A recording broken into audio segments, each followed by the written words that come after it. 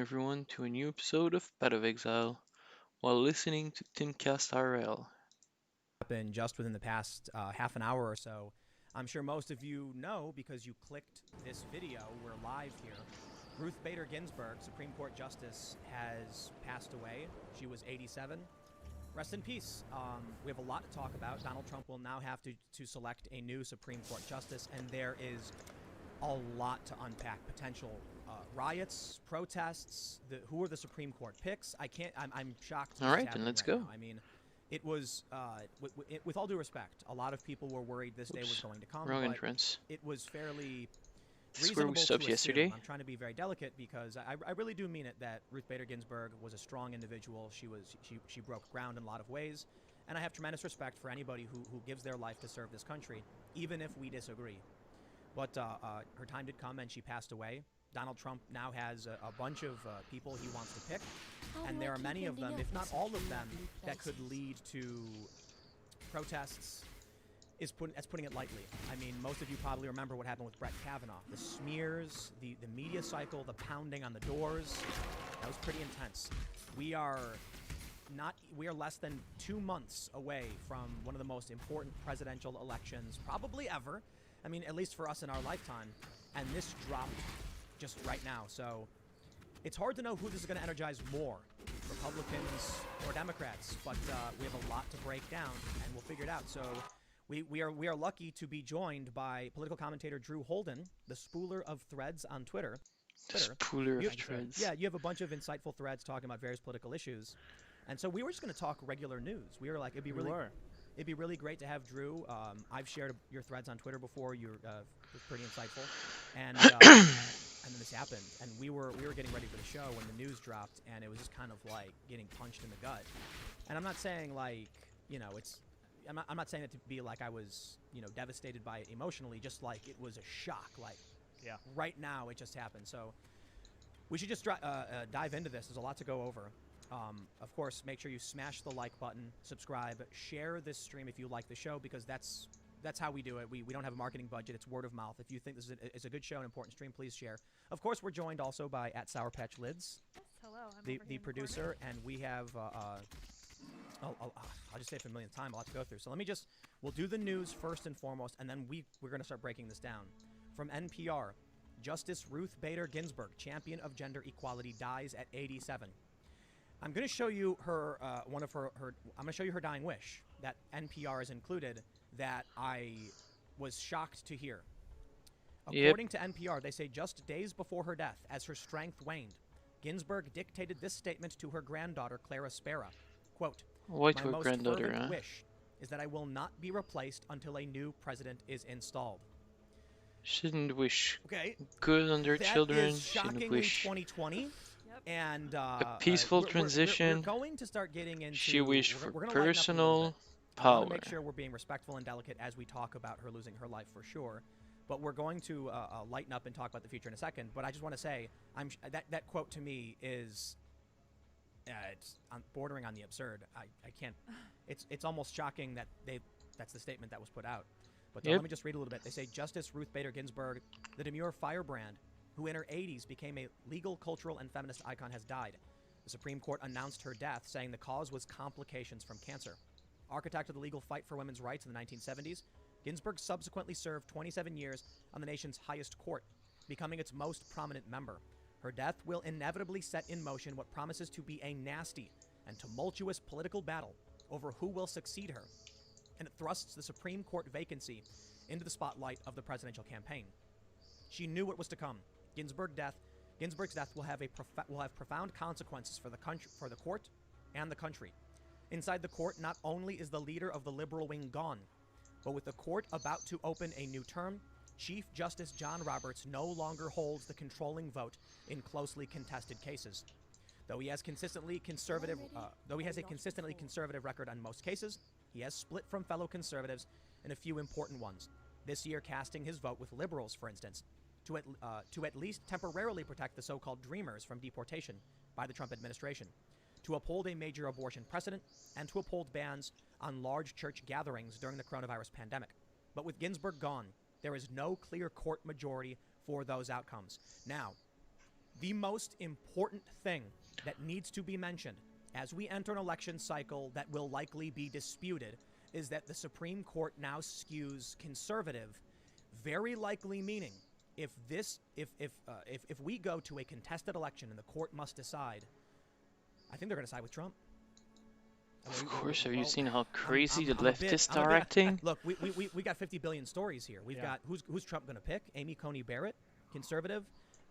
What will the left's reaction be? Let me just ask you right away, just off of your general reaction, both you guys. Let's just get into it. Yeah, I mean, first and foremost, obviously, the prayers are with her family and the repose of her soul. And you know, she'd been battling cancer for a long time, and I think NPR hit the nail on the head when they talked about her being a cultural icon, right? And I don't think I'm going to blow anyone's mind when I say that I don't necessarily agree for the sorts of things she stood for to be a cultural icon, but I think it's important to recognize that she is. And I mean, I think this is, you know, we chat about it a little bit before the show, but this is going to be an enormous gut punch to millions and millions of people across the country. And I think for a lot of people, that'll be the cultural import. But Tim, I think you're right. I think one of the biggest things that might get overlooked here is if there are people who don't believe in the integrity of the Supreme Court as a result of her leaving, which I think a lot of people wrongfully will, we're going to have to deal with that on Election Day. Yep. Careful. Pounding. Sorry. Yeah. So it's not just that they would side with Trump if the vote gets contested. We're looking at mail-in ballots. I've talked to my progressive friends. They think it's totally safe, and they don't know anything about the stories that have emerged. Like in Paterson, New Jersey, for instance, they voided the election. There is something like 1 million primary ballots have been discounted or were late. The New York Times reported this. In Baltimore, I think it was 68,000 ballots were held for 5 days, but the Postal Service wasn't delivering them. There have been numerous errors. And now they might side with Donald Trump, the court. However, the left might view it as illegitimate. Yep. But the court's missing the key vote. Right. How can it? And what if they split? What if it goes 4-4? If it goes 4-4, I mean, what do you do? Oh, man, dude.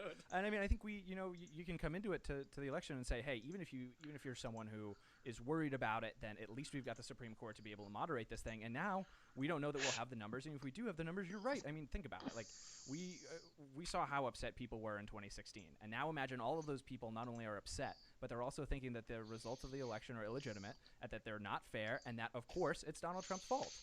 And then, so the election breaks. Mail-in voting is contested on both sides. On Election Day, Donald Trump landslides. It's called the Red Mirage. Republicans are going to go vote in person. Democrats vote by mail. That means on election night, Trump wins in a landslide. Yep. Over the next several days, the Democrat votes start pouring in, and then it flips to Joe Biden. Donald Trump then starts contesting some of these mail-in votes, saying some were discounted, some were counted that shouldn't have been. Those signatures don't match. Yep. You know, we saw in Pennsylvania, they ruled signature verification out the window. Right. They now can't disqualify a vote if the signature doesn't match. Sorry about that, Arguing they viewers. should I be need able to share give my the voter a chance streams. to fix it. So what? It takes 2 months to fix all the votes? Not going to happen. Trump's going to sue. Joe Biden's going to sue. It's going to go to the Supreme Court. And what if it goes 4-4? I don't think it would because they lost Ruth Bader Ginsburg. But Roberts. That's the other Roberts thing could go too, is liberal. it's Roberts, and I think conservatives have learned their lesson time and time again that Roberts is not some sort of stalwart conservative that we should put our faith in. Could you imagine if it finally goes to the court and they go 4-4 on this? What do? I don't even know. That's the other thing too, is you would have legal fights about how to resolve the legal fight. The Supreme Court is not in a position to actually solve the problem with only 8 members. Trump needs to appoint someone now, and this person needs to be confirmed now. The problem with that, though, is that the left is going to be... We were talking about the White House siege, right? Yeah. Did you hear about this? Oh, yeah. So for those that aren't familiar, a group called Adbusters, the magazine, had put out a call for it was a 50 days of protest called the White House siege in front of the White House. It was supposed to be nonviolent, but I guess nobody was buying it because they called it a siege. So they changed it to 50 days of improvisational jazz because they really did not want violence. I can respect that. Peaceful protest is cool. It's cool. Sure. But it was announced by the General Assembly, the activists in D.C., that due to Donald Trump, they would be canceling the event because they felt like free speech was under attack and all that stuff. Thank you for this If delay. there was anything that could ignite a legitimate 50-day siege, and I don't mean like jazz or nonviolent protest. I mean quite literally people shaking the fences. They were pounding on the doors of the Supreme Court when Brett Kavanaugh was getting it was the Supreme Court, or what building was it? I think it was in the Senate, wasn't Senate, it? the Yeah, Senate they were trying to get into the Senate building. Right, they were banging on the doors. Yep. Oh, here it comes. And I mean, obviously the Kavanaugh appointment was huge and it was historic. It was important, but it pales in comparison. I mean, it's not even close. Like we've never had something like this in terms of a Supreme Court appointment, and so yeah, I think everything's out the window. And on top of that, you've got all of these people, be they political or otherwise, who have been cooped up for 6, 7, 8 months. Oh man! All they want to do is get out of the house. Are we in a simulation? You know? Yeah, we were talking about this too. I'm half kidding. I'm only half kidding. It's heavy-handed. If it is, it's too much. What did you say? The writers of 2020 were bold to put this right before the election. It's like you gotta rein in the audience a little bit more, right? We've got the election coming up. We're not even into December, and if you're gonna throw something that big out, already knowing you've got a planned election coming up in one of your episodes in the future, Dude. The writers are ham-fisted at this point in my book. No, I kind of feel like it's Game of Thrones early season worthy. Where like you're watching and all of a sudden you're like, no way, they just killed. How did they kill that? The Red Wedding. Yeah, the exactly. Red Wedding. They killed everyone. This is our Red Wedding. But I mean, at least well, the Democrats are saying that. You can, oh God, seriously. In But you a can, at least you can put the book shield. down. You can turn the TV off. This is life. I mean, I'm gonna go back to my apartment in D.C. and it's gonna be protests. More life in Mana, I guess. Cordoned off city streets. It's And I really want to stress. I know there's a lot of partisan people. NPR says it's going to get nasty. I have tremendous respect for Ruth Bader Ginsburg, man. I really do. She battled that cancer like one of the strongest people I've ever seen suffering from the illness, and she kept winning, and she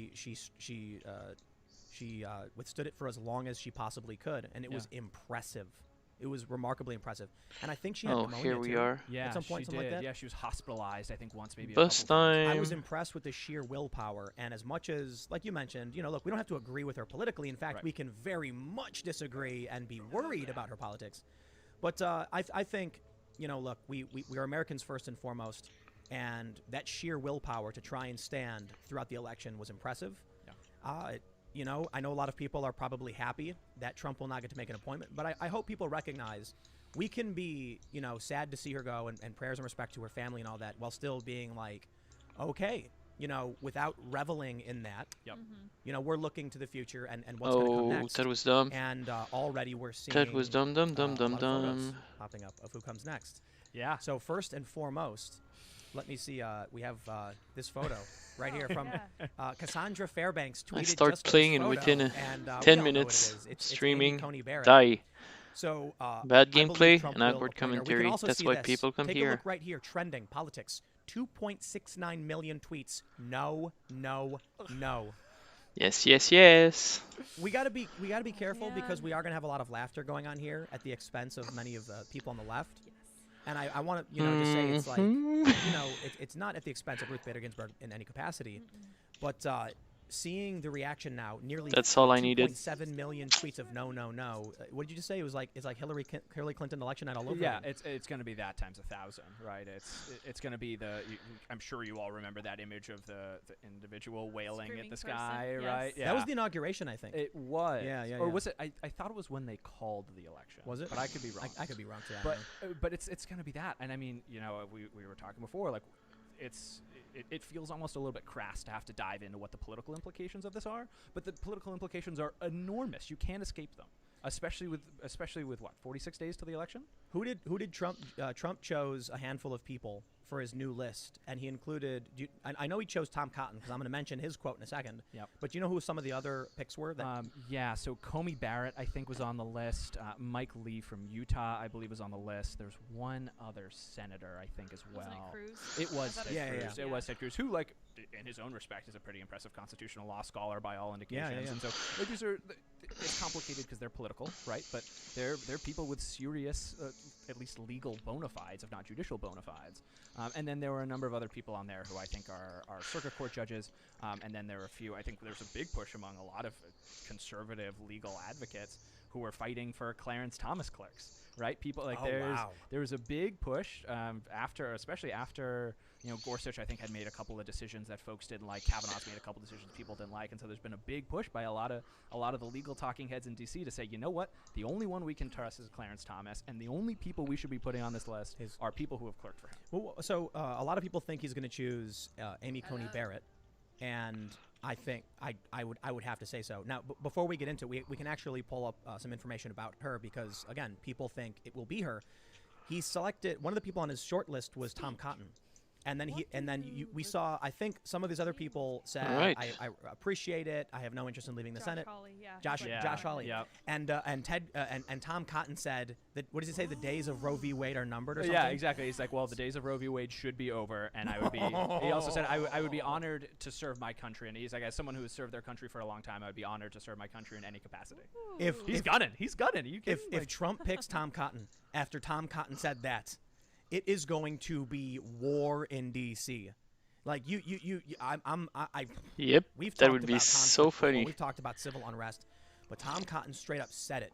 Days of Roe v. Wade are numbered or something to that effect. Yeah. If Trump says, yeah, Tom Oh, Cotton. forgot to come back here. And they say he's moving forward, and they set up a Senate confirmation within a month of the election. It is going to be. It's impossible to overstate what that would look like. Arc. I know. I don't even. I'm scared to say Oh. what I think it would result in. Stormbrand. And don't forget, Tom Cotton is Stormbrand. persona non grata enough to the left that when Yeah. he wrote an op-ed voicing an opinion that is shared by almost 60% of Americans, you had the guy who runs the op-ed page resign, and you had a Staff revolt. Yeah, you had a staff revolt, not just at the New York Times, but everywhere. There are other people who backed him up who lost their jobs. Right? It rolled journalism in an insane way. That was over an op-ed. Take a look at this from the Hill. Tom Cotton, after Aha. Trump names him potential Supreme Court nominee, quote, "It's time for Roe v. Wade to go." 100. I'm estimating, but it's 100. I'm rounding up. 110,000 shares on It's the an Hill arc from September which will 9th. be cast. I gotta wealth say, man, when channeling. you make a joke about this, the 2020 season writers, you mean to tell me that Donald Trump put out a list a week ago where the guy said Roe v. Wade's out, Ruth Bader Ginsburg dies. A week later, if he picks this dude and the Supreme Court is split 4-4 with Roberts siding with the liberals against Trump, and there's no clear winner and no way to resolve this. Yeah. This is an existential crisis for this country, man. And this is an existential crisis if All right, that's everything you. goes well between now and then. Right? I think More one of thing the to things that finish. unfortunately we haven't always done a Play. great job of in 2020 is recognizing that it always gets worse. Right? It only gets worse and deeper in ways we don't understand or expect. What if coronavirus comes back worse in the fall and winter? What if flu season makes it All worse? right, dude. There's so much. Dude, the aliens are coming. The ship's gonna land in a week, and we're gonna be like, thank you. you. As a DC resident, if Tom Cotton, and don't be wrong, I love Tom Cotton, huge Tom Cotton fan. I've been boosting him for a long time. If he gets nominated to the Supreme Court and the protests start, I think I'm rooting for 30 aliens for sure. plus I think that would probably make my day to day. 30, 40. Let me tell you, dude. Nice.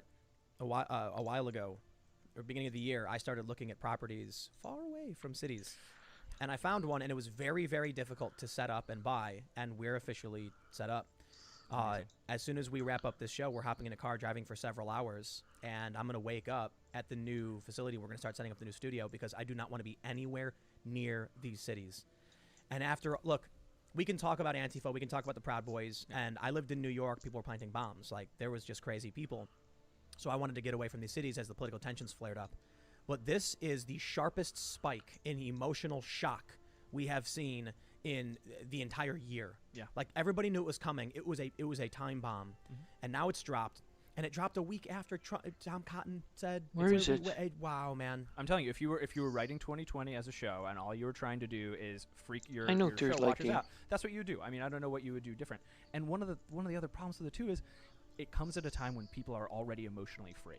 Everyone is burnt out. Everyone is worn down. They're worn Light down by eater, politics. that's They're what I worn need to down get by next. coronavirus. They're worn down by Actually. the lockdown and everything else swirling around it. And now you throw this into the mix. 1, I 2, gotta 3, say, I'm 4. kinda My next freaking 4 out, level man.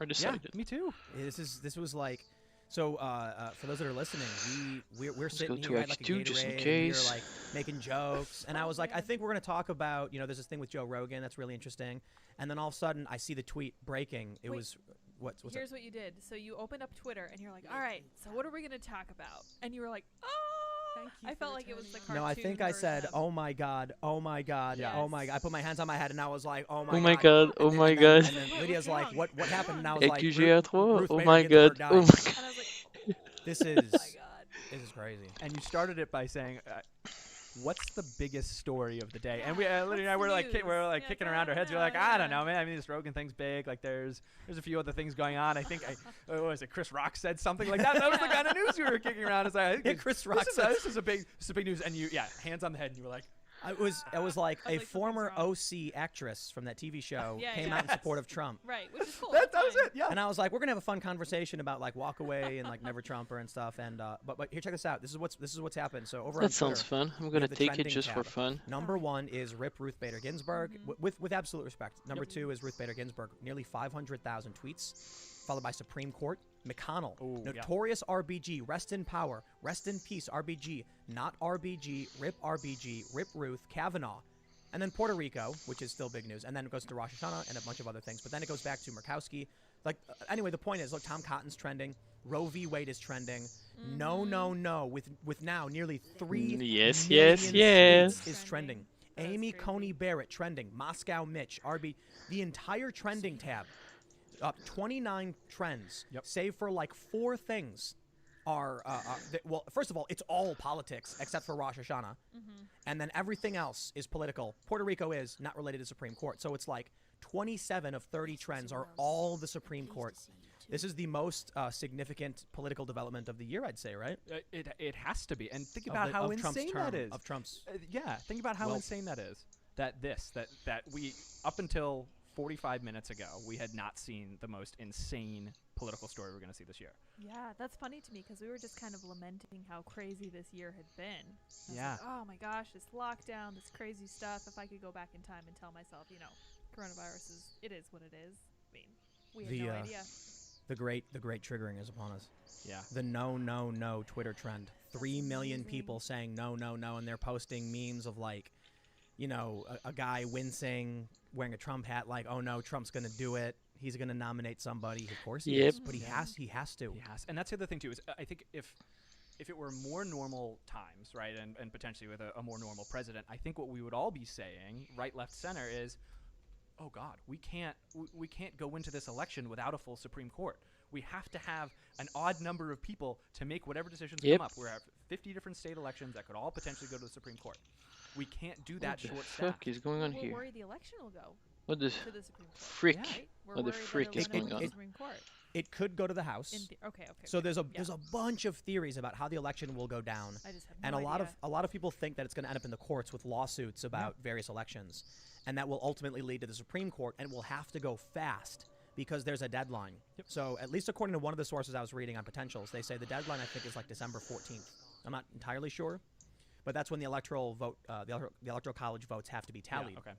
and that's when they decide, the Supreme Court will have to intervene, or Sure. or not.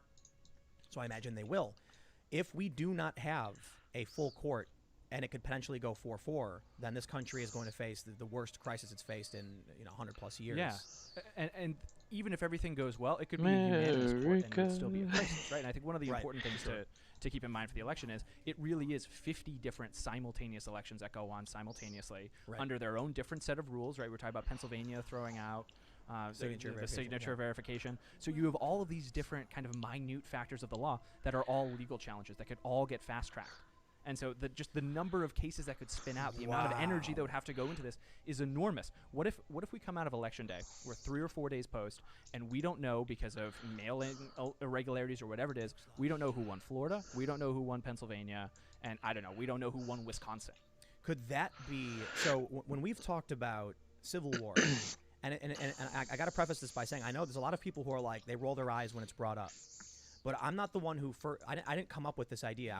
I was reading a national security article from I think The Atlantic, talking about the violence in the streets, the escalation of tensions following Donald Yeah, Trump's the victory, Atlantic. and the potential for civil war. With And this was Michael several Malice years ago. describing what's They happening said with that it. it looked like there was like a 35% chance we would go down that route. A lot of people I talked to said there's no dividing line. Like the American Civil War was the North and the South. We knew where people were.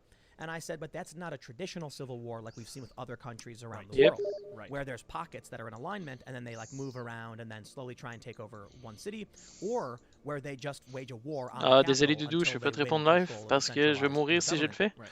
Mais I non, en wonder if gros, j'attends that pas scenario Virgile. you just brought up Parce would que c'est be comme that ça. state Ah, dividing line. fais Because we have a lot of swing chier. states that have, I shouldn't say a lot, but there's a couple where they have a Democratic governor but a Republican legislature. Right. So I think Wisconsin, Pennsylvania, and no, not Michigan. Pennsylvania. It's Michigan and Wisconsin, I think. Yeah. So I wonder what happens if there's these Democratic governors who will say something like, imagine this. I keep seeing the left say many progressives, that we need to make sure we have maximum voter turnout for Joe Biden. The only problem is they all live in blue states. They all live in deep blue states, Right. and heavily concentrated in cities. So a lot of people did move because of COVID, but I don't think they moved that far. Yeah. They probably went to their parents' house in the suburbs or something like that. Right. If they all come out and vote, so what? New York, which was already going to give its electoral votes, has a higher, popular vote count. Yeah. So what? However, what happens when Joe Biden loses the electoral college but wins the popular vote by 10 points? Yeah.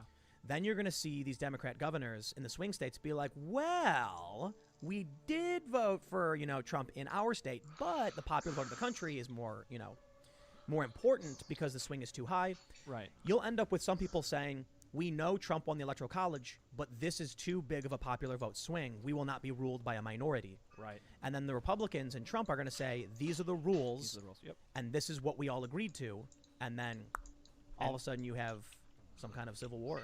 But I think so. Two thoughts come to me. The first is, I think the response from the left will be, yeah, well, we agreed to these rules hundreds of years ago when there was slavery. Right, that's always the pushback on the electoral college. Yep. And there's a side of me that's like, okay, like I get it, like we have a living, breathing constitutional document. It's meant to change all that kind of stuff. But there's a lot of things you have to go through to change things in this country, and I think on the whole, that's probably for the best, electoral college included.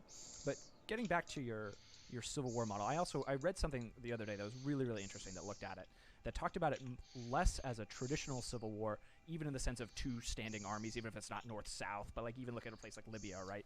That kind of devolves into a sort of civil war, and a lot more like the Troubles. Screw getting to waypoint. Right. And so it could look a lot more like you have kind of pockets of sectarian violence where you have, it's not even one city against another. It's you got 60% of one city, maybe that's loyal to a cause, and 40% the other way. And so you start having, unfortunately, what it ends up looking like is a lot like Portland with more people dead. And live ammo. I remember I went to Northern Ireland. What's the city in Northern Ireland? Do you know? Belfast. Belfast. Yeah. Yes, I was in Belfast, and I went to the My Peace skin Wall. crawled there. Oh, Did you go to the Peace Wall? I did, yeah. All right, so this is really important for everyone that's listening. On one side of the Peace Wall, there was like pro-Israel stuff. On the other side, there was pro-Palestine. And I was confused by this. And I asked one of the locals, what does this have to do with Ireland? And he said, nothing. Yeah. It was literally tribalism. If one side said one thing, the other side said the opposite. Yep. We are seeing that. It's Yep. Matt Taibbi called it. There's something akin to this that Matt Taibbi coined, the hydroxychloroquine effect. Yes, right. You read that article? Yes. Oh, I love So it. He's so brilliant. right. He's a liberal guy, Yeah. and he wrote basically that look, Trump sees these studies that were being performed in many different modernized nations. Yep. He then goes up on the podium and starts saying, "Oh, this is really, really great. I saw this thing. We should try it out." Yeah. The media then ran as fast as they could to write stories claiming it was bad and not to do it. Right. And he said, "You're in a pandemic and you're discounting a potential treatment that other countries that's ridiculous." And right off the Yep. bat, two threads I'll tell you I actually have about the hydroxychloroquine effect, and it's right. I mean, there was nothing about it that was. I science. hate And those what ended up fuckers happening was, so All bad. they had to do was cherry pick doctors who have a doctor Oh, before their name. I hate those throw 'em on frickers so CNN, bad. And then they run the coverage of Trump. And like, let's be honest, dude. Trump's not a medical expert, and so Right, when of he course. goes up there and talks about it, it's typical Trump speech trying to explain something very complicated, and then all of these doctors who probably are sound and look a lot more articulate on the ways of medicine get up there and say, no, he's crazy. But they're cherry picking. They're just finding guys who believe a certain thing that doesn't necessarily fit any of the evidence. And there was Yep. and there were some really bad doctors And they who came use out those in agreement with Trump as and they were real really bad. excuses to Very good shut point. you However, up. you also had Dr. I think it was Harvey Risch, MD, PhD from Yale, saying Yes. the most important thing, whenever we talk about this too, because YouTube likes to strike down anybody who brings it up, is that it's not a cure. But this PhD MD from Yale was saying it does help, and we need to start looking into what we can do to help people, but it's not a cure for sure.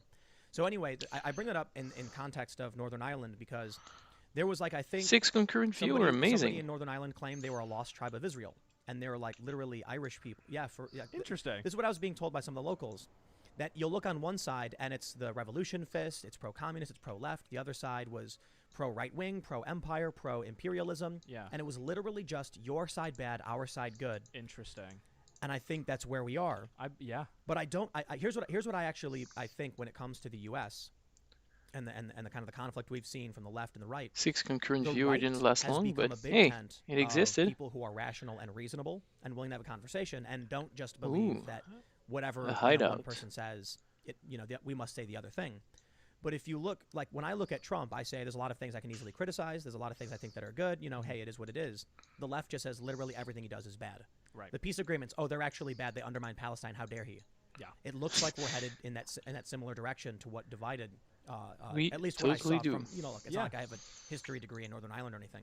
Fair, but I think one of the big things within that too is you end up with a situation where it's not just that one side has decided that whatever the other side is doing is bad. Is you have one side who's in power, right, Donald Trump, and you have the other side who's controlling the narrative and the media, right? And so if they're going to sit Narrative back and say whatever and the the government of the media. United States does is bad, right, in a way that can only be described as Imagine if propaganda, we did then this, you're- if they, of course the you're right gonna did this inflame while the tensions, left of is in course you're gonna power, piss people and they'll off. be like, oh, And you at the should end of the day, respect anyone the who agrees president. with Trump Yeah, is going to right. sit back and say, why am I being lied to? So what do you think happens when Trump then selects his Supreme Court nominee?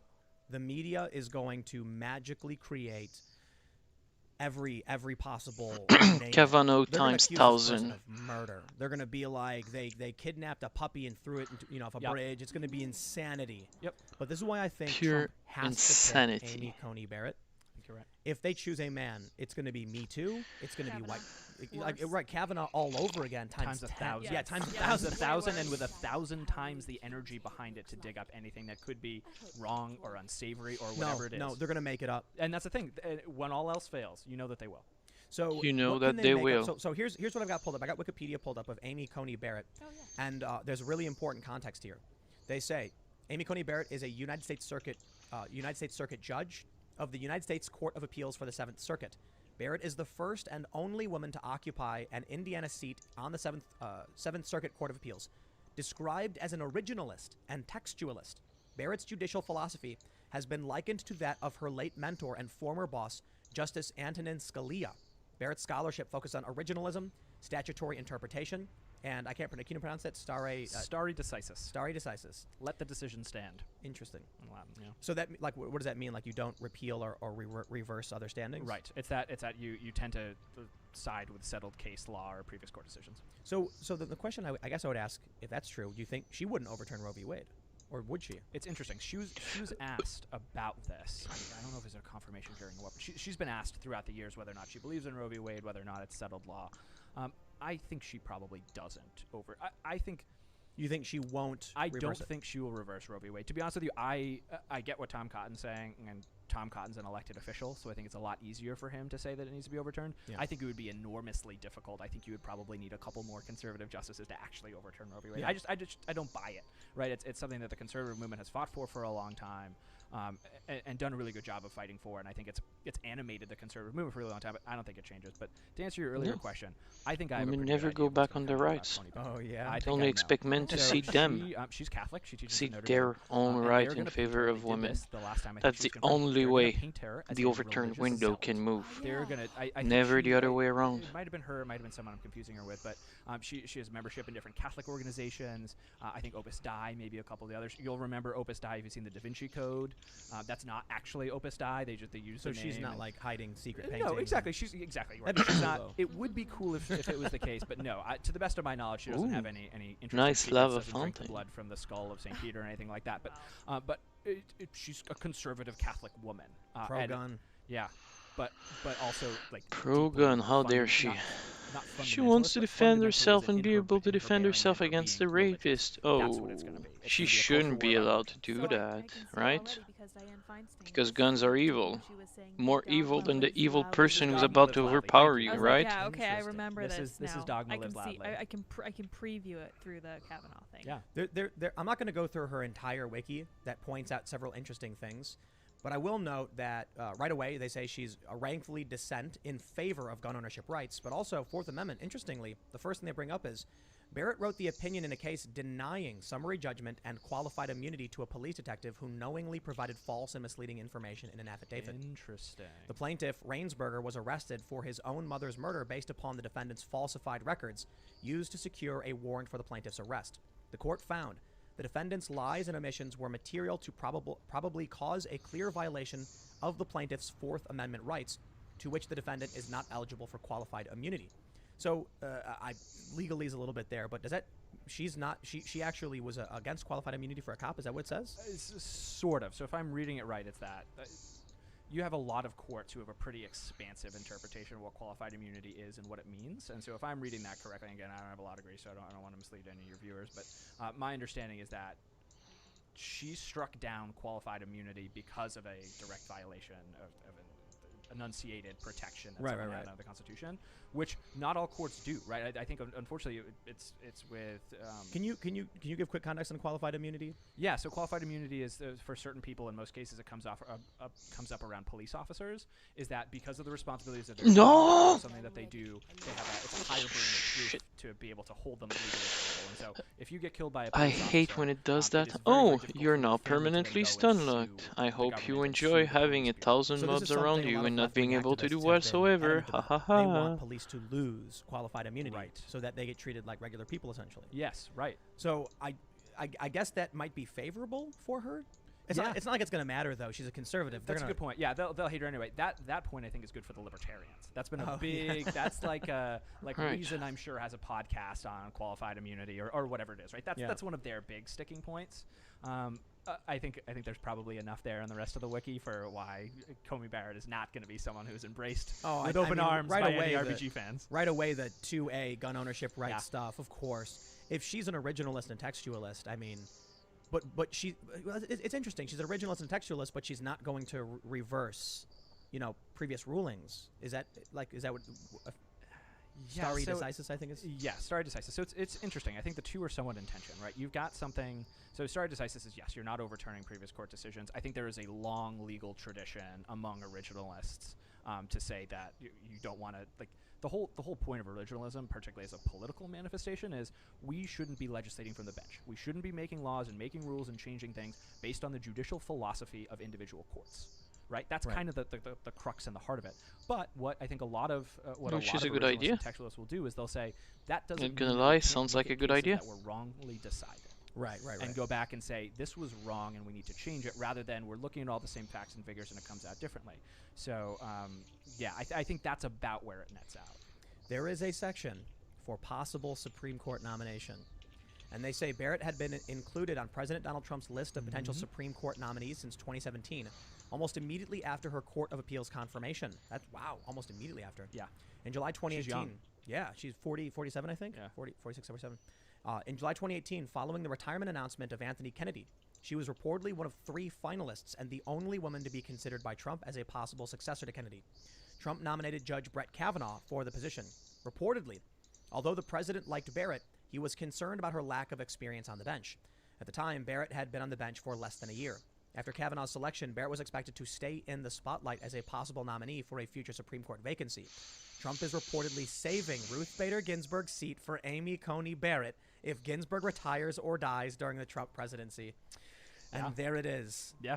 That's what everyone is expecting to happen. And now she's got the experience on the bench. Yeah, she's got a little more time on the bench. Also interesting, someone should fact check me on this, but I think this is accurate. I think she would also be the first the first individual on the Supreme Court who doesn't have a law degree from an Ivy League school. Really? I think it's almost always Yale and Harvard. She went to Notre Dame. Again, I could be wrong on this, or it could be undergraduate rather than graduate. Notre Dame. But University of I don't Notre Dame. hold it against you. It's so not your fault. You I just think- don't know how to speak I think French. she would be the first one with a law degree, not from an Ivy League school, who would be on the Supreme Court. Wow, man. I don't know that really gets you. into Holy voters, and fuck. I think that's, Can I that's get a probably like how many break? angels can dance on the head of the pin.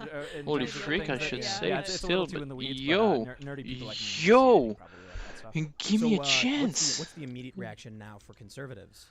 You know, What when the you see like hell? an Obama victory, they all run out and buy guns. Yep. Well, Trump hasn't picked anybody yet, so everyone's going to be having knots in their stomachs, and I don't know. What do you think Trump's going to do?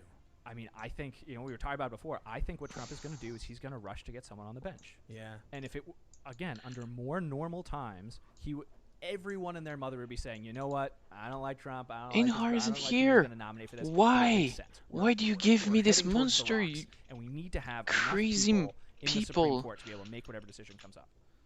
But we're not. I shouldn't be fighting at this. the end of Obama's last term, who was it? Who was the Supreme Court man? I can't forget the guy's name. They wouldn't confirm him. He sat waiting. Oh, Gorsuch. No, not Gorsuch. Right. I was I going to say can that. see him. Oh, I can almost remember his name. I Oh feel my bad gosh. for the guy. He didn't get chosen. Merrick Garland. Yes, Merrick Garland, yes, Garland, okay, there Garland. we go. Yay. Right. So It's like Melvin, Mitch McConnell, he said no. He's like, we're not going to confirm him because what did he say? We're in the last year, and there is a divided Senate versus the presidency. Yep. And so if there's a divide, then we shouldn't confirm this person. Let the people decide with the presidential election. Right. I personally disagree with that, and I'm almost willing to bet that now Mitch McConnell does well. Actually, no. It's right now Republican Senate, Republican president. We're not divided, Right, And so- and this will be a huge talking point of the left, right? I think people misconstrue the McConnell rule as whenever there is a vacancy that comes up on a Supreme Court that we have to wait. If there's any presidential election coming up, you have to wait until that's over. When what McConnell was saying is, hey, there are two components of our government who are in charge of having any say in the decision when it comes to a new Supreme Court justice. It's the president and it's the Senate. Right now, they're not unified. Right, I see what you're saying. So the president will choose someone. The Senate This will then is confirm the very person, lame. right? I actually I totally have disagree a with that. Okay. in-harm In the monster sense that, in the like, if map, the president and it chooses keeps someone following and the me, Senate so I cannot disagrees even and then kill doesn't mobs confirm around them, me. that makes sense. Because The if I Senat's supposed to start be a killing check them, on the Einhard's mob right? Yeah. will start So Yeah, I agree with that. catching Yeah, up with so me well, so and the just idea then destroy is, me. Because well, I we've cannot got a kill him Democrat Senate, unless or we've got Reinhardt's a hair Republican Senate to and a Democrat neutralize president, him. So we just won't confirm it. I mean, So I can to be only honest, like that's what would just walk happen. through Wouldn't the they just map vote it down? and hope I can Probably. get out of here But I think alive. one of the things Or particularly I'll have we've to seen, quit and hope the at map. least Oh no, I up can then until- create a new instance. right, Yeah, for quit the map for and a hope really, really the long next time, there's an instance won't be expectation for that members of the bugged. Supreme Court, I think, kind of anecdotally, socially, whatever, that if a president is going to nominate someone to the highest bench in the land, they have to be someone who the entire Senate will agree with. You're going to have overwhelming. Of course, it's laggy. Every mob on the map is triggered by me now. Whatever. And then Bork came in, and that's the getting borked, right? That's where all that comes from, where they didn't give really? him a fair hearing. Finally. So God you know, damn. there's a nominee who doesn't get a fair hearing, and they're like, okay, it became political, right? And everyone was tearing their hair out because, oh no, the Supreme Court has now become political. Yep. And I think you've seen that on steroids recently, and It- now we're gonna have it times an infinity. I think civil war is not out of the question.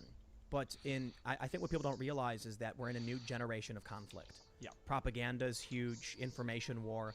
The left controls cultural institutions. They try to pretend that they're powerless because they don't control the government, but Trump only has, the Supreme Court is concerned. No, with I don't die especially first with shot, Ginsburg which is passing. great, I guess. You've got Senate, you've got the president. Did I say something? And control the Democrats, but they also control the colleges, the youth institutions, the celebrities, the video games, the movies. They control the cultural institutions, and politics comes second. Yeah. Was it Breitbart who said politics is downstream from culture? Yeah, right. So if they're, I was talking to somebody about how the NFL and the NBA are all Black Lives Matter right now. Right. And I was saying, I think it's because the Democrats are trying to force politics to shock people so they go vote, because they desperately need voter turnout to beat Trump. Yep. Come Because on. Trump's likely going to win, and they probably Am know I it. like I think 100 Biden's negative seen his fire internal polling, damage? and that's No, why I he have panicked on 33. the I'm like riots. half there. That's why he's run out. That's why all of these hit pieces drop. What do they say? Trump called soldiers losers. Yeah. It's like, listen, man, Trump's a lot of things, Like, but that one was. There isn't so even insanely over the single top. place where I can be And not if it- and if taking what Joe Biden- damage. Yeah, exactly. And if it wasn't true, like, who's gonna come out and speak on the record? This We had is 21 people so who lined lame. up to say it doesn't make any Well, sense that they were there and it didn't happen. Exactly. Like, exactly. I'm sorry, if you can't get John Bolton to confirm something bad that Seriously. Donald Trump did, I don't buy it. I don't believe it happened. Yeah. You're not gonna sway me. It's So just so everybody knows, John Bolton hates Trump. Trump should not have hired the guy, and he wrote a whole book ragging on Trump. And when he got asked, he was like, "I don't recall that ever happening. No, that's not true." The story was basically that they were going to go on That the was World War I such a film, lame and fight. Trump said he didn't want to go because they're all losers and suckers. I hate But when actually this it was, act Navy for real. pilot, I Like guess, said every the part of visibility it was is too low just and the ceiling lame. was too low for the helicopter. It was not safe. We couldn't do it. So they decided not to do it, and Trump said, "Sure, whatever." Yeah. They turned it into the story where it was actually Trump saying the soldiers are losers, and Yeah. that's so comic book villain-esque. It's almost is. the way I described it before was like a 15-year-old kid was writing anti-Trump fan fiction, and then the evil Trump said the soldiers are dumb. Like, dude, come on, Yes. he's the president. It's so out there. yeah. But with the level of conflict we saw with Kavanaugh, the level of conflict we see every day with, like, we liken to Northern Ireland. Yeah. Oh man. And that's the thing too. Don't forget, Kavanaugh was insane, and it was during a period of time before the coronavirus crisis had started. It was before you had the sort of you didn't have the riots anywhere. You're right. All like things were. It's insane to say this, but when the Kavanaugh appointment came through, things were a lot calmer than they are now. It was chill everywhere, dude. We earlier this year, we actually did on this show a segment talking about Sonic the Hedgehog. No way. Yeah, the movie came out. It was great. We had a good time. We all high-fived. We're like, yo, Sonic the Hedgehog, how fun is that? And then the world exploded. Yeah. Pandemic swept through the country. Everything was shut down. The economy is tanking. Riots erupt. I don't want to call them race riots, but they were racialized riots. Better way to put it. Yeah, I agree with that. People are burning things down. A lot of them were white people claiming, and there were a lot of black people who were angry at them for doing it. And it went on for 100+ days. And then everything slowed down, and then mass wildfires hit. Yep. Then several hurricanes hit. Yep. And now Ruth Bader Ginsburg has died. And again, we're not even to the election. We're not even to episode 11 of the 2020 season. Oh my god. When like if this hadn't happened, if there wasn't a pandemic sweeping the globe, if Ruth Bader Ginsburg were still alive, if there weren't wildfires, 2020 would be horrible. Yes. Everything about the 2020 election would be bad, and now it is going to be monstrously worse as a result of every single thing that has happened. Yep. Well, so this is a really good chance to actually jump into one of the original stories we were going to talk about. Yes. Yeah. So before we got started, we were like, oh, here's a really interesting story. This actress from the OC, the Orange County show, used to be on Fox, I think, has come out. She says she's an independent voter, but she's voting for Trump. This is significant, especially in the context of potential conflict we see arising out of. Man, we just described apocalyptic scenarios, and just to reiterate real quickly, when all the chaos erupted around Brett Kavanaugh, everything was kind of chill. Sure, you had the negative news cycle, there was the Trump derangement, hate, and all that stuff, but not mass riots, not pandemic. Now we're going to get Brett Kavanaugh times 1,000 plus mass riots, pandemic, wildfires, and all that stuff. Yeah. So there's a real potential for conflict, but sorry about that, guys. A friend contacted me over Facebook, who told me and I want to talk to her about Project Veritas, and I said, especially when Facebook got caught. Been reading? My goodness. Yeah. No, for real. And I was like, listen, all day, every day, for 16 hours, I'm just reading news. I'm talking to various people, various guests, various friends, and I have not seen anything to support what you're saying. And she told me, didn't you watch the DNC, those people who are like, I voted for Trump and now I'm switching? And I was like, haven't you been on Twitter? Yeah. There's a hashtag. Facebook favors the left. There's they do, Axios. 100%. Axios reported. We work with a lot of liberals. Yeah. Republicans are Go there with closing a the gap MAGA in shirt or a voter MAGA hat, I'd get my ass in beat. battleground states because So I Democrats saw some are discrepancies. switching I saw some not because they're registering new voters. evidence of Democrats are bias. switching saying or because he's a abandoning the white Democratic man. Party, going independent. Oh, it's easier when they're Very white interesting. men. So then we no see a one has story the like white this. men's This back is anymore. OC actress. We rigged the game to it could work. Says far-left mob has silenced Americans. Quote, I'm voting Trump 2020, she declares online. This is brave. She's an actress. She could lose her career in Hollywood saying something like this. But I think we're reaching the point where, I don't know if you saw the Cato Institute study on political opinion. 62% of people, Yes, this is the one about people not feeling comfortable sharing their opinions, right? unless you're on the far left. Exactly. And so, Go ahead. I was going to say, I mean, that's whenever I think about polling, right? The first thing that comes to my mind is who is going to if people aren't comfortable telling their friends and family who they're voting for, what their political status is, right? If they're hiding it that closely, you really think they're going to tell a random pollster? No Even if way. they've made up their mind? And I think that's that when I think about the people who are going to say maybe they hold their nose or whatever, but they go and vote for him. It's those people. It's like I have plenty of friends in the DC area who are like, dude, I work at a think tank. I'm not allowed to be a conservative. Are you kidding me? Like that doesn't fly here. Like. And it's funny because they talk about how it's a popularly understood setting where like obviously no one's conservative, right? No one even worries that they might offend someone who's conservative Right. because the expectation is so. I have people at restaurants do this. I'll have servers make comments or bartenders or whatever, and that's the expectation. Dude, I went to the dentist.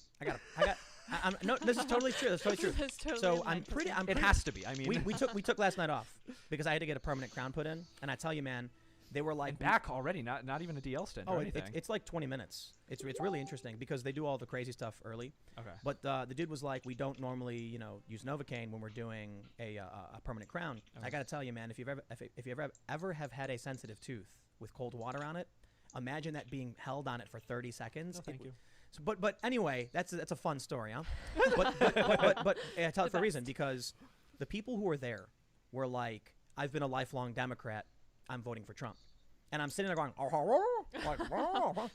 they're talking above me, like working on my tooth, Right. And they're saying things like, the district we're in right now, I think, is Democrat +8, according to the Cook Political report or whatever. So it's a Democrat congressman. This is supposed to be a Democrat area. And I'm sitting here talking to this woman, and she says that she's been a lifelong Democrat. She doesn't vote Republican, but she is so fed up. The Democrats are so cutthroat. She's sick of the media lies, and they won't shut up, and she's just done with it. Yep.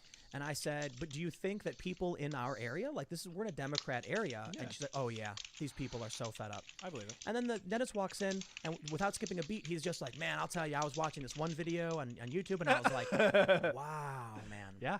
It's anecdotal. It is, but here's the thing, and I think it grinds my gears a lot in DC because I think that there's this mentality that all of the every Democrat I know who talks about the Republicans who can't vote for Trump, what they imagine in their mind's eye is like their brunch companions, right? It's their 28-year-old friend who they go to brunch with, who shows up in like khakis and a button down and is like, I'm so sick of this. Can you believe the trade deals? I can't stand this, right? It's like there's some kid who's like an intern at Cato, right? Right. Like those are the types of people who are very visible to a lot of people in media and a lot of people on the left side of the aisle who are vocally, at least in their universe, these are the staunch Republicans. Like they had a Reagan-Bush shirt. I can't believe that they're going to go and vote for Biden.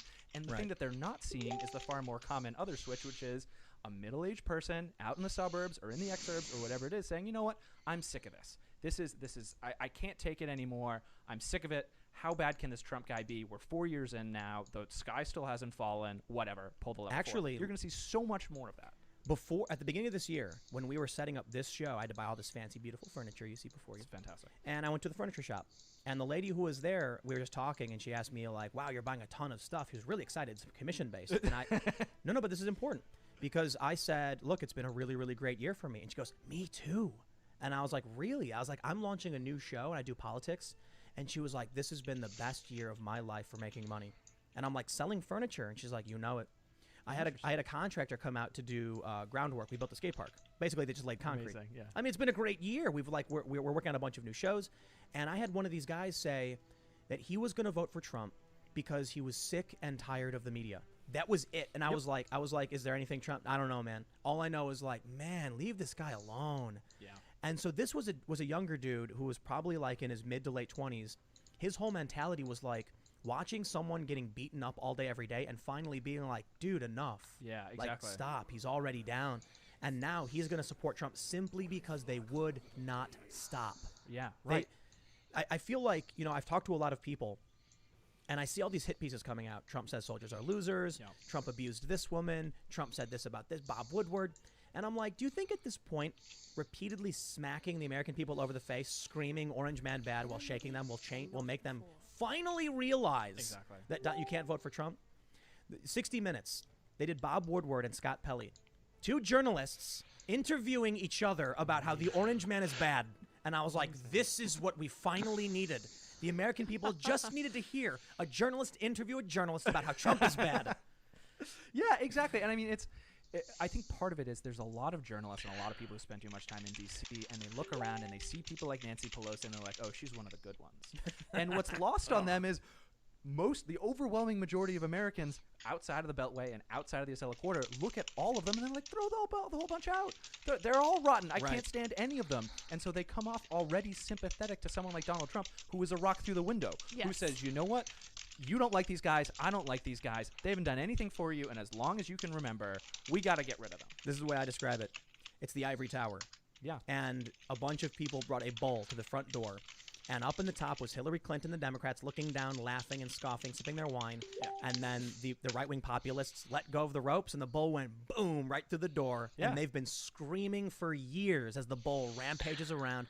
But for the people down below, everything's getting better. Yeah. And so they're like, the way I describe it to like my progressive friends, I'm like, listen, man, that friend I was talking to you about who was telling me that they didn't think Trump could win, they hate Joe Biden. This, my friend, she hates Joe Biden. Okay. She was saying Joe Biden's awful. They're corporate Democrats. They don't care. They're saying whatever they think people want to hear. And I said, let Trump clear out the ivory tower. Don't let the establishment back in, because they will lock the doors up, double barricade them, and you will never have another chance. Trump is rampaging around, and they're panicked, freaking out, falling apart. Joe Biden is crumbling, and they're losing control. Trump does 4 more years. and there will be no more Democratic establishment. There will just be the progressive populists and Please. the right-wing populists. Please. And then they won't be standing in your way. That's how I feel. Yeah, I mean, I don't blame. I'm trying to put myself in the shoes of a progressive activist too, and I think that's the other thing that's not lost on the progressives. Don't get me wrong, I think a lot's lost on them. But one of the things that's not lost on them is that like they're kind of corporatist overlords in Nancy Pelosi and Joe Biden and people who've been in Washington for 40 years. Like they don't actually care, right? And like they're really good at acting like they care. I think Joe Biden, I think, is someone who's really, really good at expressing real. I won't assume malice here. Like I think he's really good at showing individual empathy. But I think it's really, really hard to look at his voting record and say, yeah, you know what? This guy cares and has been fighting for everyday Americans. And I don't know who's been kicking around Washington as long as he has, who you can genuinely look at and say, you know what that person has done since day one? They've done the hard things. They've fought the fights. They've fought the unpleasant ones. Other than, to be clear, Bernie Sanders, who I can't stand. But it's what he's done. He's done it. So the reason why I want to bring up the story from the OC actress is because I watched the video, and I don't know if they pull up the exact quote, but one of the most interesting things she says, if you think that, she basically said you've got Joe Biden, Hillary Clinton, Kamala Harris, who have been in politics for decades. Yeah. They created the systemic racism you're complaining about. You can't vote for them and let them stay. You're part of the problem. And that's how I feel about particularly Kamala Harris. Joe Biden, come on, 47 years, the crime bill. He did a bunch of really bad things he's been criticized for by a lot of people. Including Kamala Harris. And it's shocking to me that you have progressives that hate Trump more. It's like, but they're like, Trump's a fascist. It's the end of the world. I'm like, the corporate establishment types are telling you that because they don't want Trump to win. Trump is a lot of things. Trump is not a fascist. And Trump, in my opinion, I've often said, if you took a person identical to Trump and cleaned up the act, they'd win in a landslide. Absolutely. If you took away all of the things that made him Donald Trump, the reality TV show star, right? The Billy Bush video, the marriages, the divorces, the comments about women, like the interview, like if you take him being the type of chummy guy who can go on Howard Stern and say some really vile, awful things, and put like a little bit of makeup on it, you're right.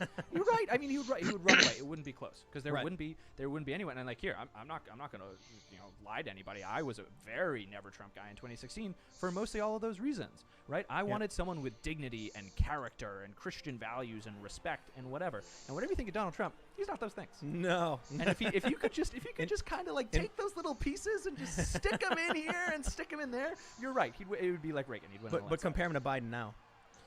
Yeah, I mean, and that's the thing too. Like you look at Biden, and he walks the walk, he talks the talk, he does it well. He's a politician, and it's just that.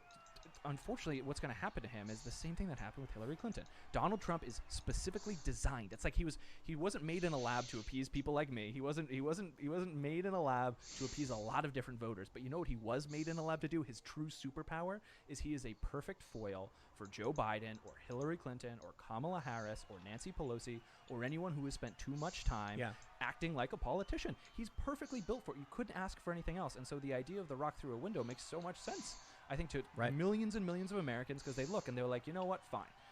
Well-dressed, nice-talking Joe Biden, fine. I'm sure I would like to sit down and have a fireside chat with him. But if I want to get something done, he's got 47 years and hasn't done it. There's so many different things about Trump that push him over Joe Biden. It's like one way I can describe it is you got Sleepy Joe and you got bombastic Trump. But if you're talking about foreign policy, defending this country, then you've got the big bully who pushes everyone around and won't shut up, or the guy who's very, sleepy. Yeah. The people who are going to be focused on military strength are going to look at Trump and be like, I would like the bully to work for me. Yeah. If you've got people who want just trade deals and trade arrangements, why would they go for Joe Biden, who the Obama administration was pro-Trans-Pacific Partnership? Yep. Bernie Sanders was against that. So the populist left and right agree on these trade agreements. Yeah. But when I said compare Trump to Biden now, I'm saying just like across the board, Biden doesn't cut it. He's bottom tier. And it's due to a lot of things. I mean, first of all, Biden's history is really bad. Yeah. The things he's voted for, the things he's said, and his past gaffes, his lies, he's been called out for. But now he's also he needs to retire. Yeah. With all due respect, Joe Biden is well past his prime a long time ago. Yeah. And seeing some of the things he tries to say, what gets me is how the journalists complete his sentences for him. When he tries giving out an idea and then he fumbles and says gibberish, they'll actually write a complete sentence. Yeah. And I'm like, you can't do that. He didn't say that. It's insane. It's insane. He didn't say that. So you look at Donald Trump, and I look at Joe Biden negotiating with many of the progressives, and he's not giving them everything they want. Right. But he's doing enough, while also, I think, the town hall the other day, he was kind of throwing them under the bus, showing that it was the whole thing was a lie, right? Yeah. Basically, he was like, we're pro these progressive things we're going to fight for with Bernie Sanders, and then came out and said, no, screw all that. We're here for Pennsylvania, and we're going to get exactly. we're going to get what they want. And he does this too. So one of the more interesting ones I think lately has been fracking. So exactly, that's what I was. So Biden has flipped, I think, 4 times now in the last couple of weeks about fracking. And so originally his position was he was pro fracking. He understands it's important. You're in a place like Pennsylvania, like this is important jobs. It's low cost energy. There's a lot of different benefits to it. 1, 2. Then he got asked by the progressives, and they were like, he's like, oh, well, no, there's no place for Right. fossil fuels. He was asking everybody. And then a journalist clarified. Somebody had to ask him a follow-up question, like, well, what does that mean for fracking? And he's like, we won't have that in a Biden administration. And then he came back, he walked it back again and said, oh, no, like he was speaking Pennsylvania or something, and so he's got it. And the thing is, the journalists give him cover. Every time. There's no PolitiFact. There's no 4 Pinocchios for these sorts of things. They're bald-faced, obvious lies that none of the people whose most important job to the American people, which is to call out lies, all of a sudden lose interest in. Yeah, and I think about all the people who are watching YouTube. When I was talking to those dentists, well, I shouldn't say I was talking. I was going, getting dental work done. It was like Biden talking. But these are people talking about the YouTube videos they watched. And that's why they go after YouTube. That's why they're pro-censorship. Yeah. You know what's really crazy? A lot of people have been getting knocked off YouTube and various social media platforms in the past couple of weeks. It's been intense. And this is something we all predicted. If you thought 2018 was bad, wait until the presidential election. They have to get rid of every single conservative, every single right-wing pro-Trump. And I'm surprised I'm still here, to be honest. Although, we got a cat. He's going to steal your water. That's okay. I hope we can share water. We can share water. But yeah, I noticed that most of the people I talk to that have flipped for Trump, they're people who tell me they started to do their own research. Every single story I hear from someone who walked away from the Democratic Party, it's very simple. They said, I heard all of these things, I believed them, and then one day I decided to do my own research.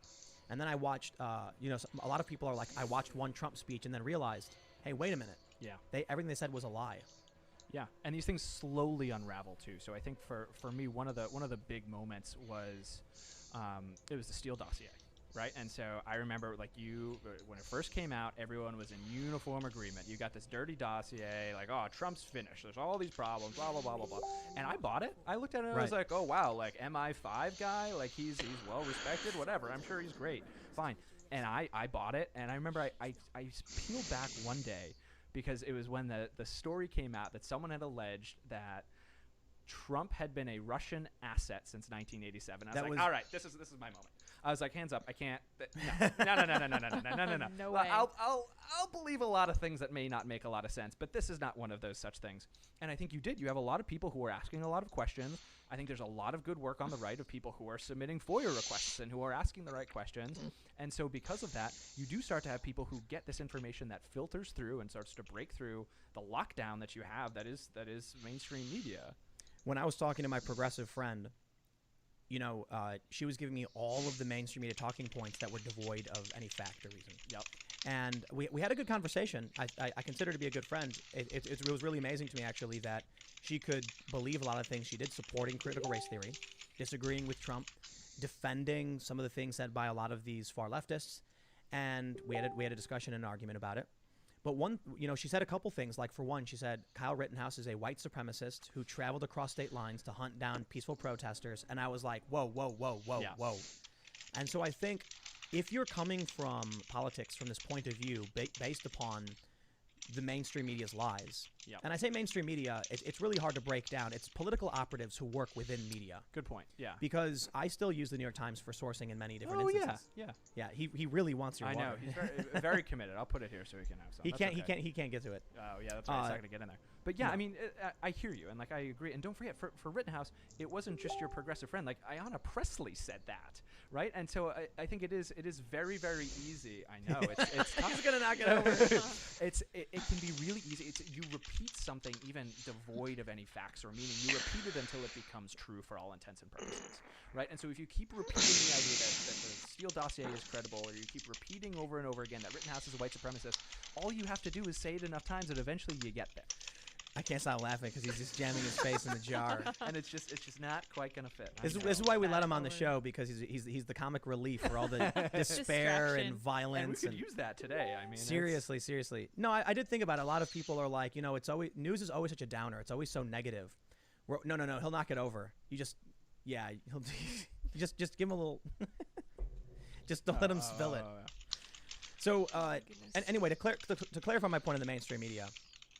Like I was saying, there's a lot of sources that I still use, but you have to be very careful. You got to fact check it. Mm-hmm. But if you start your political journey specifically from, I read a story that said Kyle Rittenhouse is a white supremacist, well, then you're going to agree with critical race theory. Right. So one of the things she said to me was, don't you realize that there's like a very serious problem with police targeting minority communities? And I said, let me ask you a question. And I'll ask you this question. Mm-hmm. Do you know how many unarmed black men were shot and killed last year? Is it 8? 13. Okay. And then I said, do you know how many police interactions there were? Right. My understanding is there was 375 million. So out of all of those interactions, 13 unarmed people dead, I will tell you this.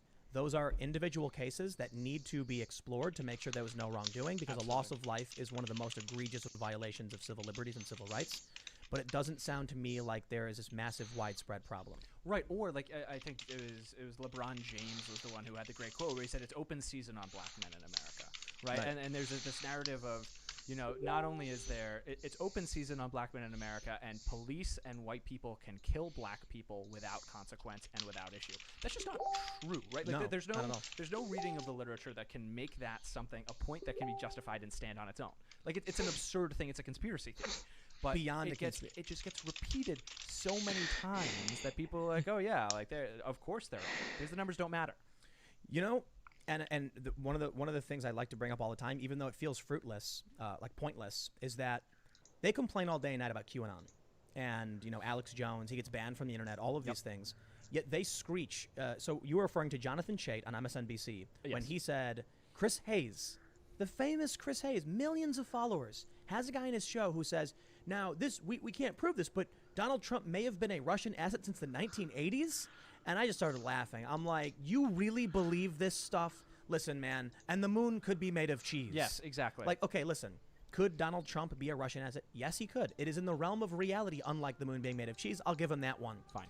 But to start from, in order to get that far, I got to tell you, man, 9/11 as an inside job sounds much more plausible than Donald Trump secretly working as a Russian agent to subvert America. Right, and having it succeed, right? Like the premise of what Jonathan Chait is saying is that we live in a universe where for the last 33 years, the Russians, the Soviets, whose entire country then disbanded, and they kept this act up, and they managed to move along this Manchurian candidate through the New York City celebrity scene, and then eventually run him for president and have him win the presidency almost 40 years later. Like, do these people hear themselves even a little bit? Like, dude, it's so far beyond the realm of possibility that and if you want to make the QAnon comparison too, the idea that there is a global cabal of people, wealthy people, particularly liberal donors, who are raping and assaulting children is a lot more believable. I think there's a lot more evidence on the books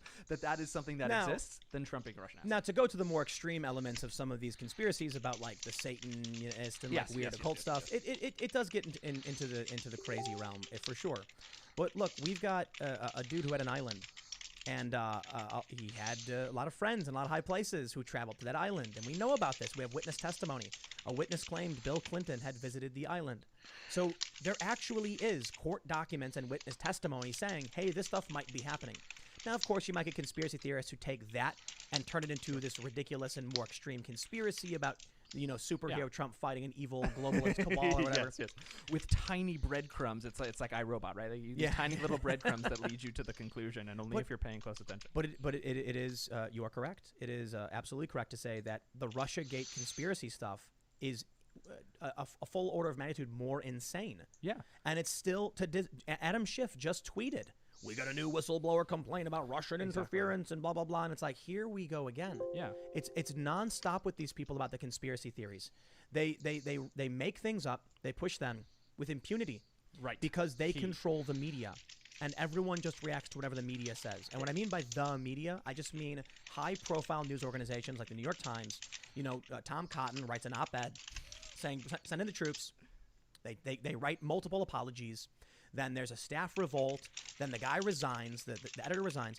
Do you see the thing about Newsweek where this professor wrote that Kamala Harris might not be eligible for the office? I see that, yeah. And then Newsweek issued, I think, like 7 apologies. I believe that. I totally believe that. They pulled down real quick. They were like, editor's note. We did not mean to imply. Editor's note again. We really feel editor's note again. Editor's note again. And then finally they did a whole new write-up explaining the conversation because they got attacked by leftist activists. Yep. This is something I was talking about. I had a really long conversation with my friend the other day. It was really interesting. And I said, I think what we're seeing is the leftward lurch is it's got too much momentum. Yeah. Effectively what happened is it's something I described before. We have tribalism, which means that the political factions are divided to a point where it's nonsensical. Yep. Now, for the most part, I think whatever side we're on, I'm a pretty liberal individual, like old school liberal, whatever. The left is something entirely tribalistic and nonsensical. So I'm sure you and I disagree on a lot of things. Yeah. But we get along just fine talking politics, even if we disagree. Right. So I don't want to claim that the tribalism is equally bad. I don't think it is. But the left is now, adhering to I kind of lost my train of thought because I started getting into the whole right time. What were you talking about before this? Conspiracy theories. So The ones on the left. no, I think I lost my train of thought. I had a really good point. It just slipped out of me. There, it's gone. It's it. It's over. Sorry, come everybody. back. It was going to be the happens. most profound epiphany ever. It was going to change the world and save everyone. Oh, and man. then That was it. And I got to Yeah. be honest with you, not a good time to lose that epiphany. It's This gone. is kind of We a needed great it. moment to We have an need epiphany. this, Tim. yeah. But pre-epiphany, I think you made a really good point when you talked about the fact that people on the left can push conspiracy theories and other just Right. really bad ideas with impunity. And I think it's true and it's accurate and it's fair to say that we have a crisis in this country of, call it fake news, call it whatever you want, but of disinformation, of people believing facts that just aren't so, and an inability for our current systems to keep up with those facts that aren't true. I remember the epiphany. Ooh, good. Yeah, it was the leftward lurch. That's what I was talking There. about. And so what I was saying is, because the left isn't talking about policy so much as whatever you say we disagree with, it's turned into this weird thing where the media and our cultural institutions always side with the left. Yep. There was a study a few years ago I covered where they mapped out Twitter, and they found that brand marketing existed overlapping with the resistance, the anti-Trump resistance on Twitter. Yeah. Probably because the same people who work in marketing live in the same areas and are friends with the same people who work in journalism. So when they see their friends tweet something like Orange Man Bad, they think, I know, let's put out an ad campaign for our soda company called Orange Man Bad. Or the soda company goes to them and say, what sells? Orange Man Bad. Right. That's why you end up with rainbow logos for every single company in I think, February is it? Yeah. Not February, April? That sounds right. I'm sorry, I don't remember which month. I don't mean that to be disrespectful, but I just don't remember. Maybe it's June, actually, that all the rainbow logos appear because all the brands agree on the same thing. Right. If you come out and say Sorry, something negative, just a link I you'll be wanted banned. to share someone. So that's the leftward lurch. The momentum is too strong. So COVID is a really good example. If you come out and say, there's a really interesting study on COVID, banned. Yeah. But if you come out and say, it's the end of the world, COVID is killing everybody, and we have to lock down forever, you're good. Or how about this? Donald Trump is personally responsible for 80 to 90% of deaths. So Joe Biden said that. Yeah. And the Washington Post actually said he made that up. It's completely wrong, and I respect them for calling him out for Me it. too. That's good on them. But- But is that video going to get taken down? My Are there vid- going to be no? Joe Biden saying of that. course not, That's of not course going to get taken down. There's not going to be consequences. There's not going to be any cancel culture So- or lost YouTube privileges. Let's put it this way. You have two people standing before the world. One guy on the left, one guy on the right. The guy on the left yells at the top of his lungs, COVID is going to kill everybody. Everyone shut down your businesses and hide in your homes. And they go, ah. The guy on the right says, everybody calm down. It's not that bad. The mortality rate isn't that bad. And then he gets removed from the scene. Now you only have one guy screeching the end is nigh. Right. And so everyone just runs for it and goes and hides. And anytime any one of these people pops up and says, I disagree, gone. Yep. So you had, I think it was the best example of this is Breitbart. When they got their video removed from Facebook, Breitbart filmed a press conference of doctors, one of which was considered to be a kooky doctor. Sure, whatever. Fine. But you had a press conference in D.C. Breitbart is a news organization. All they did was film it. It was put on by a Congress member. Facebook removed it because of what the doctors said. Yeah. So Breitbart didn't say it. Breitbart was just a news organization saying a congressman held a press conference. Shouldn't they just put like a fact check or something? I mean, even that You goes would think, but even that goes farther than I think they should. It's like it's a news organization who filmed some doctors and a congressman, and here's what they said.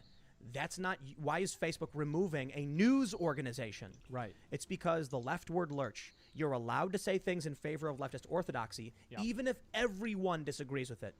So I'll tell you the craziest thing that I was told. I had a friend tell me that they're, kind of a liberal, but that they are scared of how the left is going in terms of abortion because they think it's wrong. Interesting. Okay. And I said, then you need to go tell people that. And they said, oh, God, no. Like, Yeah. I can't say anything like that. And I said, what if it's true that every one of your friends agrees with you, but the only reason you think this is because none of you will say it? What if you come out and say it? Well, the problem is the other people, the other people on the left, even if they agree, will be like, I'm not going to be the deviant.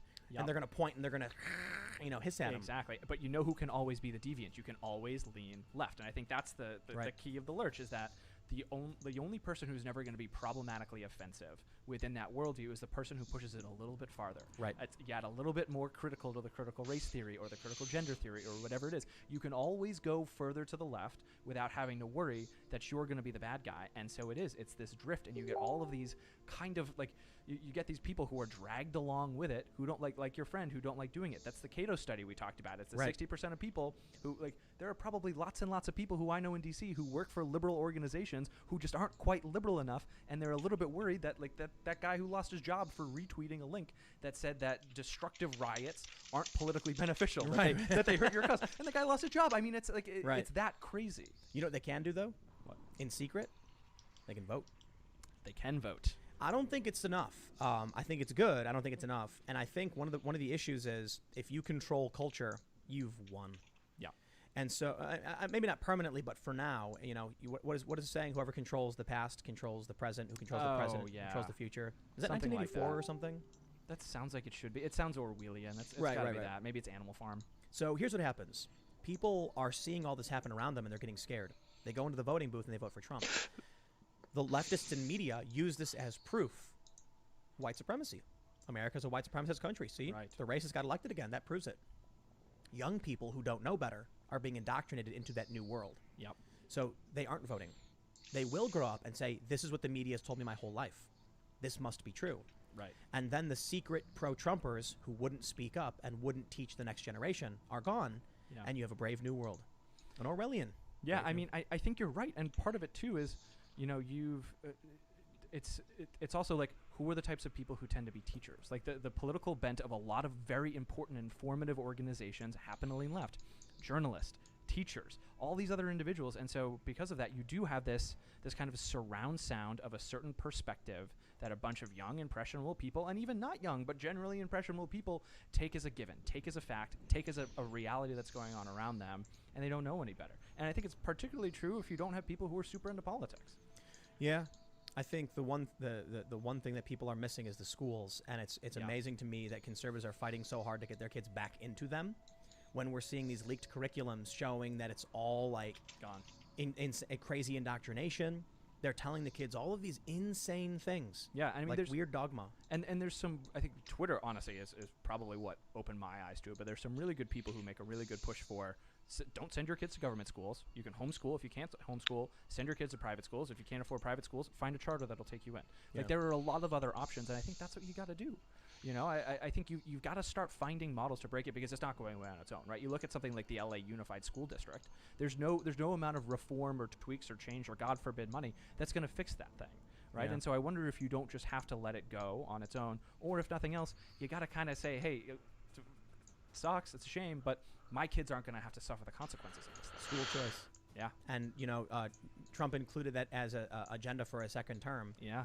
And it's really amazing. We had Colin. Do you know Colin Wright? He's I a know that I do, actually. evolutionary biologist. We had him on, I think, earlier this week, and he talks a lot about gender and stuff.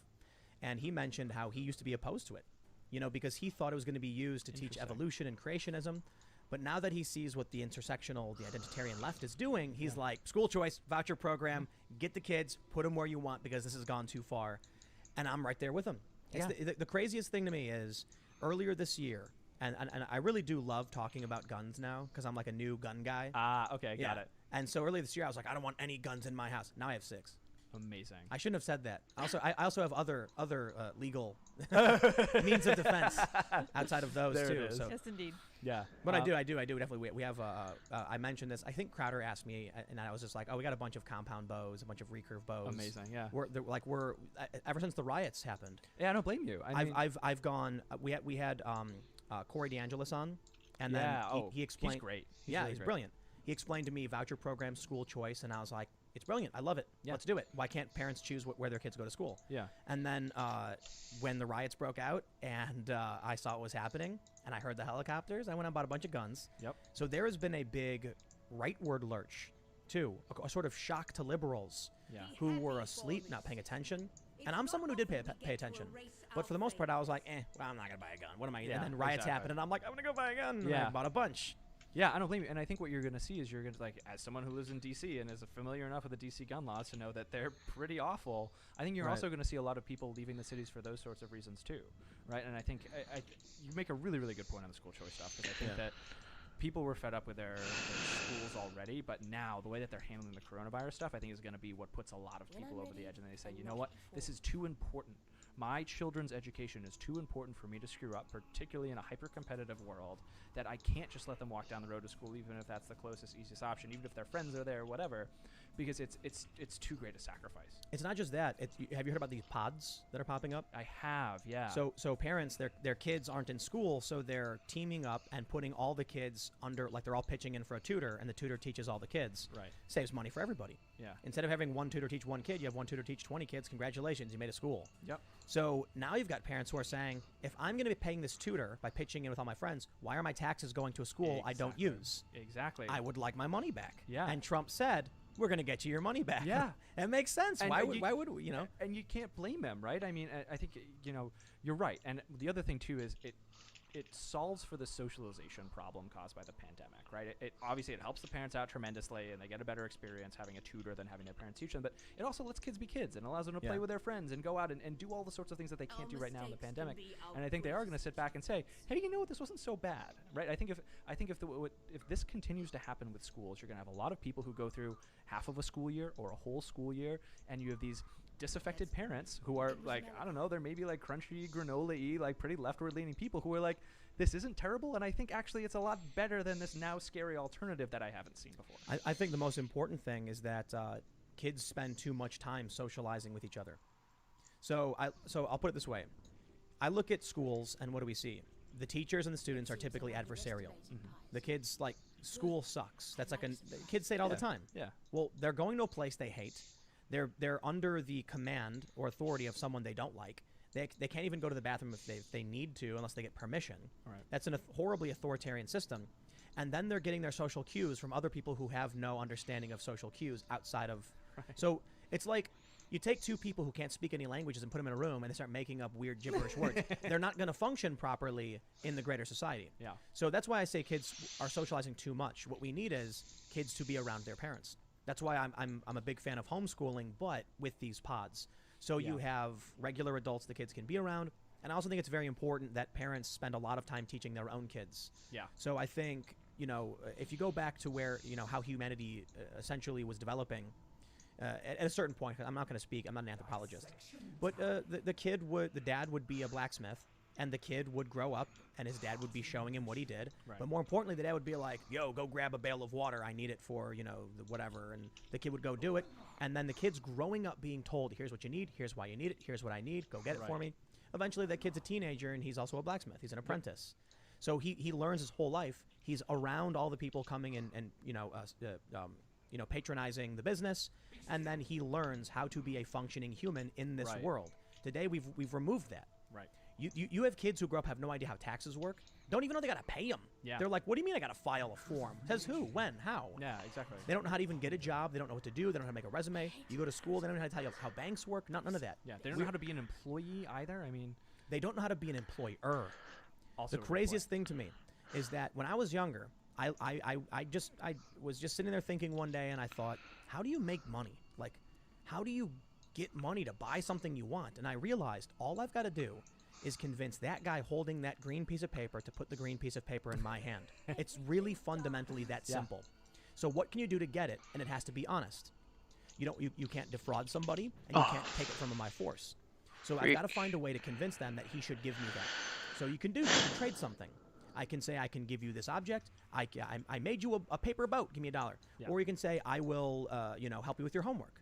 What can you do to convince them? And that's how you make money. Not by going to a job and asking a machine to print money for you. Yeah. They think the only way to make money is to go to a business, a corporation, and say I would like access to the money printer. Right. And that's it's a failed worldview, and it's our fault for not teaching our kids better. Yeah, and I And think it's schools. it is, and I think bound up within that is also a lack of teaching of morality, and I think this is probably particularly bad as we get into a society where morality is less assumed, right? There's plenty of benefits to that, but I think one of the consequences is that if we don't have a relatively fixed or understood morality, then kids grow up in an absence of morality as people who aren't moral actors themselves, right? They're too young that they can't possibly understand, and so for a really long time, getting back to the anthropological model, that was the role of the family or the community or the culture or the religion or whatever it is, and now we've foisted that onto a public school system that has no idea how to do it, but unfortunately more and more is attempting to do it, and I think that's where the real danger comes in. I'll tell you what's really amazing. Are you Christian? Yes, yeah, Catholic. So I grew up Catholic, and my family left the church when I was real young, and I became a disillusioned young person, like very anti-church and everything.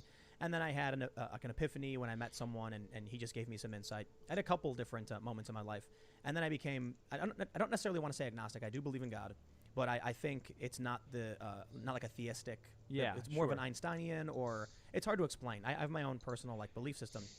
But I was thinking about something really interesting because my buddy Adam, who I don't know if you met him, he's doing his own show. He has a song he wrote, and we used to jam on Friday nights. And one of his lines is that it's time to confess our sins. He says that in one of his songs, and I thought about this, and I said, the idea that a secular, urban, liberal type would understand the concept of confessing your sins means that he does have some understanding of confession. Yeah, and that's right. Catholic, right? Yeah, it is. So if I thought it was interesting because if you go to another country, maybe in East Asia, and they're going to be like, "What's that?" Yeah, I interesting. don't understand what that is. It doesn't exist in their culture. And so when you talk about a shared morality, what I think a lot of people in this country didn't realize, and I learned this, very much later on. I remember hearing from a lot of liberals talking religion. They'd say something like, if you need religion not to murder and rape people, then that scares me because, and I'm like, but what you don't realize is that your morals come from the same moral foundation. Right. And so I really had an amazing moment when I was learning about Blackstone's formulation. Are you familiar? Yeah. You know that's rooted in the Bible. Yes, yeah. I believe Sodom and Gomorrah. It is. If there is but one righteous person. Right. And so that evolved over time through into English common law, which we brought to the United States, and now we have the Fifth Amendment, the right to a trial, the right to remain silent, the right, the innocence until proven guilty, is rooted quite literally. What I explain to people is, you might not like the Bible, and maybe the originalists who who view it as verbatim, but the way I see it is we started somewhere, and maybe there's some things in here that were bad, but we kept the good. Yeah.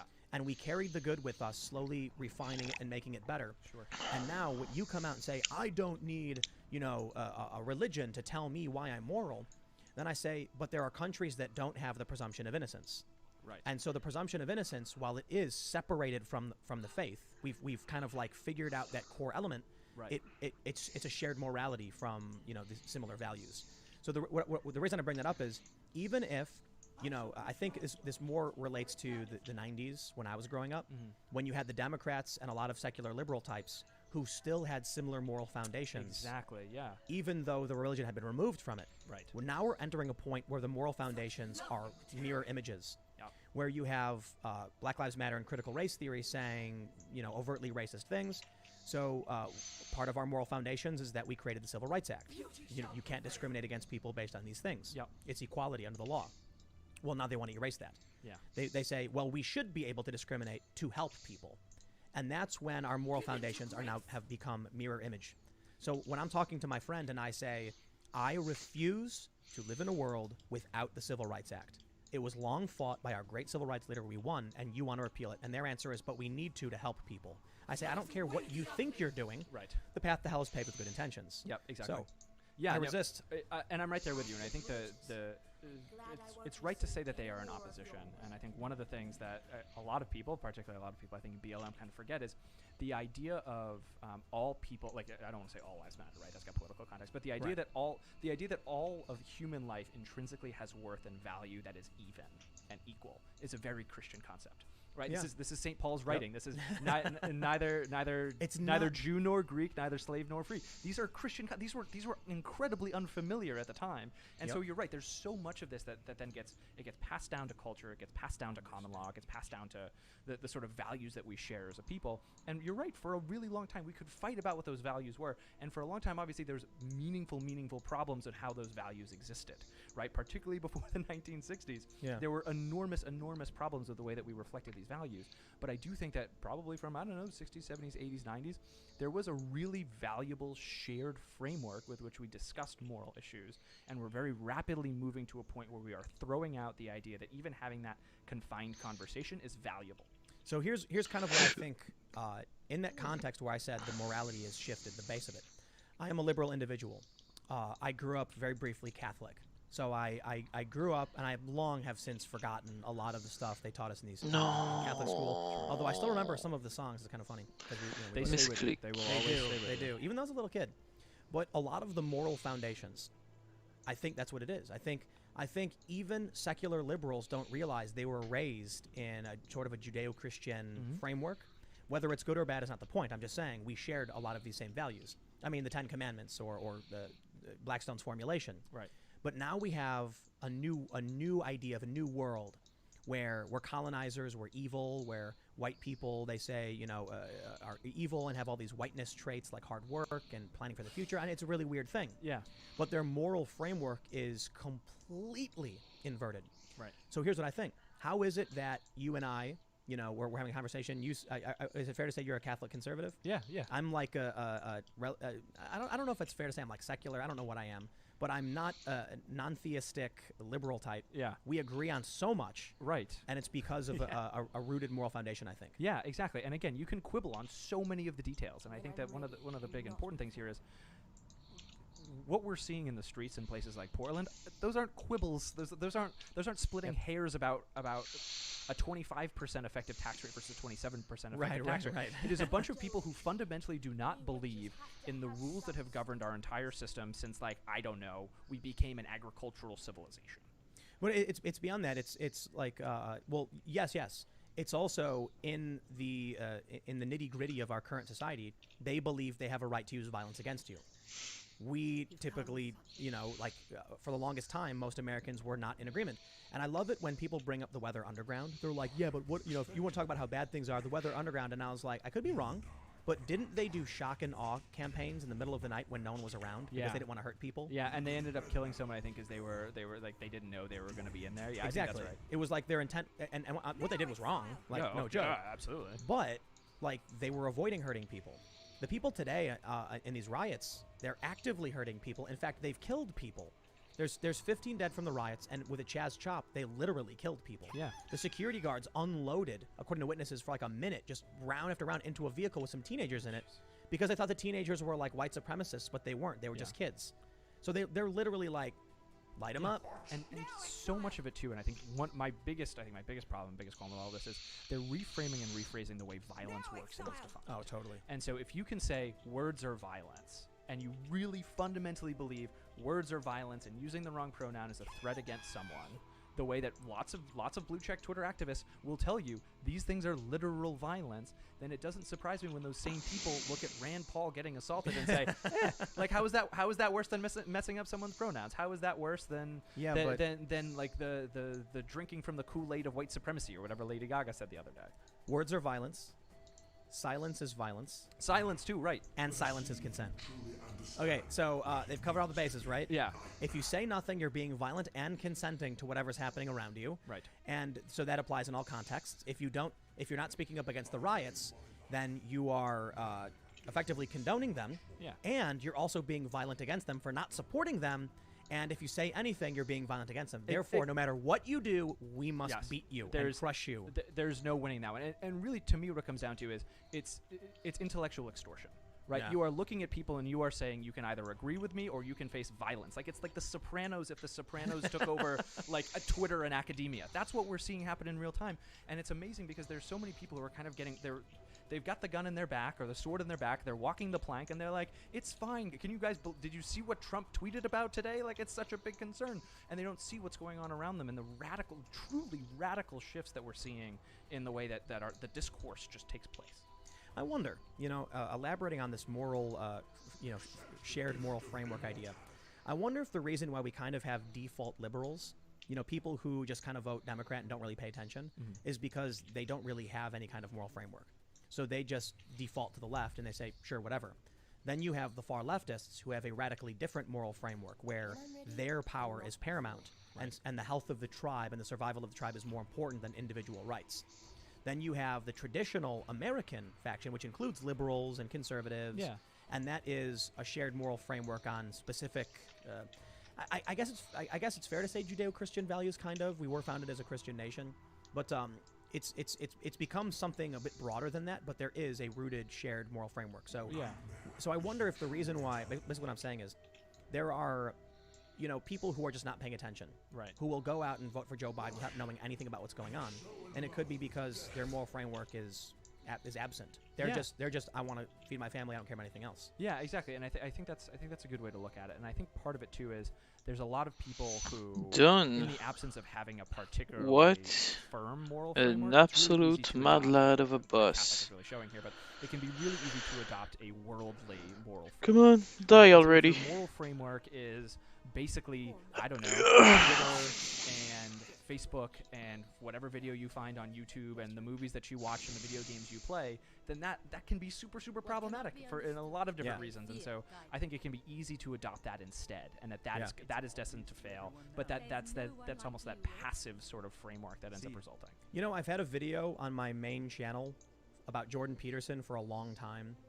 I've never. It's like my default video from years ago, and I basically talk about how we're experiencing a crisis of purpose, where you have a lot of far leftists who they don't know what their purpose is, so they've created one. Yes, it's challenging the empire and white supremacy. Right. But then you have a lot of other people who have no purpose, so they just sit around playing video games all day.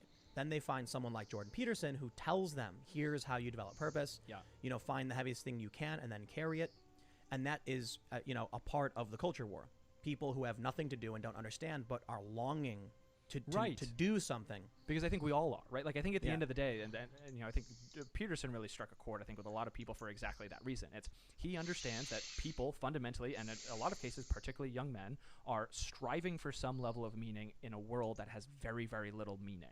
And outside of the more traditional, like, I need to go be a blacksmith because I need to keep growing the family blacksmith building, or outside the confines of traditional faith, it can be really, really hard to find something. And so if you've got this quasi-religion and leftism, it's a really, really easy thing to glam onto. We've kind of won. We have abundance of food. We're all overweight. So what do people do?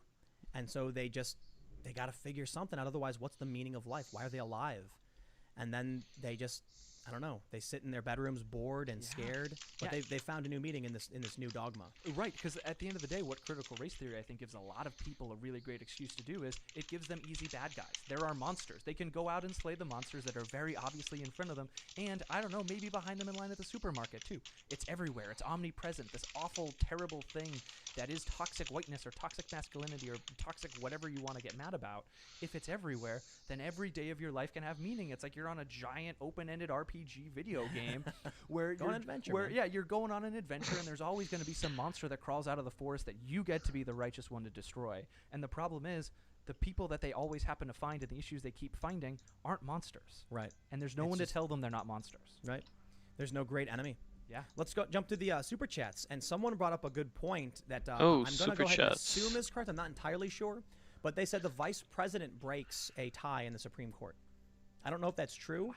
I don't know if that's true, but someone commented that. So we Interesting. we have a cat desperately Listen, trying to steal water from everybody. I would believe just about anything right now, to be honest with Right. you, about who breaks a tie in the Supreme Court. Right. So That doesn't sound right to me, though. it doesn't sound right to me either, but I Yeah. don't know what would sound right. Like, I don't know who I don't know. you would say Lydia and say this can is Google right. it. Let's read what Wolf Ranger has to say. Wolf Ranger says, please go back on Joe Rogan. His curator, Jamie, wrongfully told him there was no instance of mail-in ballot problems and other fallacies. Joe has a big platform, and it's important he not push these and other false narratives to his audience. Yeah, Joe had a, Joe got called out by Media Matters for America, which is a left-wing conspiracy theory organization that just, like, make up smears against people. You know what my favorite thing Media Matters ever did was? They accused me of pushing a conspiracy theory that Ilhan Omar may have married her brother, and the image they used was a picture of me quite literally reading the Star Tribune that said it verbatim. So it's like... That's amazing. That's why in my main channel, I have the news source right big on the screen, Yeah. and that's all you see. Can't miss it. And so they were like, Tim Pool, falsely. And it's me going like, I'm shocked, and I'm like, it says Ilhan Omar may have married her brother. And I'm like, I just read the newspaper, Local dude. reporting. And it's got a check mark from NewsGuard. Yeah. So anyway, Joe Rogan said on his show that there was a bunch of crazy people starting fires. And that is true. There are a bunch of, but he said, And this is out west where Right, in right. California where the fires are taking place. this is 100% factually true, and I think I have the source, and I think it would be wise to actually pull that up because they're gonna try and drag me for it. So we'll just leave it on the screen while I talk about this. So he said, what's going on in the West Coast with these like wildfires? Something is crazy. You got these crazy people. It's nuts. They're starting fires, and then he said they've actually arrested like some activists, like some leftists, for starting these fires. He said forest fires. That was wrong. That's nitpicking, but they're wildfires. He said activists and people, when in fact it was one leftist. It was a guy named Jeffrey Accord, who was a known Black Lives Matter defund the police activist, who got arrested, according to the police, trying to start a fire in the brush. He did start a fire. They put it out, I believe. Yeah. One guy. Then you had, we have Oregon Catalyst, they track 14 different arsons identified on the West Coast. So yes, there are more than a dozen people, and here are all the stories and all the Sorry. HQ. So anyway, Joe, because Media Matters came after him, I don't know why. I guess he felt like he should make a correction, and his correction was wrong in the other direction. Yeah. And so, man, bummer when you try and play this game and you don't have a fact checker or anything like that. So Joe ended up making an Instagram video that got like a million plus views where he said, hey, I was wrong. I said people were starting fires. That's not true. It is true. People are starting fires. They're just not Antifa. Even BuzzFeed News reported, yes, there's a bunch of arson. No, it's not Antifa. There was one leftist who got arrested. So, you know, look, I think it's crazy that like people go after Joe this hard on this stuff because he's like, he's a podcast of hanging out with his buddies, and it's turned into what like Larry King, Walter Cronkite, like, exactly. level of journalism. And I'm like, dude, the comedian hanging out with his buddies is not supposed to be the most rigorous fact check, but people pile on him and they're like, he's got to know everything. And it's like, how do you do a podcast where you're just a comedian hanging out with your friends and interesting people? Yeah. If people are trying to force you to literally know everything. Yeah, and also, like, what a great way to rob the fun of a fun podcast to say, hey, not only do you have to be on all the time, all of your guests have to be on all the time, and if not, who knows? Yep. Maybe they're gonna boycott the people who put ads on your programs or whatever it is. Yep. And he apologized, and his apology is wrong. So And now he's and the problem is, and we talked about this earlier, once you apologize, you don't get a do-over, right? You say something, you get exactly one do-over to either double down or apologize, and that's it. You got to make your bed. I got to be honest though. I think Joe is kind of the chill enough dude to put another video out. Like, dude, there actually is arson. It's just an Antifa, man. You know, because I think he kind of you wouldn't expect it from a major corporation. Yes, Their good point, PR good department point. would be lighting on fire. But Joe's the kind of guy who's going to be like, I'm just going to, But we'll see if he does. And, man, that's rough. Because I'll tell you what. I bet if Joe came out and said, look, I found this link showing all these different stories of all this different arson, then he's going to get Media Matters again saying say they'll come Rogan right back doubles for him. down and lies again. And so what do? So I think it's a huge challenge, because if you come out and say there's no arson when there is, well, then you're not being truthful. Right. And if you're worried about, getting attacked and they could destroy your business, then we got a serious societal problem. Yeah. And unfortunately, I think that's about where we're at, right? Like, it's a really, really easy thing to go and destroy someone's career. And, like, again, this guy's not a wildfire expert. The other thing, too, is this isn't, like, he's not saying that, oh, yeah, did you hear the moon landing was fake? Like, he used, like, a well-intentioned... Actually. Yeah, like, he's... yeah, fair. No, he's got, like, old episodes of crazy, fun conspiracy talk. But, like, that's the crazy thing. Joe Rogan's show was having fun with his friends and talking about crazy stuff, and they turned him into Larry King Live. It's you have to be 100% correct all the time. Yeah. It's a failure of journalism. I think the reason why that has happened to him is that so many people don't trust the people who are supposed to be giving them the right news, that they go to him and he becomes a de facto, by default, news provider. And so they're like, okay, well, it's an institutional failure, and he is unfortunately facing the ramifications of an institutional failure for which he's not responsible. How amazing is it that, whether people want to accept it or not, even Joe, he is a top news source for people. Yeah. No joke. Yeah, I mean, that's crazy, right? And it's crazy in an era where, like, we've all got supercomputers in our pockets, and we are beamed constantly with an enormous amount of information. All you have to do is, like, tell it decent and tell it straight, and, like, the eyes will come. They will follow you to the truth, I think, in most cases. And it's amazing what so many people have done to light their own and their own institution's credibility on fire to get to a point where there are millions and millions of people who are going to Joe Rogan to say, hey, tell me what happened today in the world. Yep. And to be fair, that's not even Joe's job. No. So he's not. He's like a regular dude who's like, don't look at me. I don't know. But I think that's why I'm. People come to my show a lot, because I quite literally will have the source on the screen. I don't say it unless I can fact check it. Otherwise, I tell you, Google it now. You fact check me. I could be wrong about this. And that's like the best I can do. And it's funny when I get attacked by a lot of people, and I'm like, dude, I know I'm wrong. Yeah. Like, I do my best. I don't know what you want me to do. I just, like, I read the news. I pull the sources up. They're all certified. I use a third-party fact-checking and rating agency. That is the best any person could probably do. And I'm trying, man. But they don't like it. Yeah. Because they don't like the truth. And it's amazing, too, because I think part of it is so many people have kind of thrown their hands up with a lot of media now to say, you know what? I know, like, I think even the true believers, even the real anti-Trump people, are still kind of like, yeah, you're right. Some of this is kind of BS, fake news.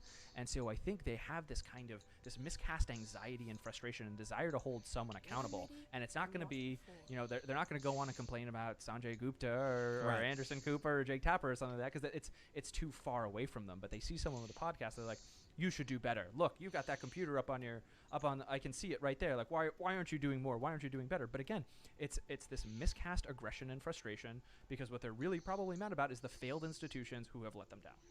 Well, when it comes to the media, like Media Matters, for instance, they're just going after Joe politically, because Joe is a political obstacle. He's an everyman. Yeah. So you got to be careful when bad faith actors accuse you of lying. And that's the thing, too. It's so easy, especially when you put out enough content.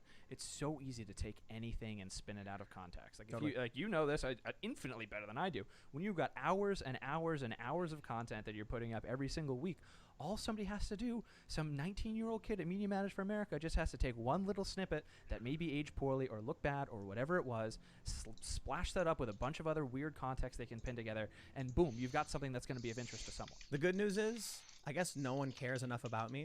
So, like, it's really weird. As much as, like, a lot of people watch my content, I'm just so, like, tepid and milk toast for the political world that it's like, even when someone does pull something out of context, no one cares. They're like, why should, like, somebody commented that I was, like, critical of some guy on Twitter and, like, said something offensive, and the guy was like, why should I care? And it's like, you shouldn't. That's like, amazing. You literally shouldn't. That's amazing. But I try to avoid making derogatory statements. I try to be respectful. Yeah. And people still try to come after me, and it's just like, I think I'm too. I don't target individuals. You know what I mean? So that makes it really easy to hate somebody when they call out a specific person at a certain tier. Like, I'll talk about, obviously, AOC and Trump and Biden and stuff. Yeah. But I won't call out, like, a regular dude, or, Right. I try to keep it above that stuff. Yeah, and I think you're not going for the clickbait, right? Like, I think, unfortunately, like, you remember people accuse me of, I'm sure, but, like, you remember, like, the forklift operator or whoever who, like, lost his job and got canceled because he made a meme or something. Like, that's the sort of thing that, unfortunately, I think plays really well for people in the media, because, again, when you peel back a lot of the layers of the white supremacist toxic culture we live in, to a lot of people, is the people around you are bad. Right. That's really, to me, what it boils down to more than anything. And like it's kind of like the Get Out mentality as you walk around the world. You look around people everywhere, and these are monsters. These are demons. They're bad people. And so it's really, really easy when you buy into a narrative like that to get just as mad at someone like AOC or someone like Trump or someone like Biden as it is the guy down the supermarket who you knew all along was always a bad person. Right. And so when you're able to paint wide swaths of this country as wrong and irredeemable, then it becomes really, really easy when they do the tiniest thing wrong to watch them get destroyed, because it's not them who's being destroyed, right? Yeah. Because if you believe the stuff, it's never the individual who's destroyed. It's always another domino of white supremacy that has fallen. And who cares if it's some guy who lost his $40,000 a year job supporting his family in rural Iowa? So we're gonna read some more super chats. So make sure you smash that like button, just like or give it a little tiny tap. Do you want to shout out your Twitter or anything Oh that yeah, you want to mention social media? Yeah, I'm always on Twitter. So if you think, or even if you don't think anything I'm saying has value and you just want to hate on it, I get lots of hate. I'm happy to respond to it. Awesome. It's Drew Holden 360 on Twitter. Easy. Yeah. Easy to follow. So easy. Yeah. Let's read this show. We got Craig Cooper with a big old super chat. Appreciate it. He says, "Hi Tim, love the show. If people want non-woke sci-fi, they can check out my novel at cscooper.com.au. Copy should be in your PO box. The bug really messed my business up. Lost lots of money. So shout out, really appreciated. Well, the super chat's greatly appreciated. Awesome. So let's see. I can't read that one. Okay. Chuck Morris says, "We have one president at a time, and he selects the public servants. We are a nation of laws. Follow the Constitution, brothers." Colin P. says, "Trump in Minnesota just said, if I shaved my head, I'd be down 20 points. Should I shave my head?" And the crowd booed. No, he didn't. That can't be real. Did we actually miss that? Probably. Amazing. I bet he did. I believe it. That sounds like something Trump would say. Sounds like 2020. Have you He have would you been to a say Trump that. rally? He would say that. I have not been. He's I was a going to go with comedian. a buddy of mine, and then what happened? I think coronavirus just came in, and it got canceled. Trump is political stand-up comedy. Yeah. It really is, and it's a cathartic release. It is like Jon Stewart. Yeah. So Yeah. I've been to so many Trump rallies. I went to the White House for that social media summit. Yeah. And it was just a Trump rally. I thought it was going to be like Amazing. a sit-down conversation. No, we just sat in a room and Trump did stand up. That's hysterical. And Trump is really funny. Yeah. Like his jokes, he has self-deprecating humor. He's very self-aware. And I was like, this is why people like him. Yeah. Because they're angry at the elites, they're angry at the media, they're angry at the ivory tower, and Trump knows they hate him too. Yeah. And so he takes it all, But he makes a doesn't joke out of care. it. He And doesn't care. He's not worked up that they don't like him. Yeah. And they like to claim he is. And I'm like, I don't think he watches Fox News. He's not watching you, dude. Yeah. You know? Let's read some more. What do you got? Let's see. Car Wash Adam Cooper says, "Money is never wasted when it's in support of Timcast. Be a jerk if you like. No skin off my back." Appreciate it. Awesome. Let's see. Bariqua Tano says, "Trump was just saying he wanted Ted Cruz for the Supreme Court in his rally. But then Texas loses Ted Cruz. You know? So it's rough." Yeah. John Marafa says, "Concerning the passing of RBG 1, the popping sounds you hear are leftists' heads exploding. 2, Democrats will be galvanized to vote. 3, Yep. Trump voters will be even more galvanized to vote. RIP RBG." This is what we were talking about. With tremendous respect to Ruth Bader Ginsburg, you know, her family and everything, but I do think there's an interesting question about if Republicans will be galvanized versus Democrats. And there's a good argument for both sides. Democrats are seeing the apocalypse before their eyes. Right. But Trump is going to appoint someone. They're going to get confirmed. So the Democrats have nothing to gain. The Republicans also don't. I mean, if Trump appoints someone now, then the Republicans are going to be like, we won. So If they get through. But, I mean, that's the thing. Like, do they even have enough time between now and the election I to get know. somebody through? And so I think if it becomes an issue, and we were talking about this before, like, if it becomes an issue that people are voting on, then I think it probably does galvanize Republicans more, because there are a lot of, like, anyone who's got the RBG T-shirt. Whew, that was They're all- hard. Switching They were voting They're already. voting Yep. already. But I think region there is are a lot always a of, like, hard I step don't know, up. mild-mannered dudes outside of Salt Lake who don't like Trump and don't like the way he talks, who maybe held their nose and voted for him in 2016, who are now like, oh man, I don't want Biden to put someone on the bench, and I can't stand Trump, but I'll take another conservative justice. yeah. I think there are more of those people than someone with an RBG T-shirt who wasn't going to vote. Let's yeah.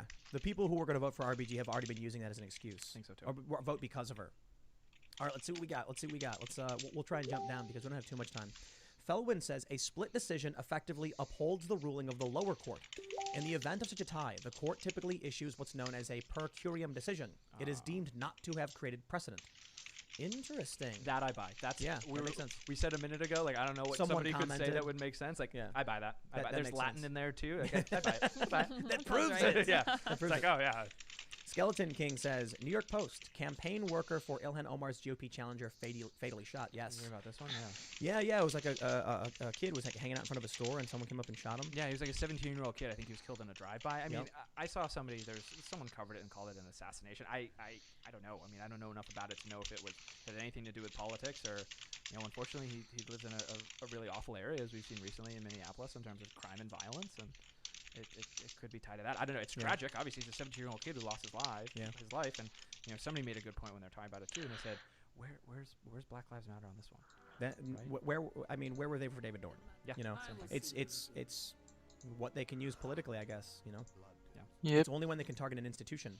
V City That they says, do not like. Are the Democrats gonna filibuster now that they just said it was racist? Interesting. That is very interesting. Yeah, I forgot that old Jim Crow relic, the filibuster. Wow. Oh, Look yeah. how it comes back around potentially. weird. Interesting. I think it's probable. Yeah. Oh yeah. Jacob Hawley says, "Hey Tim, I have friends and family, and they are stuck in New York, and they are trying to make the best of what they have now. But we need help badly. So many businesses are gone. Save Coogan's Restaurant, Brooklyn Heights. Sorry to hear it, man. It's a bummer." Footlong Gaming says, "Hi Tim, do you really think communists are trying to burn our country down?" You're over there laughing. Yeah, definitely. I think so. I'll answer that question You're just for like, you. yeah. I'm putting words in Tim's mouth. No, I'm just kidding. I do think they are. I think that's their main motivation. I mean, I think, but I want to be careful because I'm not going to act like it's 50 billion. It's like a Right. grand Yeah. cabal It's of not, like but super secret, crazy, evil, whatever. enough troublemakers. Yeah. Yeah. Let's see. Makai Bry says the 1934 National Firearms Act taxed suppressors, short barrel rifles, shotguns, machine guns, etc. The tax for purchase levied in 1934 was $200. Arm weapons of offense or armor of defense, should we tax a right? I don't know. I don't think so. Yeah, that sounds like a violation of the Second Yeah, it doesn't Amendment sound from right. Well, it sounds like current reading. Interesting. need, That sounds like that should go out the window. We need Yeah, we need seriously. lawyers. Yeah. We need lawyers. Let's see. Val Eris says, "Good job tonight, you guys. People who still send their kids to these schools are as useless as the subjects that are being taught to them. They may as well cast them into the sea and wait for the strongest to make it back to shore. Trade schools." Interesting. Shoddy Viceroy says, "I find your point about how we have no purpose. But I've noticed that people who create purpose for themselves, generally those individuals become successful." I think so. And that's but I think Jordan Peterson is like helping guide people to that point, Let's see. Rob Shade says, "Saw it above and def agree. Spin the cat." No. No. We don't No, spin the no, cat. no. We don't spin the cat. Let's see. I want to make sure I get to some of the earlier super chats so people don't miss out. The first super chat of the night was Matthew Hammond, who said, "Why does the media downplay COVID originating from a Chinese lab and always add a qualifier that it is not man-made, like the faked fact checks you talk about? It can come from a lab and be from nature." Right, so early on, there was concern that COVID was an accidental breach because they were doing research. But Tucker Carlson just had an expert who claimed to be a whistleblower. Now, I just think it's easier to, it is simple enough to say that China has its issues with sanitation. Mm-hmm. And if you told me that there were unsanitary conditions in a wet market that resulted in COVID, I'd be like, it's a simple solution. It is. But I do think it's fair to point out that you can have a researcher, an actual doctor who worked in a university say, "Here's what I know." And they'll say, "This expert doesn't count." Right. But then they'll pull an American expert who didn't work in any university anywhere in China and say, "But their opinion does count." Right. So it's like you're picking and choosing which experts you make sense based on the orthodoxy. Yeah. As much as I don't agree with the narrative that it came from a lab until we get some hard evidence. Right. But I think we probably need to have enough leeway to be able to find that evidence insofar as it exists. Yeah, exactly. absolutely. Otherwise, we're just not able to have the conversation. Right. Oh, yeah. All right, let's see what we got here. Some of the earlier super chats. Joe Strickland says, "This is the worst thing that could have happened to Trump. Now the Dems will be highly motivated," in reference to Ruth Bader Ginsburg's passing. I thought that was me on the show. I was like, oh man, I mean, I might be Oh, bad, man. but I didn't know I was that. No, Trump needs to see a new judge ASAP. But, yeah, filibuster, I mean, they're going to jam it up. Yeah. And it's going to motivate them to an absurd degree if it doesn't happen. But Republicans, too. Yeah. And the last thought I have on that is the other thing that you got to throw in this equation is how it's going to be covered in the media. And so if you've got all of these crazed liberals out there pounding on doors of the Senate or whatever it is, and you've got the media making them out to be heroes, I worry that maybe does sway some votes. Yeah. I have no idea what's going to happen. I think I have speculation. I think I have my personal opinions. And, you know, it was really good that I had this conversation with my progressive friend the other day, because I was like, it's really interesting. You know, she has her sources, I have mine. And I'm fairly confident I know more than she does, because I read the news all day, every day. She does as well, because she also works in the industry in some capacity. But I'm thinking, like, it was a healthy conversation for me, especially because it challenged some of my biases. And I bet. I got to see. Yeah, so that's why I think the conversations are really important. And that's why I have a lot of respect for, you know, there are a couple progressives, a couple leftist YouTubers that I do pop in time to time to watch, notably like David Pakman and Kyle Kalinske. Okay, yeah. Yeah. I think I know who Kyle is, yeah. I think Kyle's a rad dude. I think David does a good job. I disagree with them sometimes. I think they get things wrong. Yeah. But I think it's important to you know, not just only watch one channel or you know, read one story or whatever. So you got to do the best you can. You know, Josh Marston said, "I know that Ruth Bader Ginsburg dying is a big deal, but we must ask ourselves a more important question. Have you pre-ordered a PlayStation 5? I'm actually more interested in pre-ordering the RTX 3080, you know, the graphics card, than in the PlayStation 5. Yes! PC They're also Master that. I don't know Race. the PlayStation 5. I'm not super worried to get a PlayStation 5 on opening, you know, release day or whatever. Whatever, man. If I get one, I get one. But the graphics card I need. Okay. And so I don't know if you know the story, but people used bots to buy. So the new graphics card comes out. Yeah. It's like really good. It's fairly cost effective for a lot of people. It's like $700 for like the best graphics card. Yeah. And people used bots to buy them all out. No way. And so now no one can get them, because people were buying like 40 at a time and then putting them on eBay for $2,000. Yeah, exactly. And that bothers me, because I'm like, I actually need one for video editing. Right. And now, you know, can't get one. But I'm not crying about it, so, you know. Drew, are you buying one? I don't think I'm buying one. Yeah. A PlayStation 5 or a Yeah. graphics card? I was gonna say, I don't think I'm buying either of those things, actually, I gotta be honest.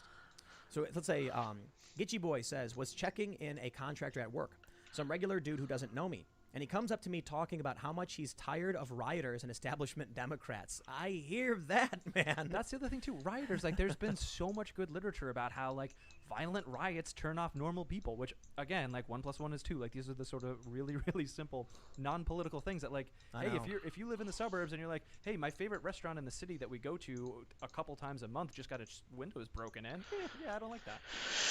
People don't like riots. Yeah. Who'd have thought? Yeah, shocking, right? And there's no escape. I think when Trump enters that debate and he looks at Joe Biden and says, your staff bailed these people out, what's Joe Biden going to say? Nothing. Oh, well, the debates won't happen, but if they did, if they did, You don't think so? I'll go on the record and yeah. Well, come on, they scheduled them. What's going to happen? I don't know. I can feel it in my bones.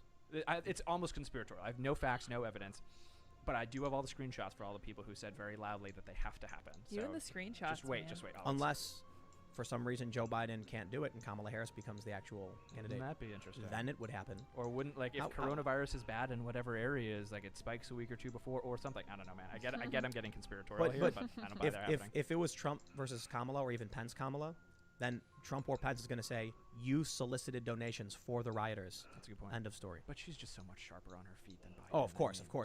But you're right. It's an incredible. But she's still really bad. Like, Yeah, you know, when it was really transparent when she was going up in the debates against Biden.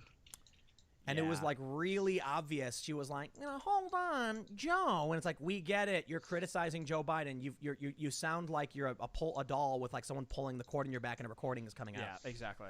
It's It's so true. It's so true.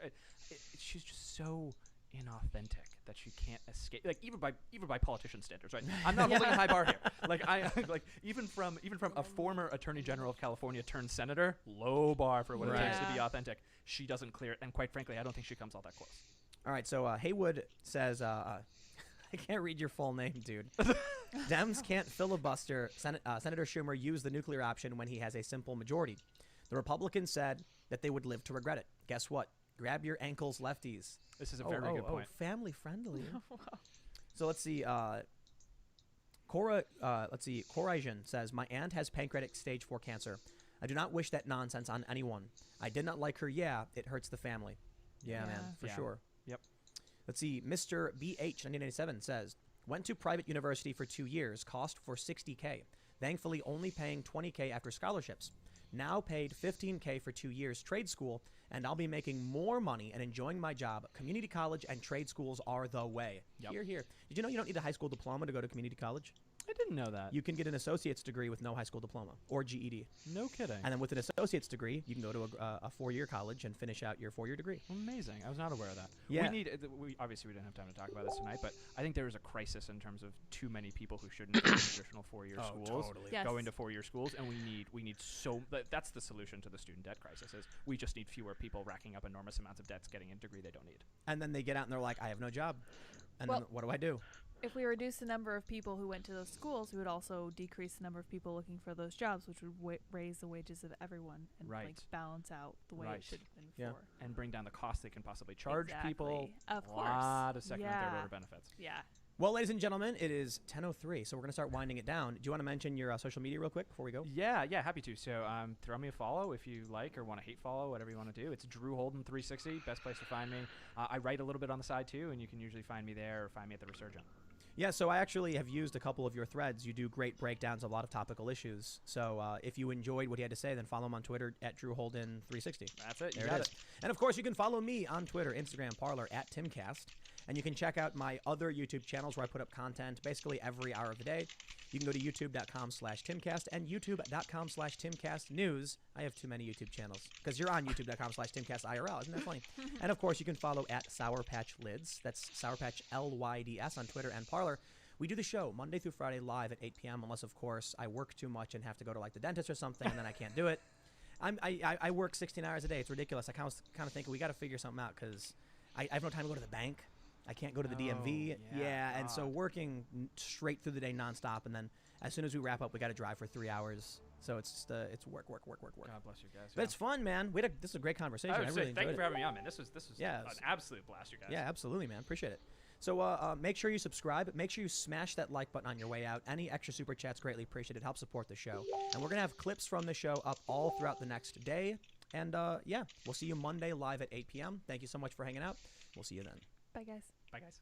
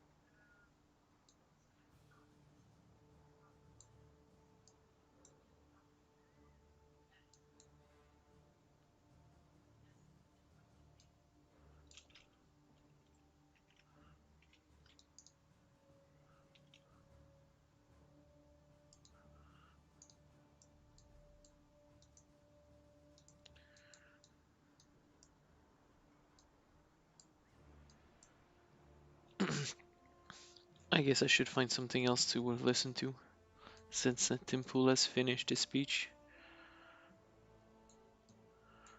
Let's go look it up. As soon as I change for this Valerias, I'll be safe.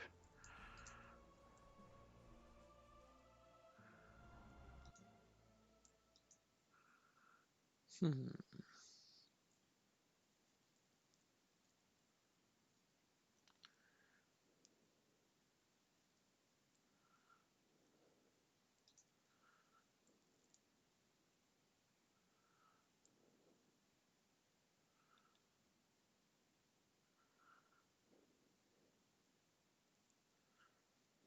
Oh yeah, Michel Drac.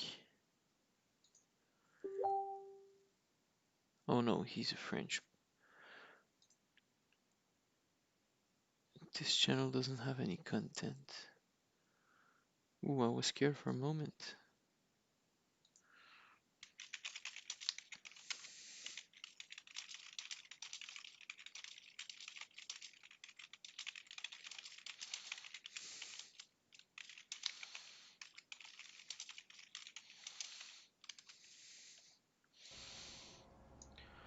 I guess it's gonna be my commentary from now on, so might as well put some sound effect, bit more music and volume.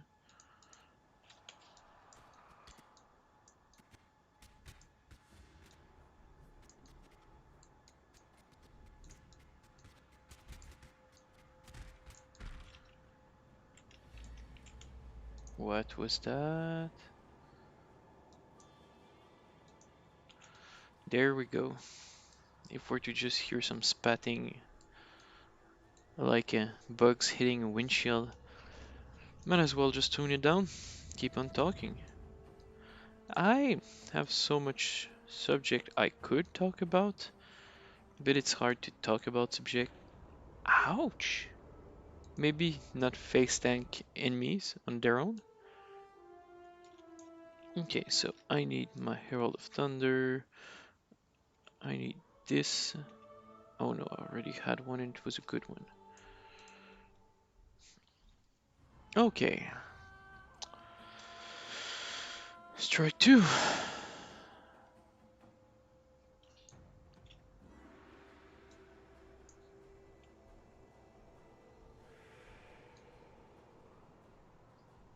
And he did.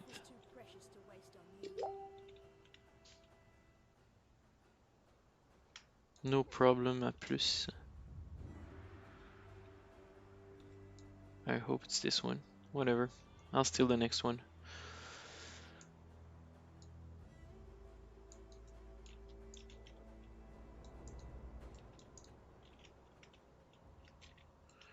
Where did it go? Oh, it contaminated something and died. It would seem so.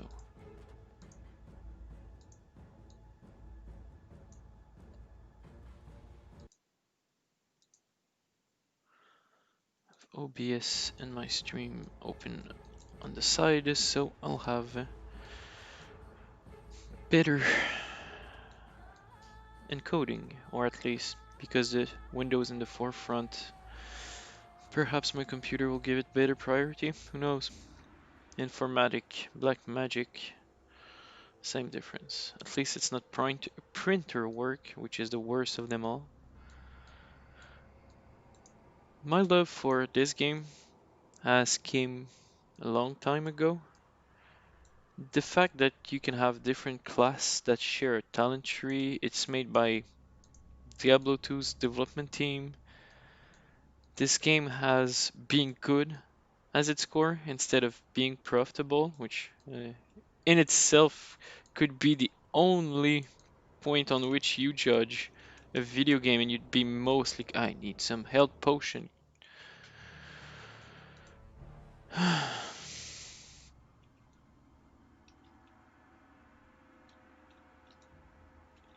Alright. What did I take last? I took Dukes. Now more lightning resist. Alright. And I need more fire resist as well. Completely wasted this potion though. But I don't use enough skeletons. I should use more of my abilities to create meat shield between me and my enemy. or at least target in this case.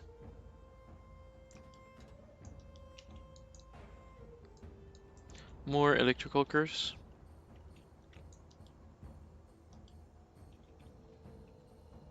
More brands. There you go. Just a second. Ah, back on strength. No, I have to open up. Val Arc Amazing. Val Spark. Is it a channel? No, it's a projectile spell. Glyph Mantle of Sage Robe sounds great. Sounds great. Whatever. Out of this corrupted area. Intellect. It isn't as good of a tree link. Can always put the lightning golem here. Lightning damage. Thing and thing. That is my throat sore. Spark. Arc. Let's start leveling it up. You go here. Shield 51, 78, more intelligence, more energy shield, more life, more cold resist, more lightning resist, and reflect a ton of damage to the attacker, which ain't that useful, especially for me, but it's still something you'd want, you know. Didn't.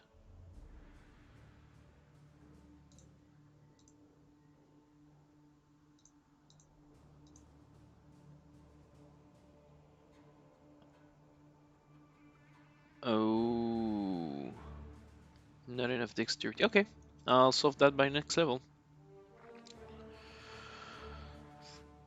Yeah, this game has a lot of mechanic that synergize weirdly, like this one. The item has some requirement. Screw me. I didn't blink fast enough. And I cannot activate. There should be something. Yes, electric golem. And I can replace for the other chest, which I couldn't normally. Okay, it's gonna be one of those that you have to stay far away and use your minions to kill.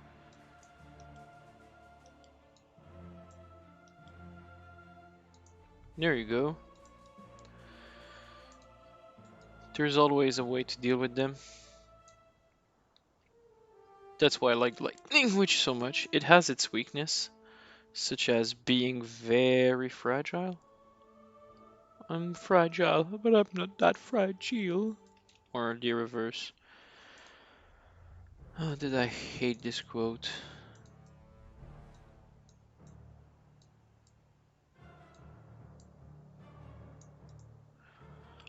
But I think it's a good learning path. People should keep in mind what happened there. Okay, might be a different timeline or existence. Oh, and I'm quoting things out of things I quote. I should not be doing this. Let's keep on talking about Path of Exile. It's gonna be a way better investment of my time and voice. Oh, he died.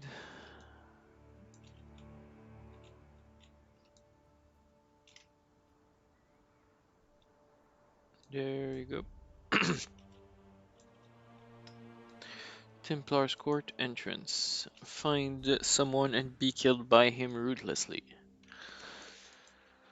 Until we can get to Kitava and die the first time.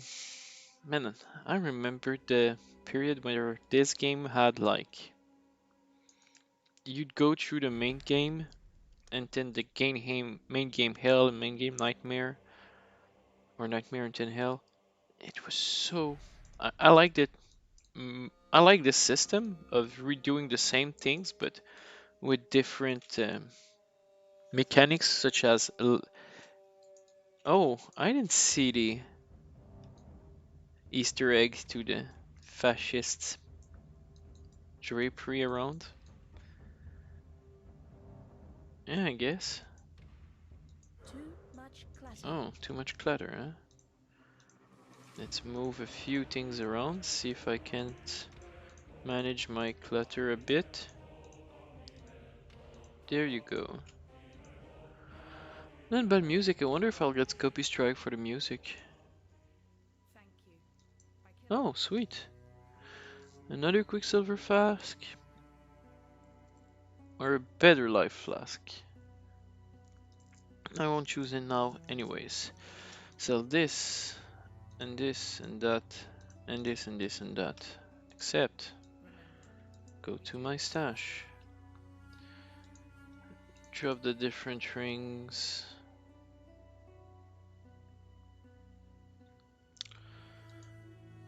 Drop the different... Wait. Arc could totally be on here. I'd put the normal arc in Tenderval arc. That's usually how I do it. That's gonna be sold actually. I don't know why it's still here. No more item to put. Special gems. Item. Normal gems. Frost Blink I already have. Purity of Ice. Not that great. Then currency. Blim blam blim blam blim. Drop everything.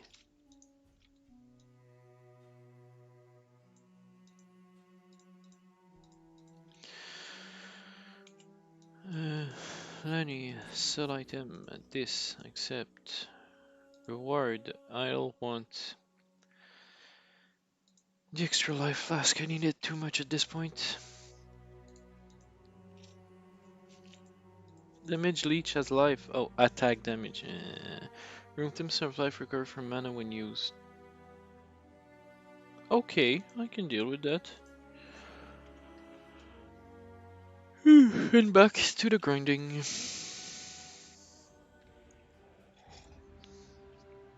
I have this impression that I am not going on the right way. But there's a Valeria, so I'll take it. I'll probably die in it.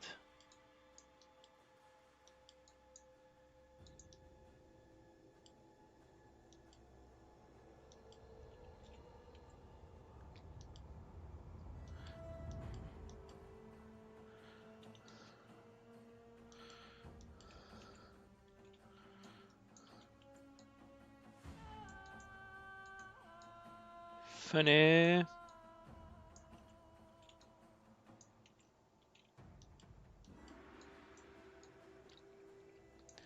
Hey, it can level up.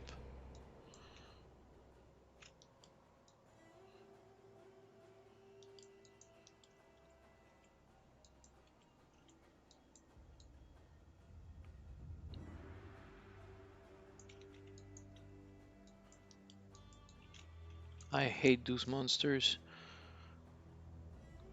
Those Barunkas shooters.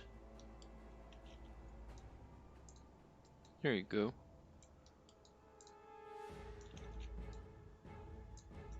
There you go again. I'll need some of those. Oh.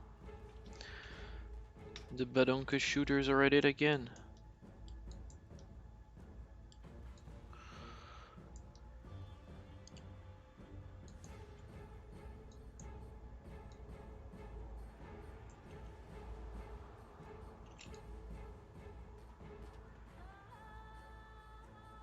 And if they had slightly less delay between the moment when they start seeing you and start shooting, they would be the worst opponent ever.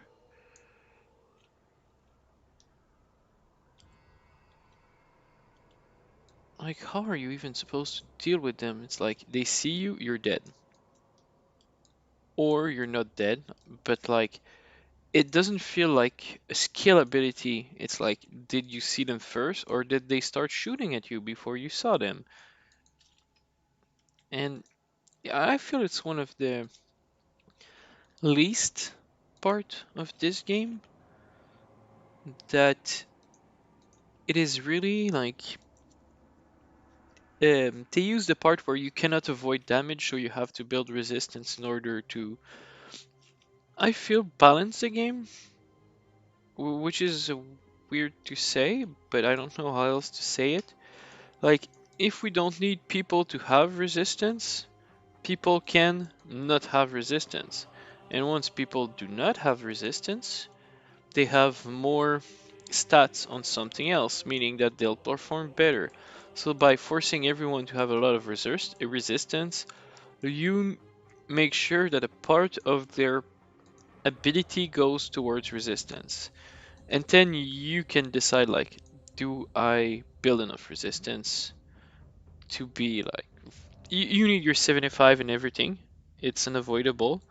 But then do I go extra health so I can survive a possible hit more or less? You can completely bypass the system and say like, oh, I'm gonna build a summon some things in a distance and let them die. That way I won't be exposed to the damage. Or you can use a like, I'm gonna kill them faster than they can kill me, which is my Lightning Witch and my Cyclone build. Which often is my favorite way. But it often ends up being that it is more interesting to have long range. Like most, you either are indestructible and manage to find a way to squeeze in ungodly amount of damage. How am I taking so much damage from everywhere all of the time? That is another thing. Where is this damage coming from? Is often a question you find yourself asking. What could I have done differently in order to avoid it is another one. And very often in this game, it does feel like it. Oh, it's not that I could have played better. It's that you just didn't have the item and the number of HP to survive that, and there was a bullshit thing that you couldn't notice, and there you go. Hey, nothing you can do about it, bruh. Sorry, you just dead. Try again, which is not too bad.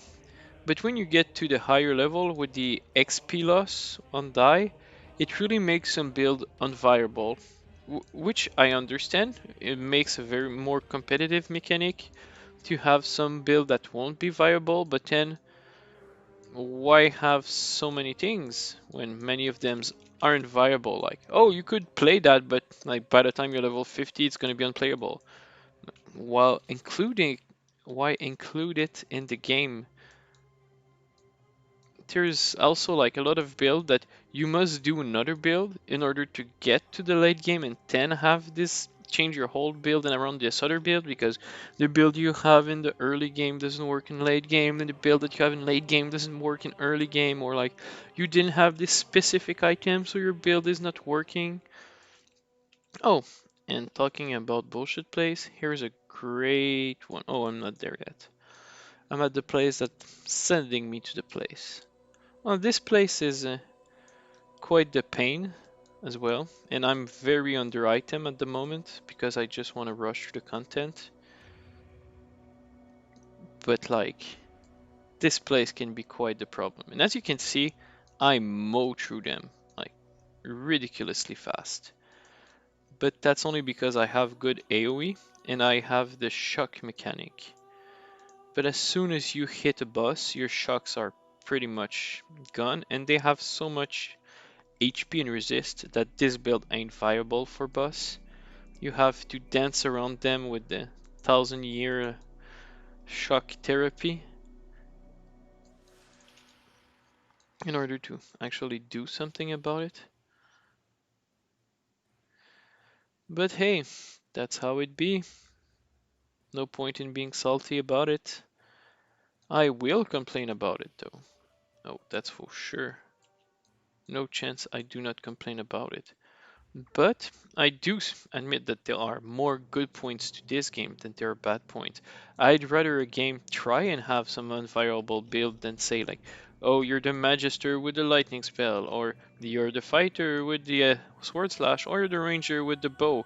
Choose one of those three and use the same attack over and over. Like, yes, they're letting you build your main attack, but some attack can literally not, or like some build can literally not be played, which is weird. And at the same time, it's like you When I'm don't ready want and not to before. put everyone in a lower bracket just because some builds aren't viable.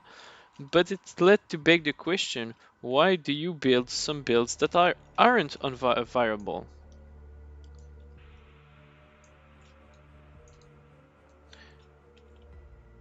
Who decided that? Is that a good idea? Is that a bad idea? I don't know.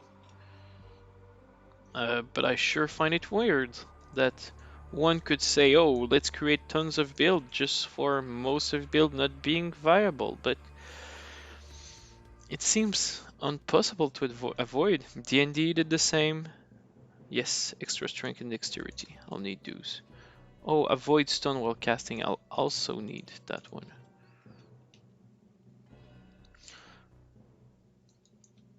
Always losing my totem. My golem, I mean. Oof. Almost run into that one full speed.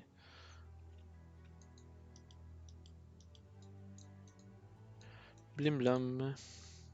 Ding dong, your HP is wrong.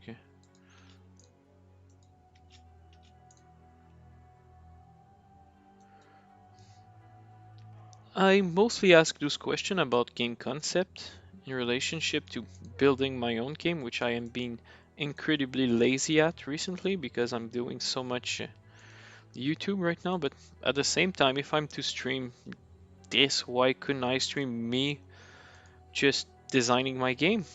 A lot of people do. A lot of the guy who works at Incarnate, or one of the Incarnate YouTube chain, or guy on the Incarnate YouTube chain, streamed himself, or maybe he didn't stream, just recorded him doing an in, and it was very interesting. I should explore doing a bit more of this concept for my channel. Yeah, chain would be a wrong translation from French in this case. This place never stops. Alright, can I? Yes.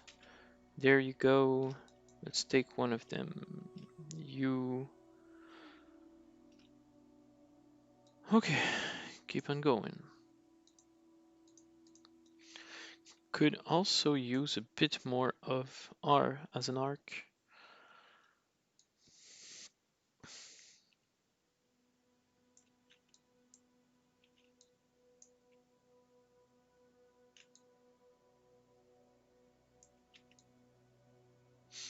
Arc is definitely stronger. Uh, Lightning Tendril is definitely stronger. And the problem is that Arc is much more useful, especially when comes time to attack people at a distance. And not having some form of range will often lead you to a very unfortunate position.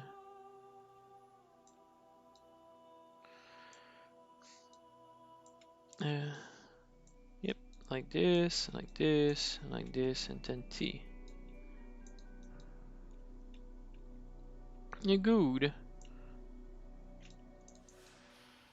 Clearly, once they're close, you should use your lightning tendrils. But as long as they're far away,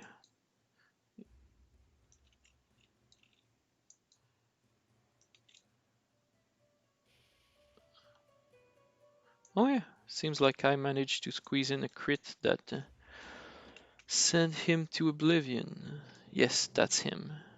And now I have him as a Spectre.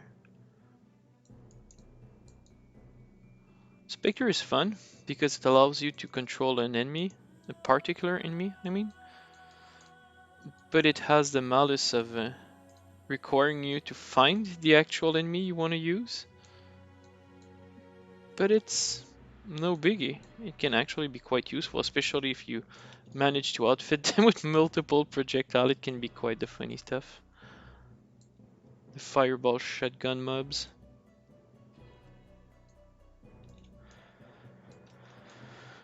When I'm ready and not before. Ow! What did create that damage?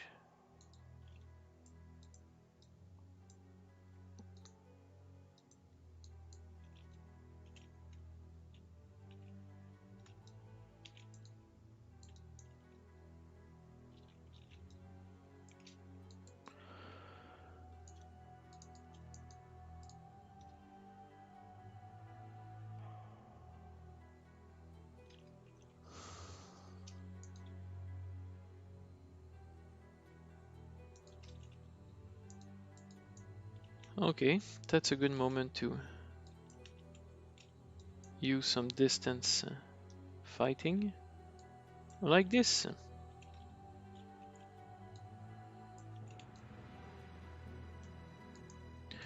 I think that conductivity is a very important part to throw in before you use all of your combos. Otherwise, they don't take enough damage, they don't get shocked enough.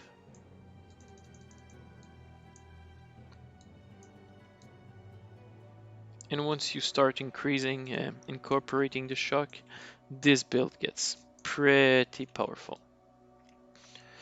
WERT, actually. WERT, middle mouse, side mouse.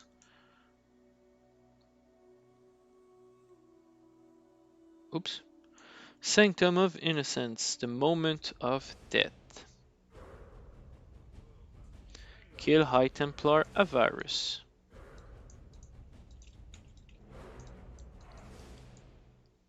Hey! That's what I meant. WERT. E. T.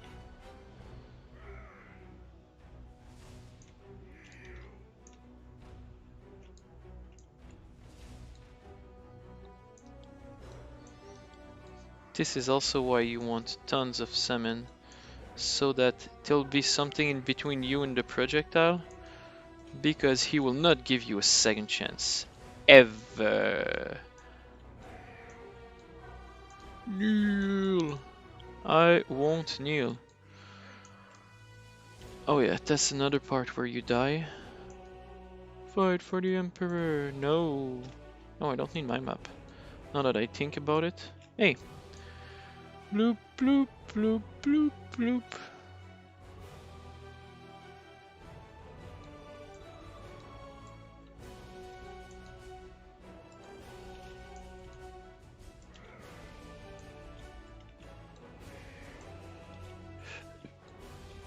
Control E. E. T. 5. E. R. W. T. 1, 2, 3. Ooh. 3, 4. I'm so lucky I dashed through it. It really could have went the other way.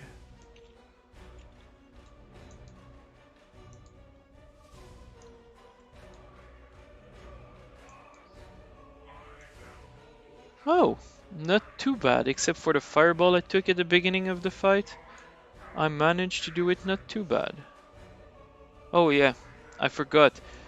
There's a third wave. This isn't even my final form.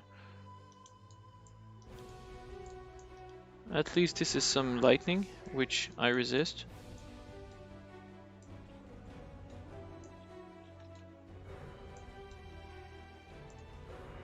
Ouch! Yes, this is the part that is most painful.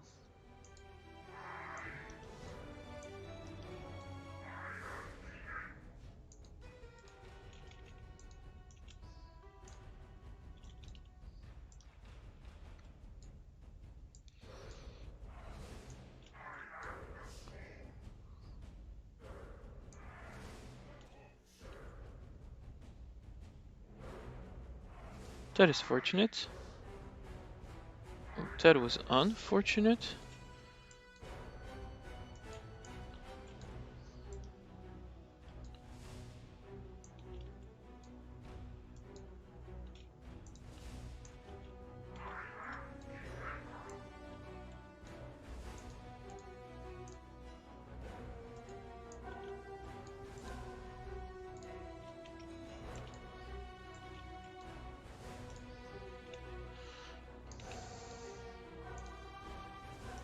Prayer guard.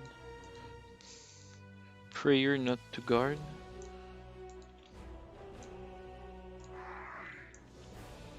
When I'm ready and not before.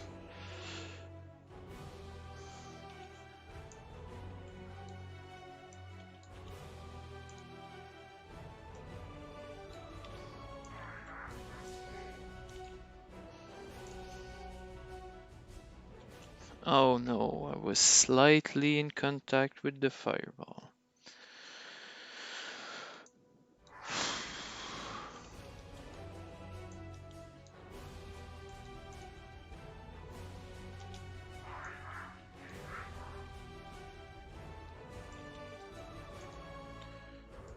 That's why I always think it's going well. Because I'm like, oh, I didn't die too much, only once. But that was before this event. And this is where, like, uh, you can not die during this part. It is within the realm of possibility. I just have yet to see someone do it. Oh, some good enough tank and life leech build can do something interesting, I guess. But I wouldn't bet too hard on it.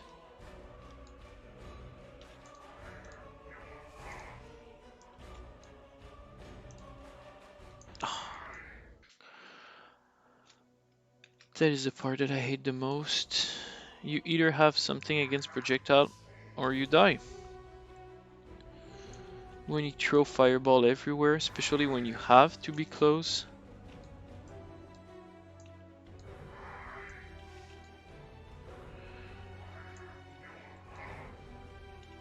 Yeah, I heard. Oh, come on.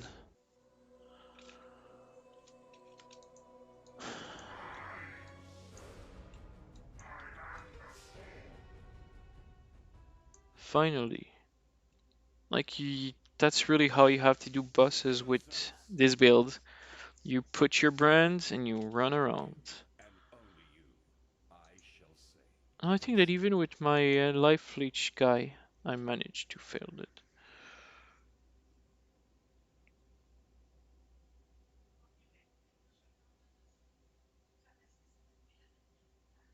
Colossus starts living. Goodbye.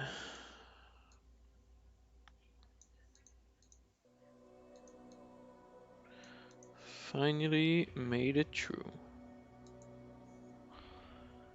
Let's go back home.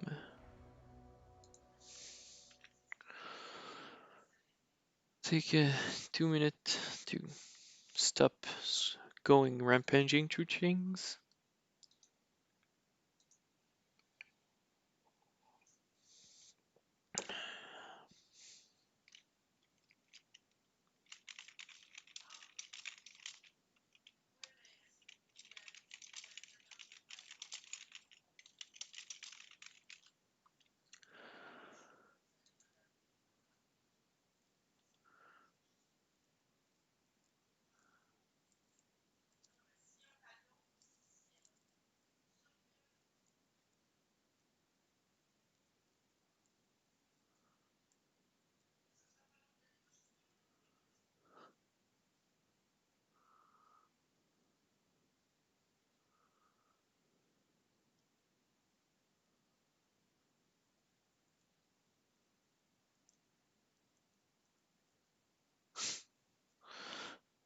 That was a funny one. Oh, Cadians. Alright, back to more Path of Exile. Let me tell your future. You deserve recognition. Oh yeah, from what I remember, there's nothing very good for lightning.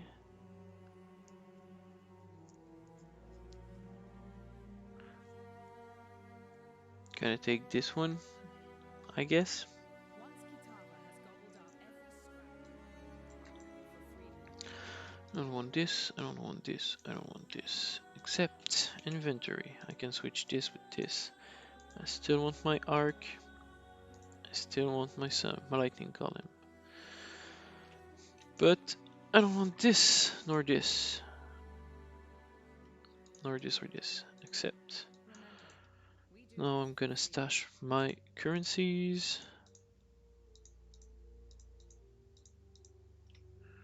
Then I'm gonna stash my items. Then my jewels and special jewels. You go back at it. What did I do here? Once you kill that guy, you change the whole map. You've destroyed him, and yet I hear the voice of innocence, begging for our forgiveness, asking for our help. You and I. I heard him the moment the High Templar fell, whispering inside my damned skull, his heart beating within my chest. Innocence protects us now, holds fast the door against the murderous tide that rushes to meet us. He wants you to pass through that door. The Torch Court. Basically, the George Floyd of this world has been killed, and everyone is torching everything in retribution.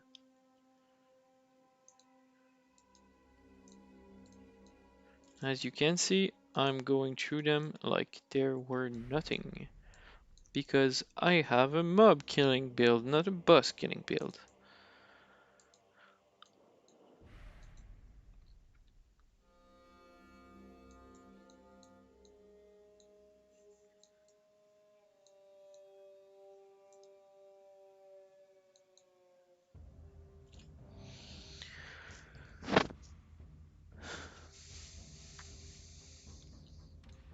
There we go.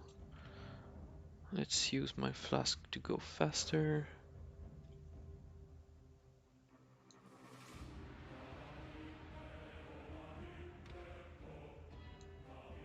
Reminds me of World of Warcraft music. They probably were in contact with the people who did the original Blizzard music, or were heavily inspired of them. Now that I think about it, makes sense. What was that? What is that actively?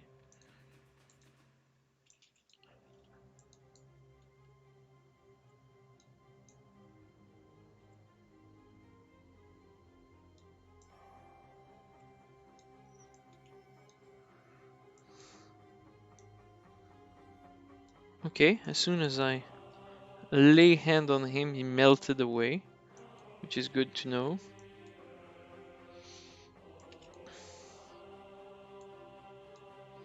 There you go, boys.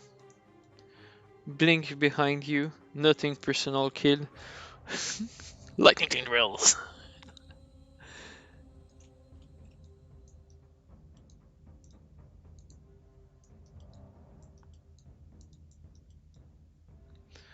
Skeleton are a good source of projectile meat fodder.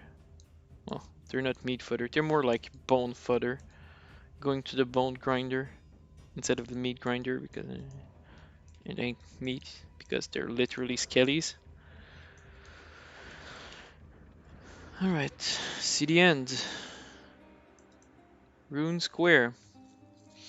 This is BLM Plaza, I guess?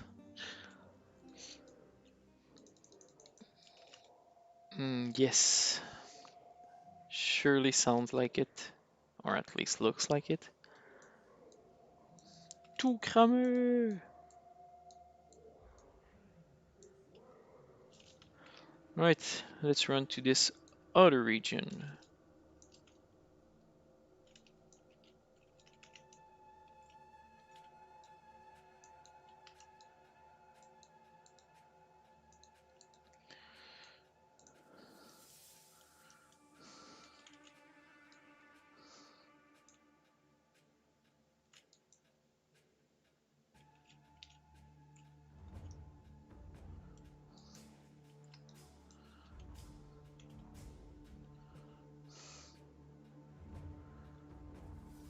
Oh yeah. Where is my elemental proliferation and storm brand of the lightning? Correctly glance, spell echo, ball lightning. Okay. Well, arc will come here instead. So that now it has twice the lightning.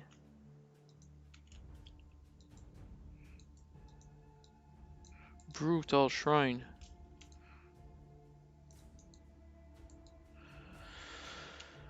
The shock mechanic is really what's building my build. Basically, when you shock someone, you give them increased damage taken by lightning, by a certain percentage depending on how much damage you did it to it, which is a great thing because it allows you to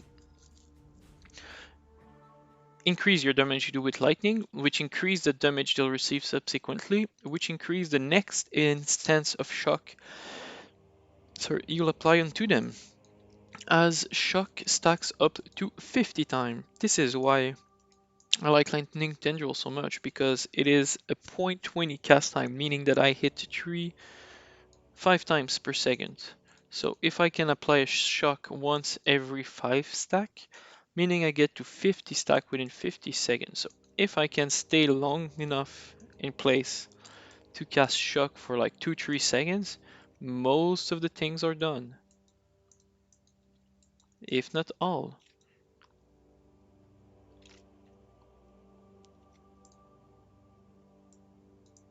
Bloop, bloop, bloop, some good loot. Oh, wasn't over here. Which is also why I want some long range things, so I can actually go and shock them with like ball lightning, which is a great one to do so. Since they hit everyone on the way, they leave a wow. Okay, maybe ball lightning will be more something I'll invest more into.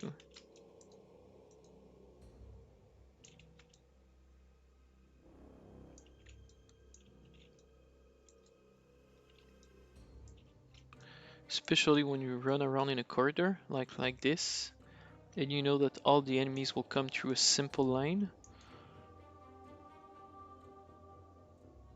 And there we go. I just have to basically be able to face tank most of what I'll face, and things become pretty good after that. Let's go, we can power through this. Let's make it to the end of this act. See how many times I'll die against Kitava. Or is it Innocence now? I don't know, I don't remember what's the name of the boss of this end of act. Purity. To defeat Kitava. Yeah, it is Kitava. Yes, thank you, Sin. Sin City. Come on, wall. Alright, crafting receipt. Scroll of Wisdom. Oh, that's actually good. And let's walk all the way back to the Rune Square. Where do we need to go now? I don't remember where we have to go. Huh. Oh, clearly it was that way. Access the cathedral rooftop from the Rune Square. Oh, so that's it? We're already at that part? Can't believe it. It feels like I've missed something. This one's gonna be blocked as well, I bet. Yep. Not the first time around the block. And also, this isn't my first... Is it? No, this isn't my first decade playing this game. I've seen this game evolve. At some point, this was the final act. Like, it wouldn't... No, the final act was actually the top of the spire, which was way earlier on. Here we go. Cathedral rooftop. On my way to the end of this act. And also, I don't spend a lot of time on my build and just use a bad build that is somehow functional, so I can grind through this game faster. Grinding Gears game. Truly deserving of their name.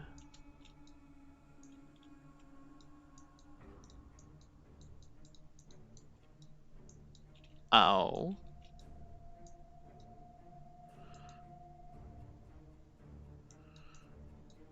Hey, another level.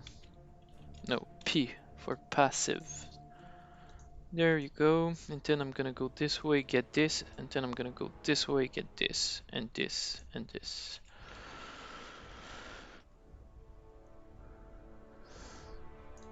You don't want to get hit by those. The weird ball that just came through my face or near my face, but I dodged in extremis, is something you do not want to touch. Not with a 10 feet pole.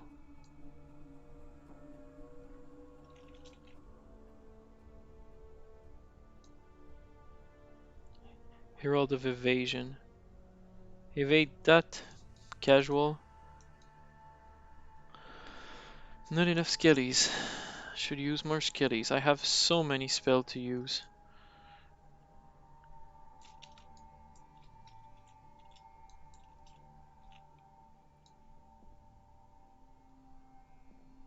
Oh. Ow. What did I say about not being here?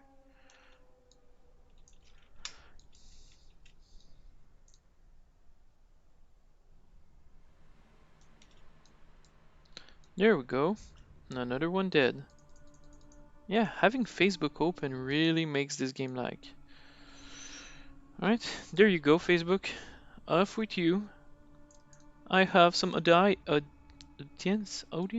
I have some audience to entertain. And the laggy game is not entertaining. Especially not when you're playing it. Alright, wait a minute. Do I know you? I just killed a rare mob, and I have the power to bring him back to life. Good. That will help me a lot. Especially if it took me so much time to kill it. Probably gonna be able to survive a few monsters.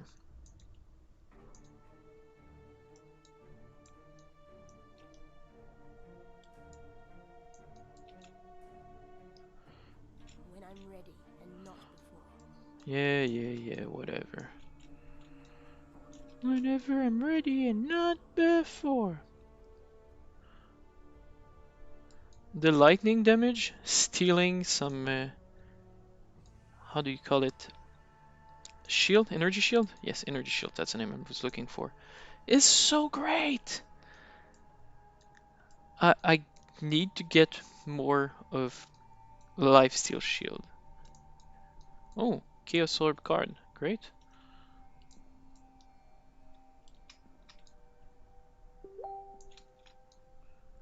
How is Facebook I feel opened? better this way. How did I get a Facebook notification? It's supposed to be closed. Ashflay, oh. Sounds like someone who's gonna do a bit more damage to me. You've seen how much damage he've dealt to my... There you go. Ooh, sounds good. Sounds also good. Smuggler's Cage, taking it for sure. What did you want? Facebook? Oh, I have Facebook opened in another page. Ah.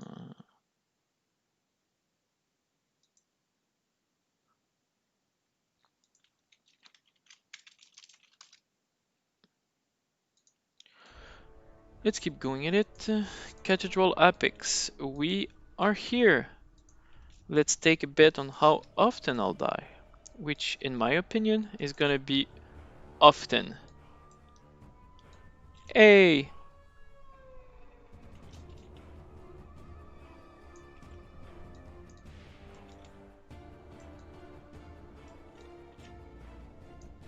No.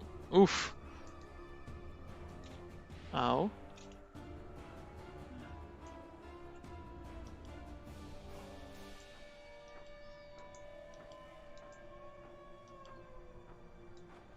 Kitava, wave 2.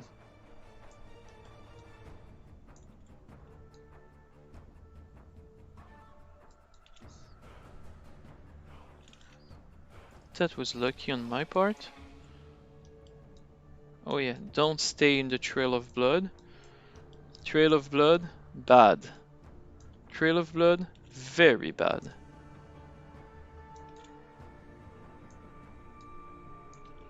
Ball lightning, more ball lightning. Ouch.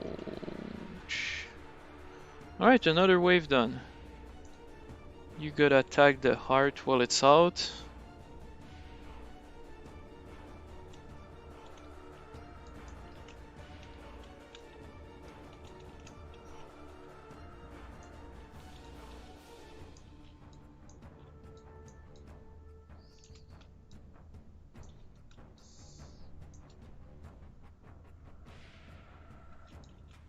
Ouch. How am I losing all of that damage instantly? Oh yeah, did I mention I'm not a boss killer?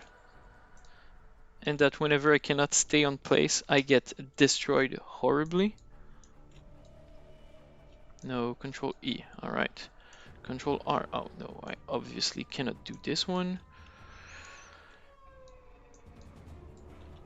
Alright, managed to do enough damage.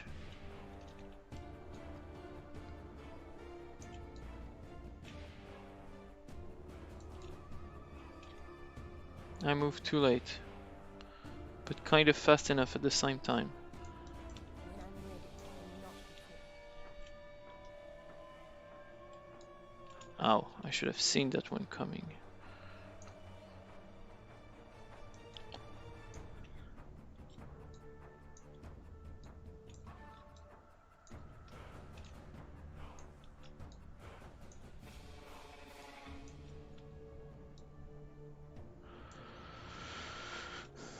Let's use this time to resummon some of the other things.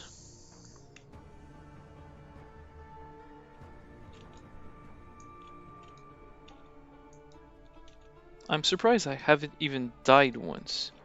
Like, by this time I usually die like 1,000 times.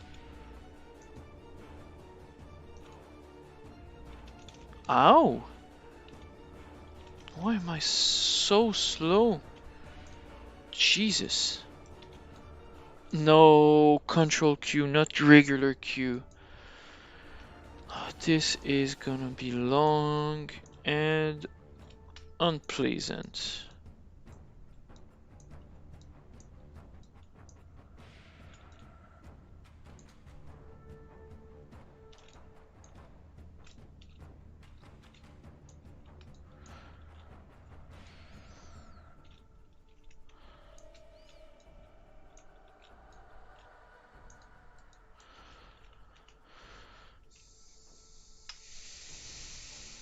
One, two, three. I tried to move, but I couldn't in time. Oh, yes. The things leave bloods behind them, and if you're still in it, you die. Hey, come and help. Oh, the animation wasn't there, but it was there. There you go. With some hope, it's gonna be enough.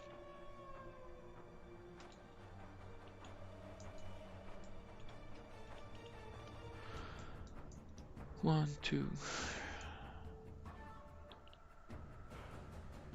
Then the hearts come out.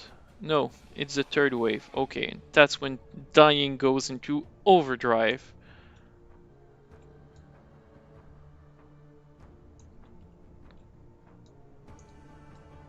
Oh no! Well, yes, but no.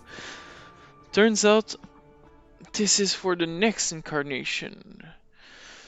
Sin saves us from death, and we have to go all over Rayclast again. Rayclast is the name of the continent on which we live. And there we go.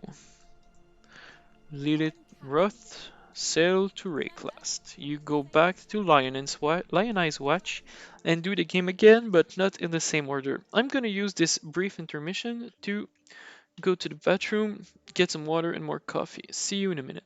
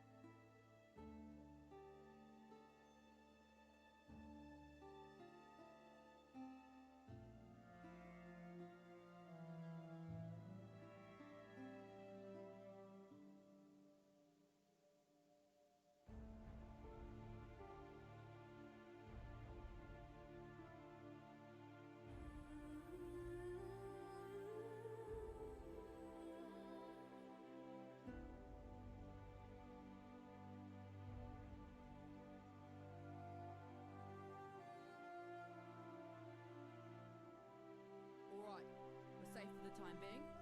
Now let me introduce myself properly. Lily Roth. Yep, I'm one of those Roths. Some call me smuggler, others pirate. Yeah, I prefer the sound of nautical entrepreneur. Came up with that one myself. So you come see Lily if you need something, or even if you just fancy a good chat with a lovely lady.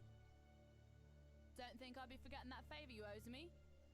In fact, now I think of it, there's certainly a way you can be repaying this most considerable debt. You see, those blasted cultists have been plundering the refugee ships trying to escape Oriath. And if not for my incomparable skill as a sea captain, we'd have met the same fate. But now the drowned dead are washing ashore, and they ain't staying dead. There's been a whole lot of blood, sweat and tears getting these few lucky survivors here in one piece. What sort of captain would I be if I let them get ripped apart by walking corpses? Wipe the Twilight Strand clean of those filthy undead bastards and I'll call us even. Might even throw in a little something extra if you can pull it off.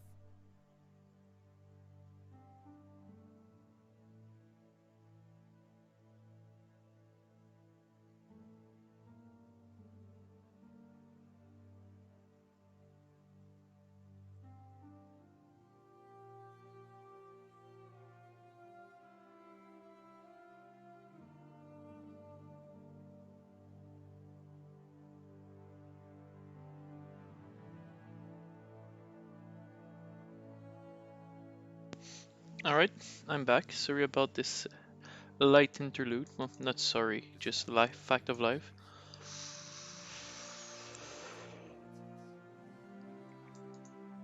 Now there's a pair of eyes I could never forget.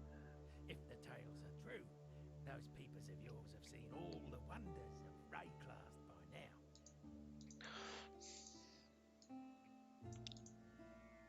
First we hear that Oriath has lost its bloody mind, and then you turn up. Doesn't take a scholar to work out how these two events... Yeah. Nissa disappeared. Where is she? I wonder. No spoilers. 10 Chaos Orb. What? Nothing here. Nothing here. A lot of dudes here. Tarkly will bite him. Welcome. Farewell.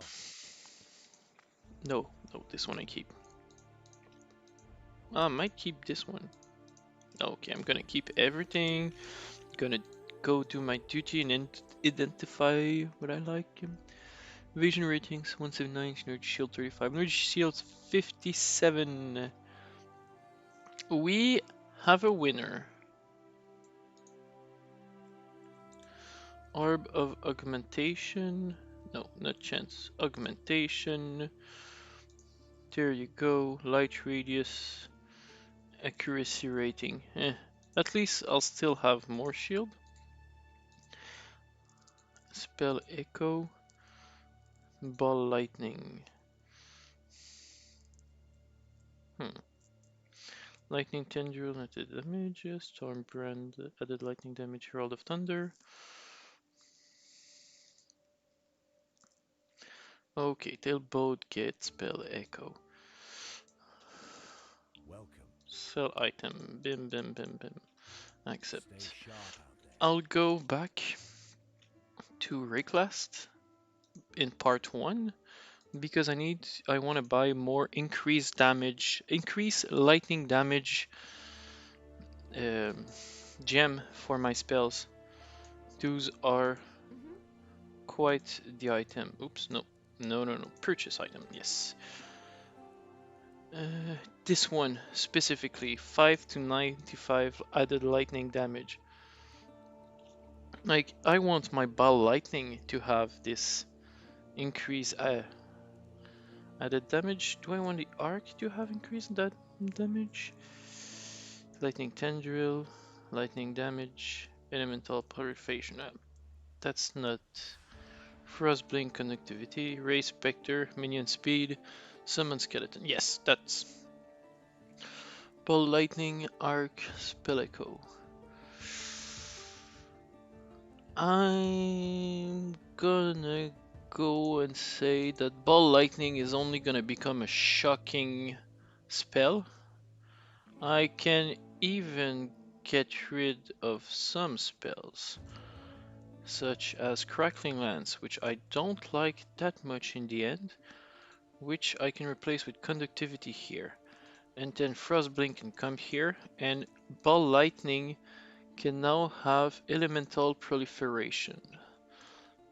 12 increased duration of elemental on enemy, which in the end is what I want for this specific spell. Elemental equals by the spell spread to other enemy in a radius of 14, suffer the skill of 20 more chance to shock. So Ball Lightning is now becoming my range shocker. So it will now be on this spot. A control Q is something I'll do only once in a while for this. And I'll put my dude here, so it won't be here. And I'll keep the top a bit more tight, as I'll want the arc closer, and then the Val arc. And then what will I want for T? I don't want my other thing. Maybe summon skeleton. And in here I put my ball lightning. No. I'll put my lightning tendril here. And I'll put my ball lightning here.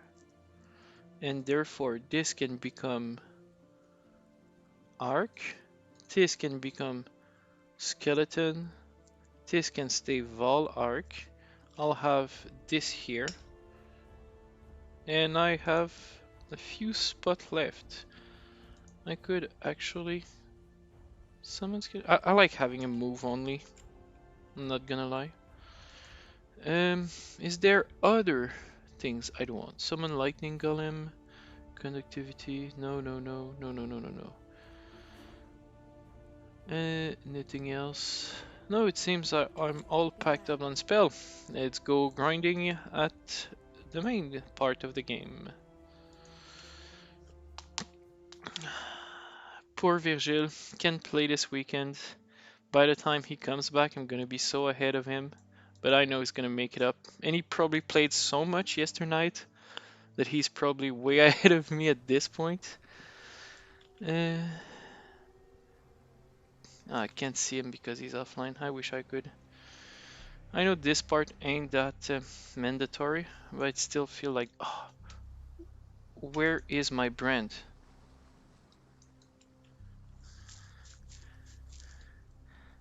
Oh, Orb Lightning is amazing. Does the job perfectly.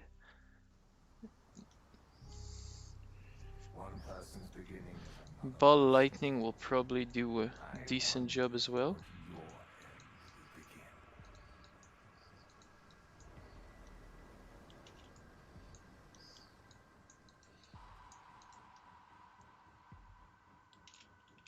Ow.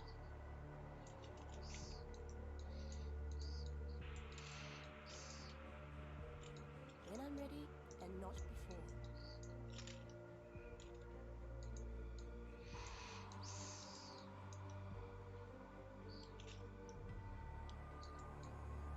Oh, I love that knockback mechanic on enemies.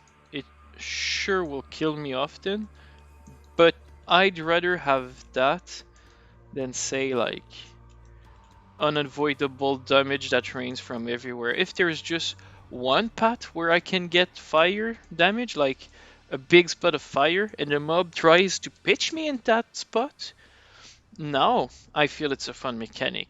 If the floor is all lava, it's not the floor is lava the game. It's like take fire damage the game. That is what I mean by this design difference, I guess. I need to curse. Oh no. No. This is the ball. This is the lightning tendril. This is how I've always played. If I try changing it, my brain won't take it. But what I mean is I'm trying to change the reflex I have ingrained for so long.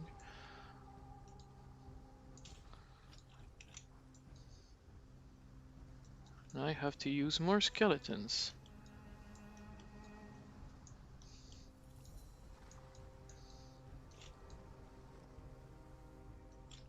There you go. Oh yeah, there's a fissure here. Okay, it's moving. Skeleton, skeleton, skeleton. Ball lightning, ball lightning. Ball lightning, ball lightning. Ball lightning, ball lightning. Curse.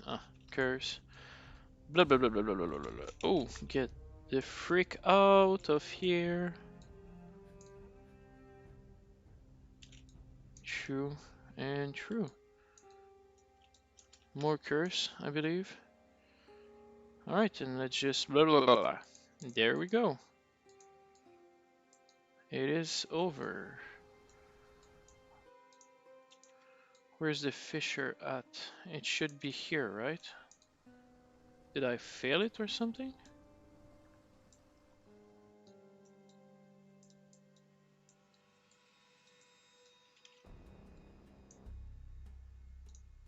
Sure looks like.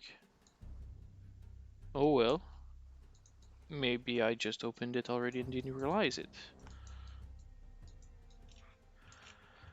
Alright, what is going on with this? Oh, Rogue Exile, Caustic Ground. Contain 8 additional items. Sorry, that's gonna be a rough one. Blim blam blum. That's it. I melted through the Rogue Exile. If you have the right shock stats on the enemy and you take a crit on the right interval of your damage, because as you can see I do 90 to 1262 lightning damage. So whenever I do a low damage, if that is the shock, he will have a low damage increase. But if I hit it with a high damage value, then he'll get a high damage increase. And that's why sometimes if you're trying to kill a boss and it just feels like it's going nowhere, you'll want to restart your stack instead of, keep getting worse and worse at it. Because at some point, when you get enough stack, you'll get one of the high hit that will crit and be increased by a substantial amount, and you'll start ripping through boss.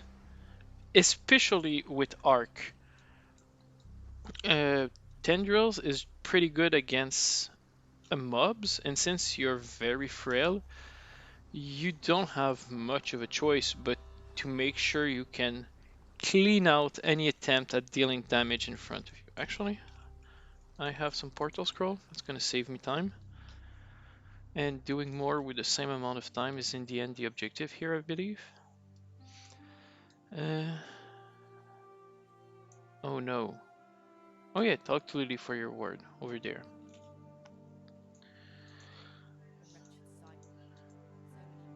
Book of Regrets. While you be skulking about,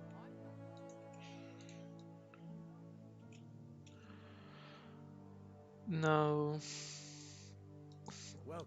Tartley will buy a few items from me. Plus 15 on boat. Meh. Let's go. Is there any good item to buy? 4-link boot. Talk about luck.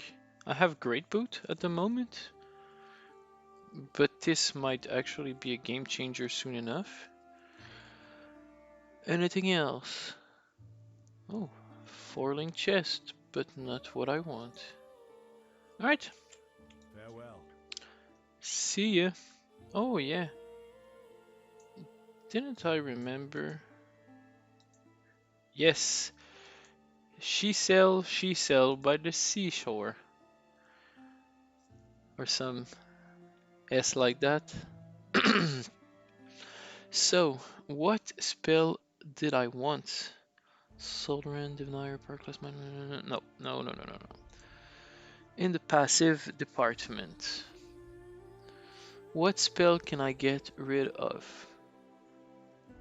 Lightning damage support, Arc, Spell Echo. I could do better. Maybe? Less damage, more damage, more flat damage, which is the important thing in the end. Oh, okay. Now, increase area of effect on the elemental proliferation. Meh. Lightning tendril, lightning damage. Okay, now we talking. Item rarity, added chaos damage that could be funny. Lightning penetration. Yes. Energy leech. Okay. Okay. Wait a minute. Summon lightning golem. Conductivity. Minion speed. Nah, nah, nah. Added lightning. Herald of Thunder. Stormbrand. Stormbrand. I am not using you often enough anymore. Energy leech on your Herald of Thunder is the best thing in the world because the thunder that falls when you kill someone is the only thing that is actually being modified here. And supported skill has 1.5 of damage leech as energy shield. Okay, no, that's the one for the energy shield. That's the one you want on your lightning tendrils. Now, oh, this one is probably more higher level than this one. Lightning penetration is what I want here, or I can keep this one here. Lightning damage, Spellico arc. Yes, instead of Spellico, I could have Mana Leech. It's Mana Leech. Cast while channeling. Okay. Okay. That changed the game a whole lot. Herald of Thunder, added lightning arc.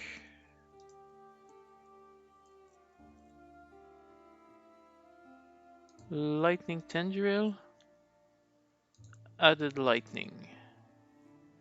All right. Let's just stick with this for a moment. Go to the stash and pray. Almighty God of RNG, may your numbers be with me. Target is corrupted. Why am I dumb? Ah, so bad. I wished, but nah, not even in a bajillion year would that be the right choice.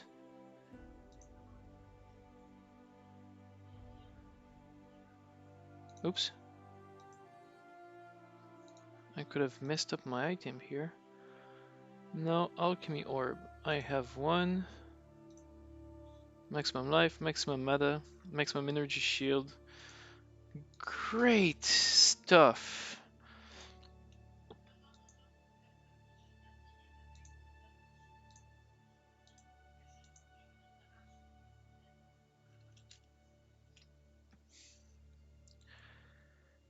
Where's my curse?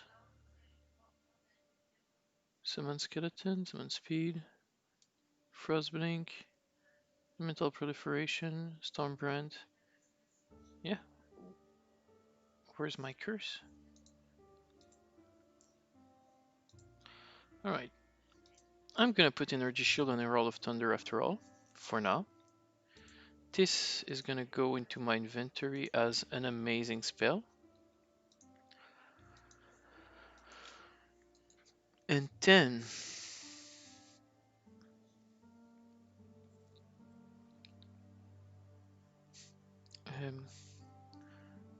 I want conductivity, minion speed, summon skeleton, and raise spectre. Okay.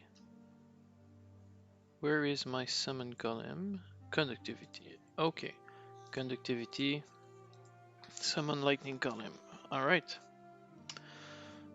So now conductivity is gonna be here.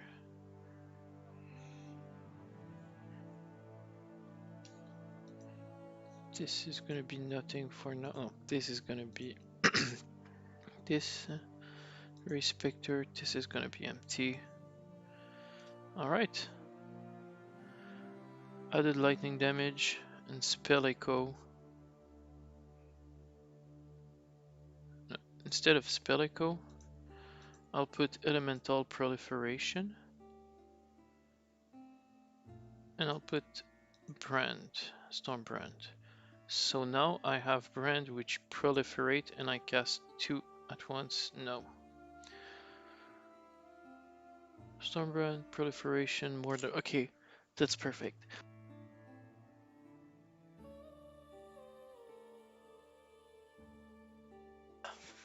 Sorry there, my throat was so sore. Alright. That should be it. Let's see how well it will do. Hopefully, very well.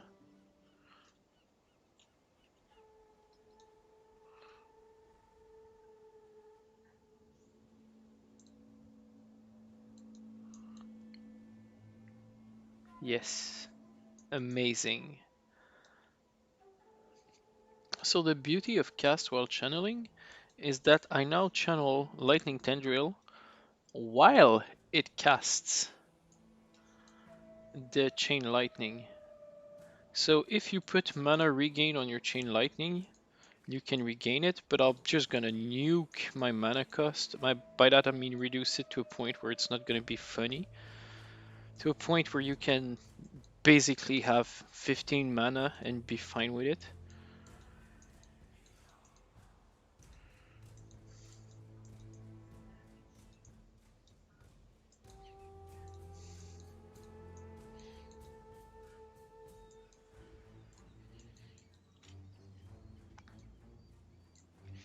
Determination, armor, no thanks. I should still take it, maybe someone will want it.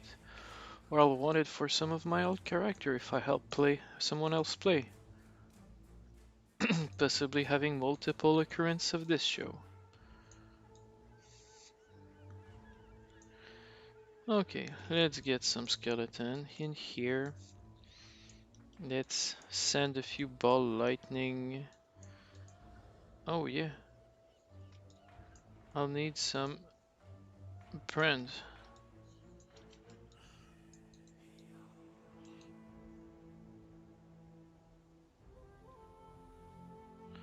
And there we go. You just keep doing this until you win. And if anything comes close to you enough, he just dies in the everlasting lightning tendrils in front of you. Summon a few. Oof. You still gotta be careful. You are not immortal, that's why you have a few skeletons. But you don't actually invest in them that much. They really just exist as meat shield to help you plow through the content. Especially to soak in projectiles, so you won't have to take them full face.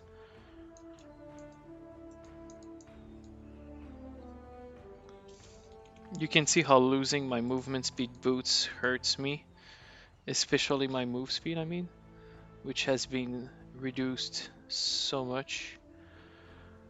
Alright, a new waypoint.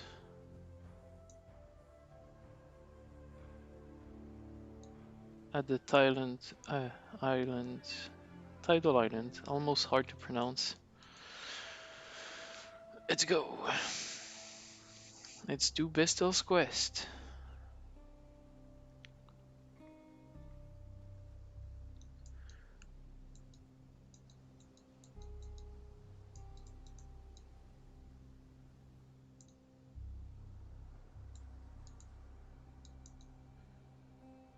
This'll do nicely, Exile. Oh yeah, I could do a bit more mines. I don't even need to curse them anymore. Maybe now I'll be a bit more of a boss killer. Nah. When I'm ready and not before. I can keep grinding for some. Wow. This is ridiculous. This is getting seriously ridiculous. Oh yeah, the curse increase the effect of shock, increase the chance of being shocked, reduce their lightning resistance, and therefore boost every part of your shock through so many ways that it becomes ridiculous the amount of damage that comes through it. Storage chest, pistol manuscript, another good quest completed.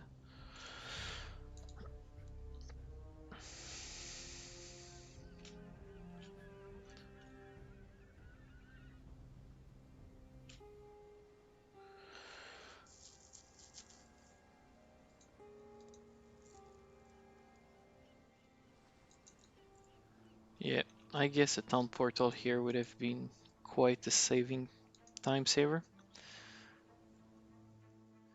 Especially with my low move speed.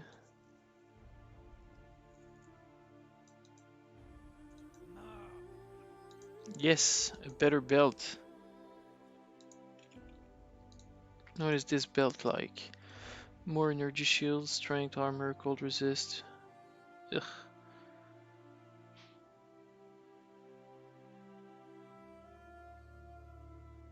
It's barely, it's not even better. Sorry, it's not.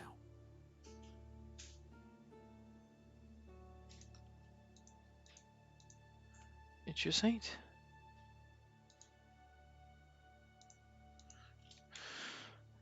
It simply ain't worth it.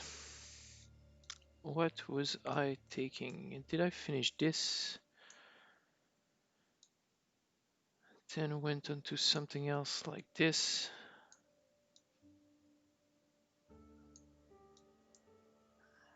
And yeah, I should go for something like this.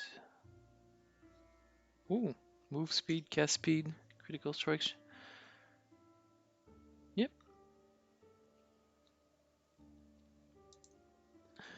Apply point. Ain't my favorite, but when you have to do it, you have to do it, you know?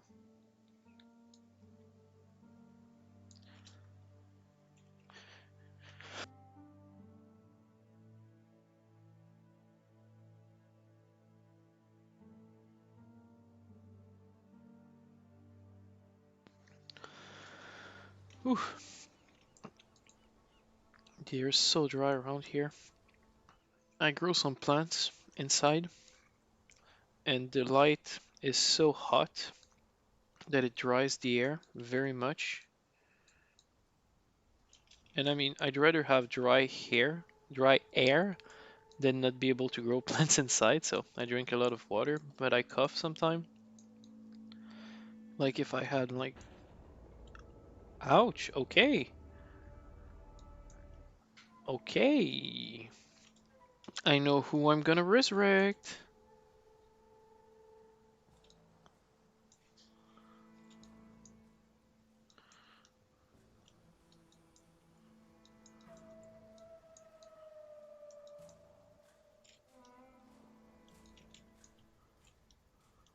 When I'm ready and not before. There you go. You might be harder than the other one, you might hit harder than the other one, but in the end, when I apply my combo just right, everyone melts away.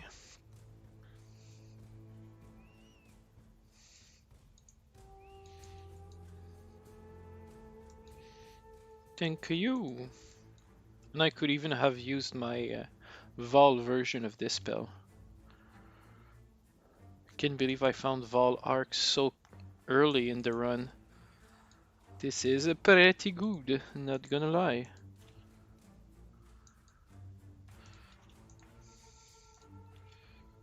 Ow. Okay, oh yeah, that's true. Minus 30 chaos damage, minus 6 fire damage. So fire is basically gonna kill me at every turn. No, why in hell did I do this? Why won't you teleport? Thank you.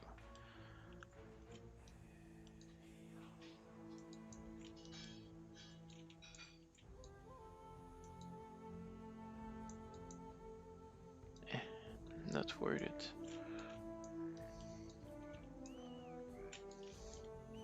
That thing about skeleton eating up damage, pretty great, ain't it?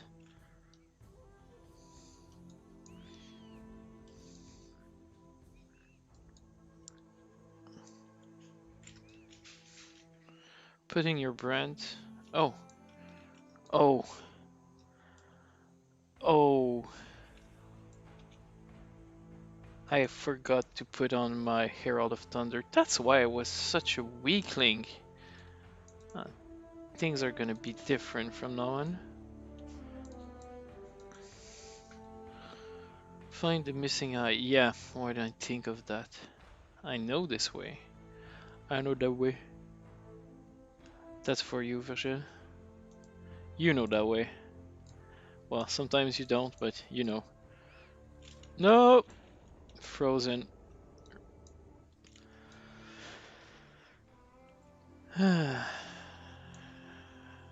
What is it?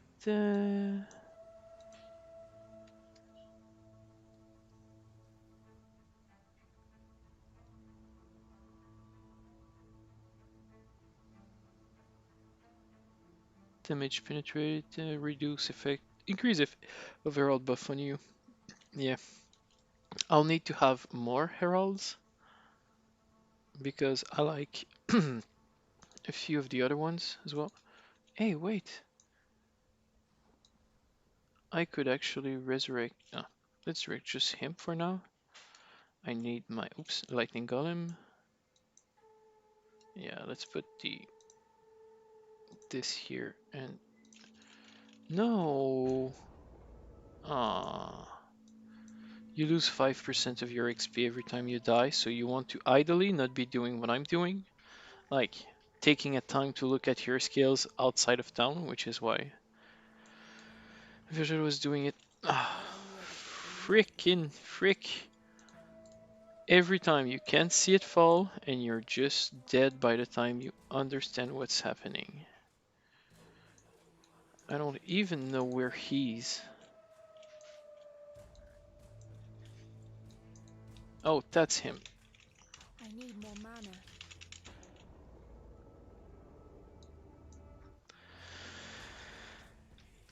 Alright.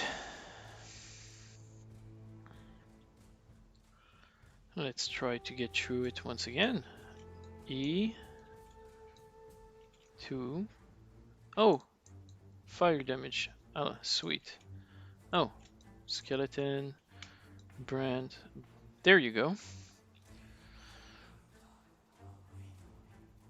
At least when I was faster, I had more chance to avoid projectile, which is now a thing of the past. I mean, avoiding projectiles. There you die.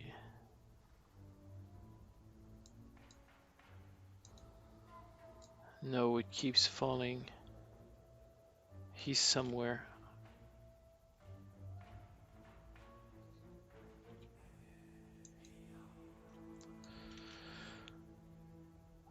That is such a pain.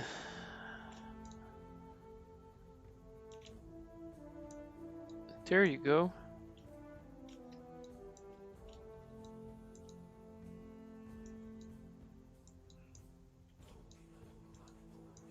Oh, a Chaos Orb. Sweet. That's like currency in this game.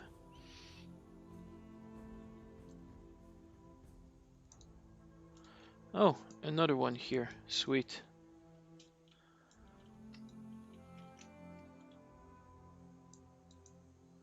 Boost this, boost that. As long as I'm doing damage, I should be good.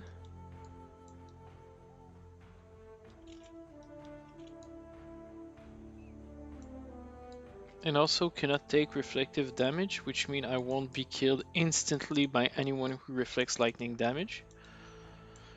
Which people underestimate how bad this is in this game to a point where they actually had to nerf it and really reduce it. Like, you probably won't encounter someone like this while you're... Oh, why did I do this? While you're still going through the main content, but when you're going through the end zone, you might encounter it a bit more, and that's when the shoots start hitting the fan.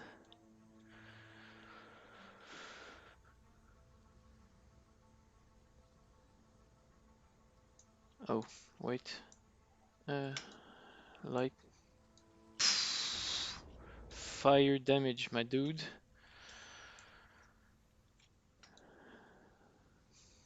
More skeletons. I need more skeletons. And I'll need more health points as well. Seems like my energy shield is not doing it. I mean, as long as I'm attacking, it's fine. But as soon as I stop attacking, it's not that great anymore. That's a nice part of having a Spectre.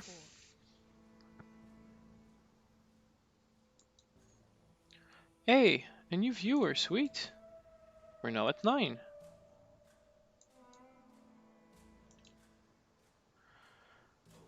Where's the Eye of the Jewel? I know you guys have it. Stop lying to me. Oh, must be there. Yes. The small narrow path on the side. He did this to me. The King of Brian. And he wants me to be. Oh God. Please. I don't know. She's there. Nor if I may again. Help me. Help us before. She's transformed into a mermaid. So cute, and mermaid are so nice, as we all know from Disney princesses.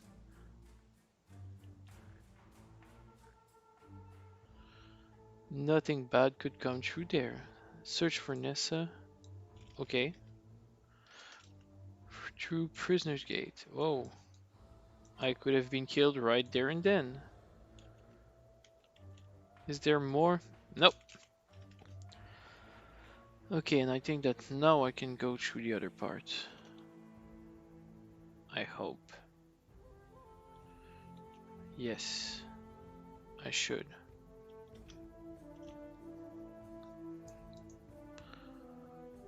The Karui Fortress. I'm not sure if it's Karui, but I'm pretty sure it would be Karui. Karui? I'm not that sure. But that's where I'd place my bet, if I'd have to speak that name. And die.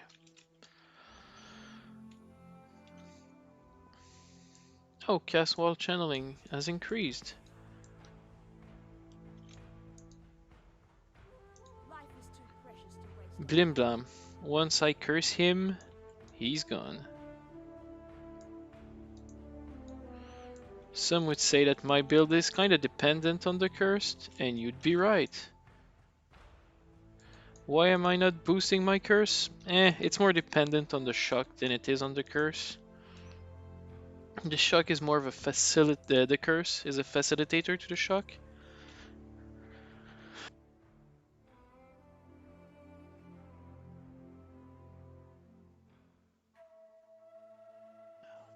And not the other way around. So that's why I'd argue that my build has the worst outcome possible. It relies on a lot of things. You want some easy, grindy build like Cyclone, that whenever you hit someone, you gain a flat amount of health and a percentage amount of health. 2 damage dealt, of course. 2s is the best kind of combos you can get because as soon as you're hitting an enemy, you're full health all of the time. You just need to be able to survive all the hit you could be taking full face.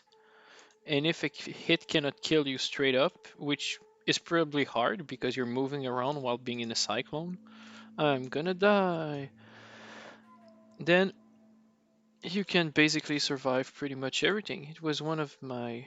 Ooh, multi-strike, superior life leech, impale, swift assembly, cast when damage taken. Okay, that's the one for... there are some protective spell, if I can say it that way. There you go. Orb of Fusing, that's amazing. Change the number of link you have in a socket, in your socket on an item.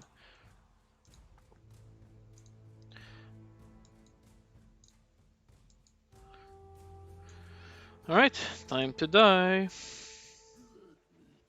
And people might say like, why are you so defeatist? He's fire AoE guy.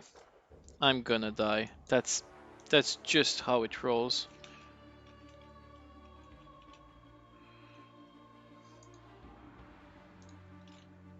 When I'm ready, and not before.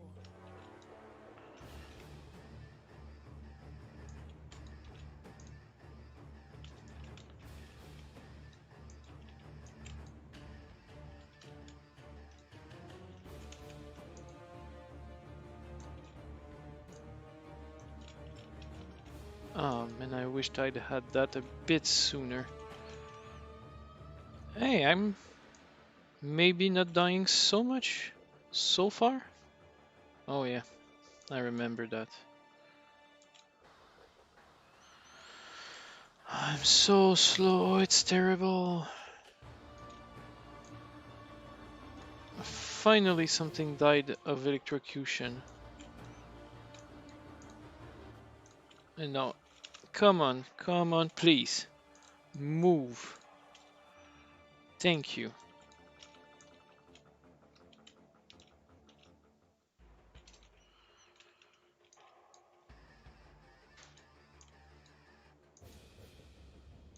You gotta fight by the totem in order to be sure you can move around it.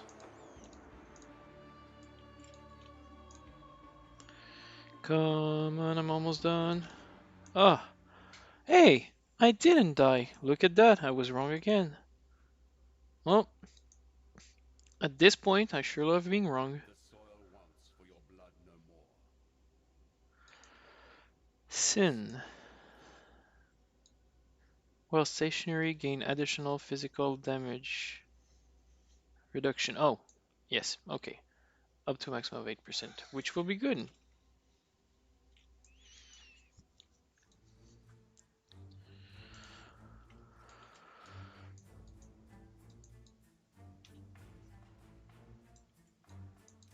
There we go.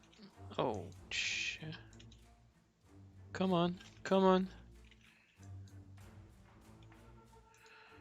That was hard. Oh, I get frozen for so long. What is my frost?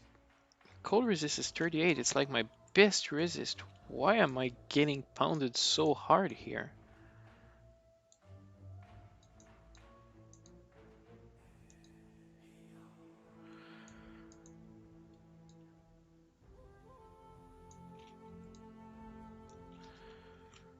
There, there.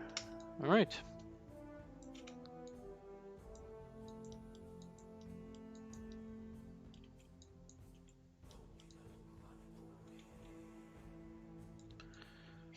Alright, I guess it's just about being careful.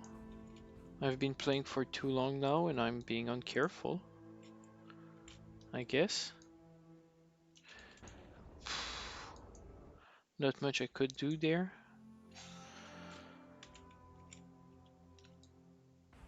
And I know what minion to resurrect now. There was one right around that corner, no? Ouch.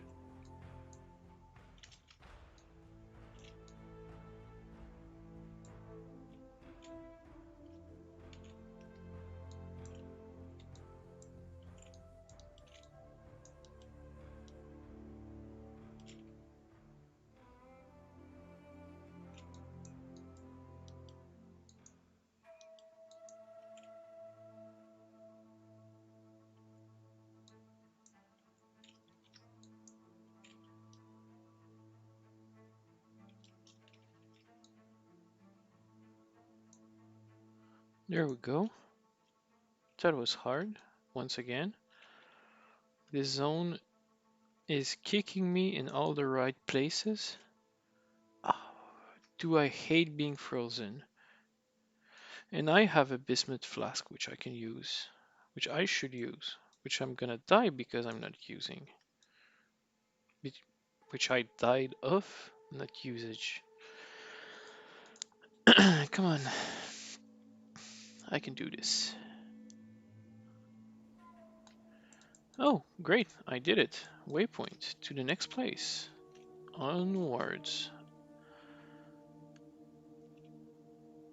At least it's not lightning warp, I guess. Should really get flame dash at this point. I have no good reason of not having flame dash.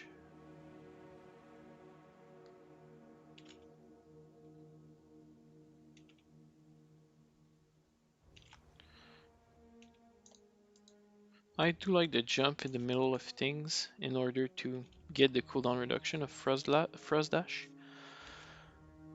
But let's be honest, having 3 charge of Blink is probably the safest option. Where am I going? To the Axiom prison, it seems?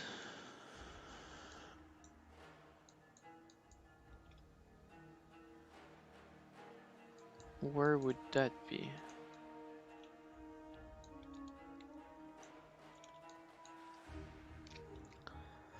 I realized I wasn't used to speaking that much.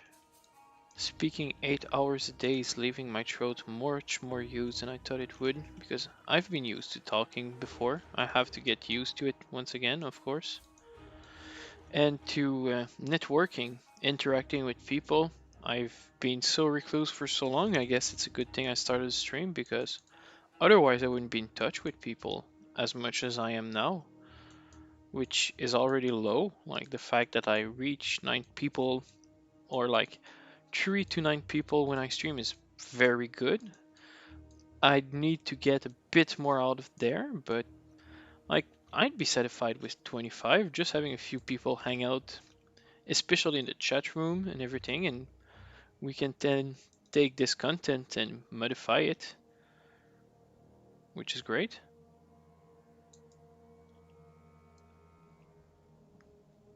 A lot of people giving a lot of perspective and talking about a lot of game.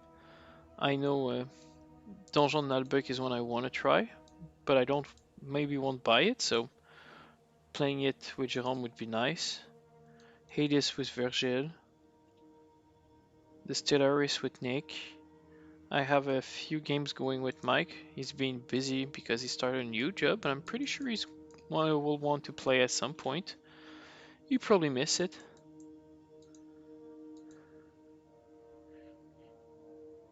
Just doing the doodling and such.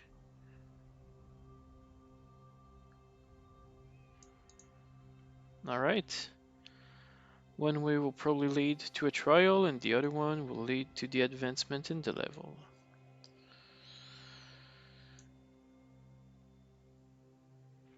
$11,000,000 XP per hour. Not too shabby. Lot of dexterity.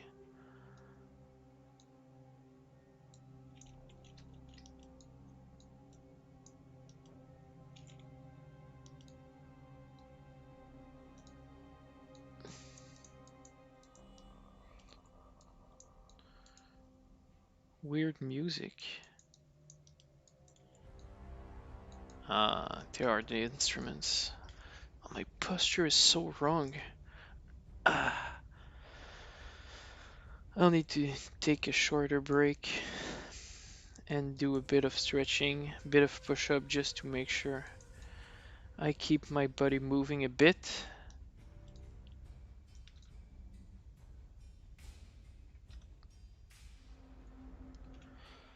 Otherwise, I'm gonna get stiff and still, and I'm gonna impede my well-being in my later days by being unresponsible with it during my youth.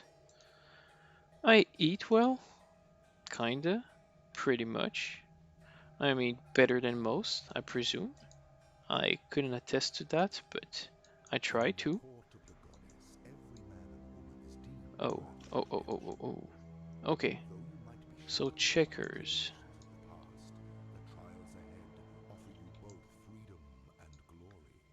Reverse checkers, a reverse row.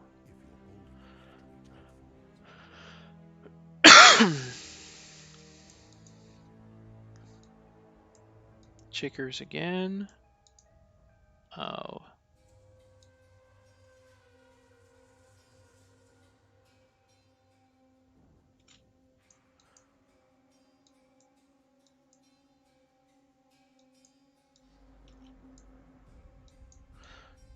Good morning.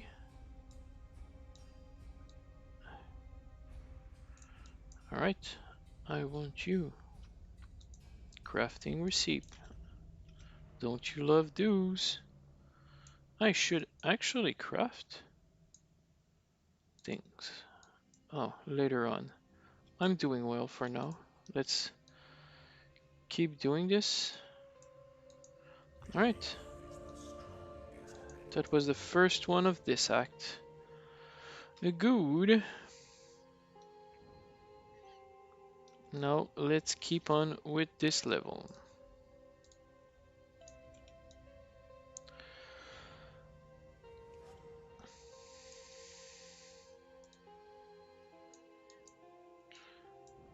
I wonder how much shield this is leeching. 1.5. Oh, not too shabby.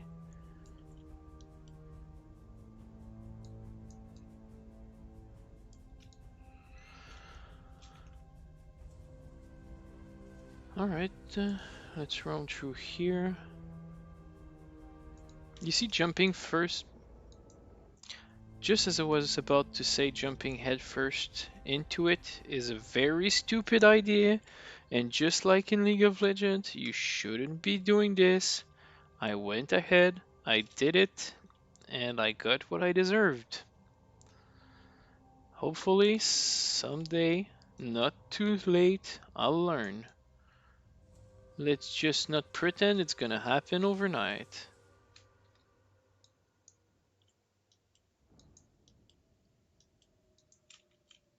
No, no, no, no, no, no, that's not what I meant to do at all. I meant to do the opposite.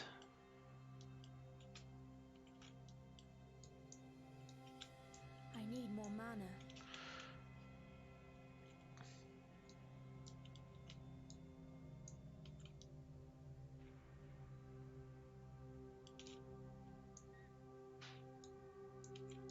Are you freaking me? How hard was that? Val Grand Slam. I think Virgil might want it. Alright, let's keep on moving. Wait a minute. Boop! Oh, yeah. Now you're talking. Chevron, I'm ready to die.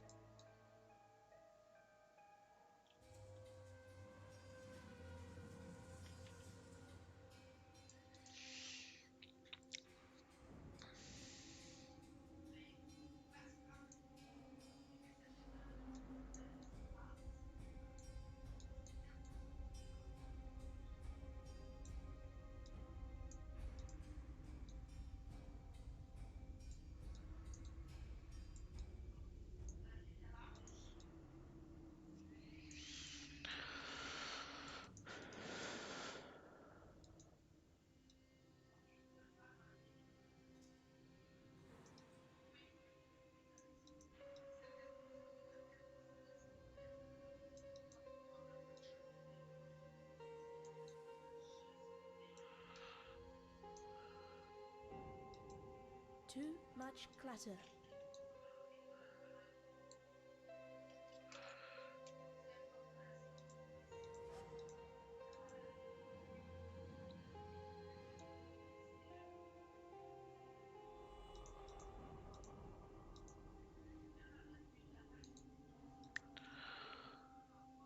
Non, allons vider mon inventaire. Oh, wow.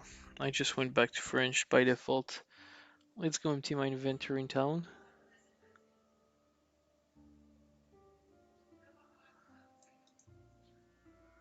This stream has been going on for over 4 hours now, which is pretty good. A lot of viewers, not much comment, not much like, but the views nonetheless. If I want to beat the 4,000 hours of watch time, here's how to do it.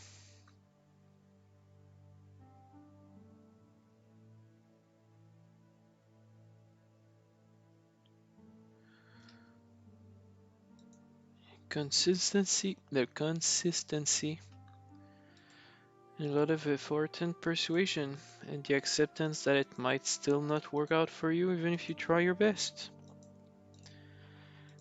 Failure is not something you can wholesalely avoid. It's an inevitable path to success, I guess. Some would say.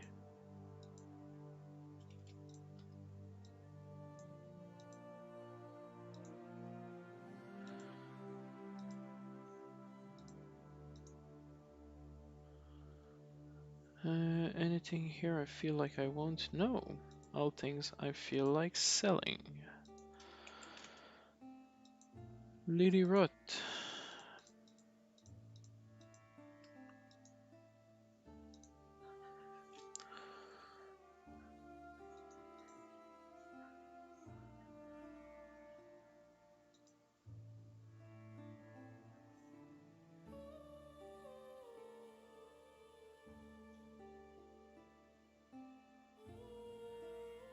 Hey, molten shell.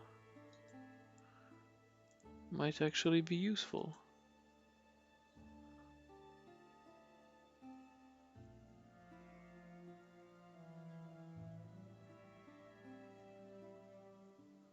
Herald of Ash. Is it a blue spell? Sparkling, Conjure, Miming Hour, Frostbolt, Blight, Purifying Flame, Surblast Mine, Kinetic Bolt, Frostbling, Flame Wall, Adhesion, Raging Spirit, Frost Wall, Lightning Warp, Flame Dash. There you are. Instead of Frostblink. Yep. That's how it's gonna be. And now I have a red and blue modifier for conductivity and summon gun. Nah, let's not. Let's see what Tarley has in sort. Oh, an extra skill point. Purchase item. Nothing crazy here.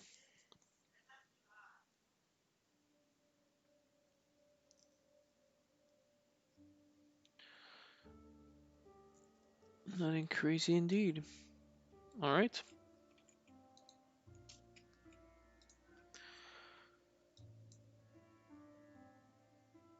1 point left. More damage. Yes. Welcome. Hopefully that won't be the prophecy of doom. Which it often ends up being.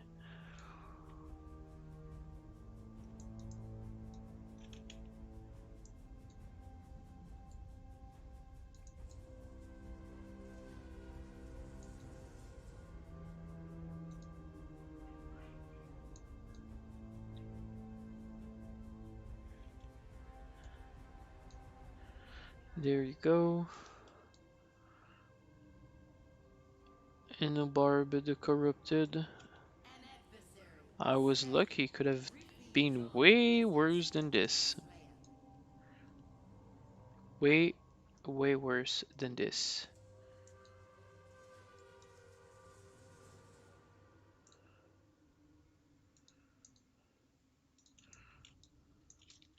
get the brand. There you go. Oops. Get rid of this.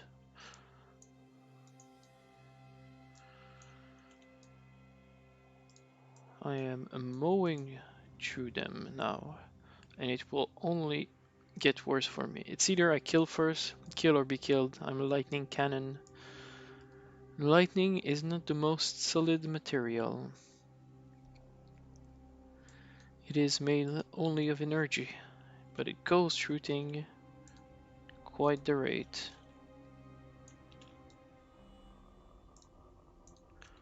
There you go.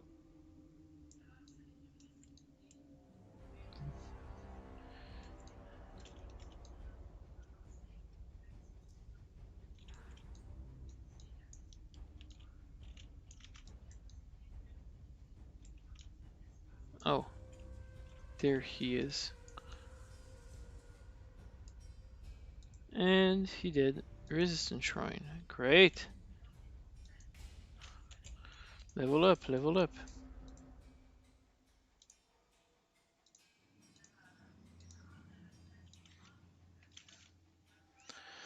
Stairs.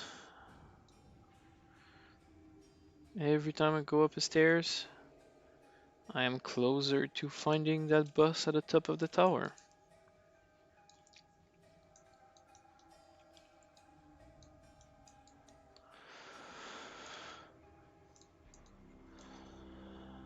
There you go. Definitely better now than it used to be. And the damage increased my mana, my energy shield regeneration further, so more damage, more survivability in the end. Not just because if your enemies are dead, they're not killing you, but also because the more damage I deal, the more energy shield I gain.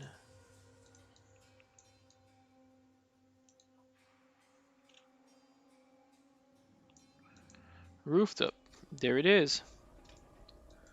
Time to die.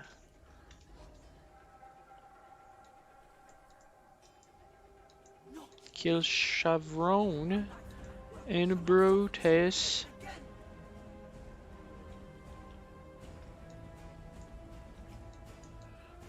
Hey, I remember.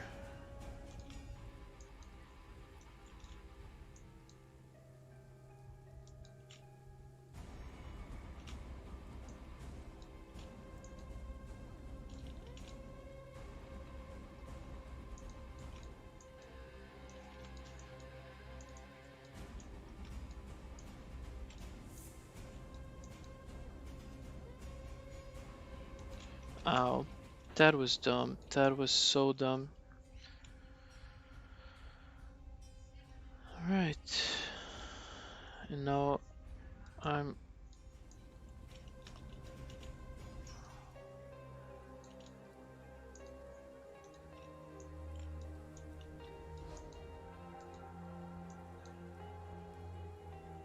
Why are you so ugly? Oh man, I wish I knew. I wish I knew. Yep, it was probably better with Tim Pool's commentary at least. Hey, you're probably gonna have new things out by the time I finish recording this. Well, streaming this. Well, both are technically correct.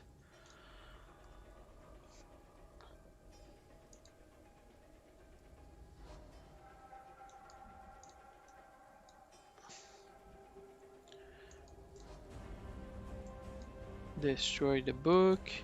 Summon more things. Resummon my lightning golem. Oh. Curse. Ball. Ow.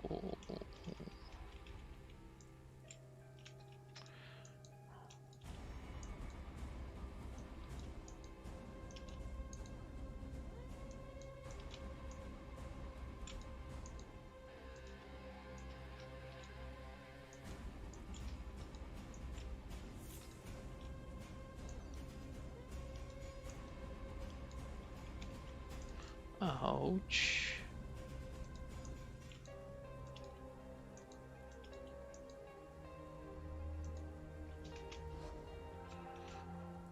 No, I stopped doing damage. How much XP am I gonna lose on this bust? All of it. And I can't even cast something and move.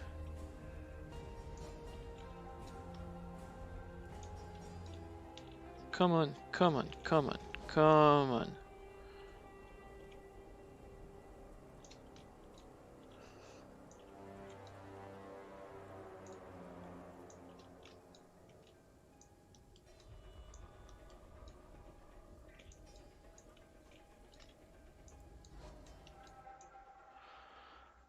Finally, that was hard.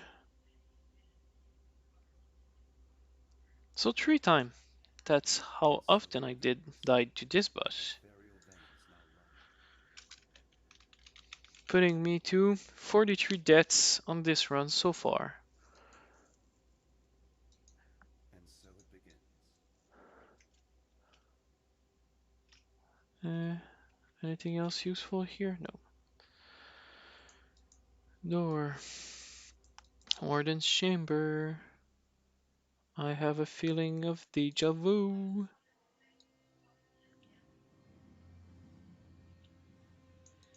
And here we go. Waypoint to the town and sell my items.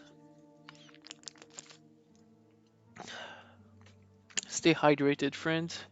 Don't forget to drink water.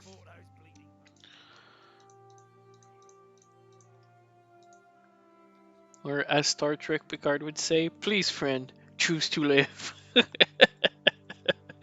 I feel that's a good statement of the state enforcing his law upon you, like looking at you, please citizen, choose to live. uh, Luckily, I guess things ain't so bad at the moment. And the thing to consider is that if things are not so bad and they are the way they are, the worst thing to think is how worse they can get. With the road to the Frisian Unpredictably worser all of the time. Hopefully, that's not what's gonna happen, Stay but sharp it could out there. be. Never keep that out of mind.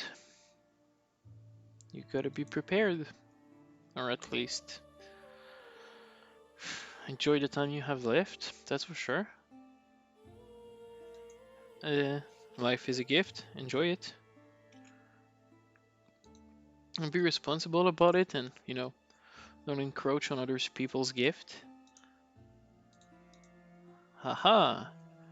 Quadruple blue. Added lightning, storm brand, elemental proliferation. Alright, so I could go back to my older boot. Those one. Here we go. Because now this can come here. All of this can go here. Oops. Okay. Here, here, here. Up.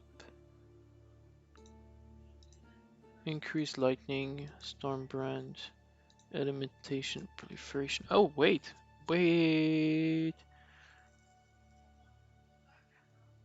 Ball lightning will come here instead. Yes. Actually, don't I have spell echo? 54 more cast speed, yeah. And a second one. I think it's gonna be better than the added lightning damage, which will be better for the storm brand itself. And that way we don't have too much elemental proliferation for nothing. I still have conductivity and summon light column here. Summon skeleton and raid spectre with minion speed. Alright, flame dash. I still have to fit you in somewhere. Ooh, I didn't think about this one.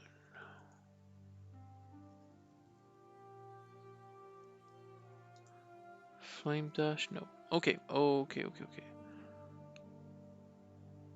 Stormbrand will also help with the elemental proliferation. Now Flame Dash will come here. And my Lightning Golem will do more damage, right? That sounds great. That sounds amazing. Good.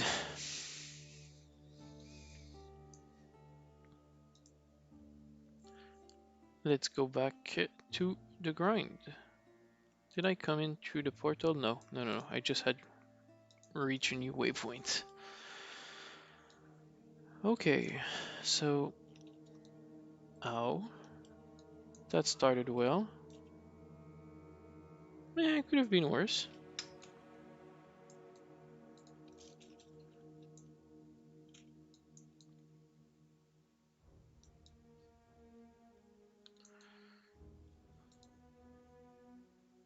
Portal scroll. Guess I'll take.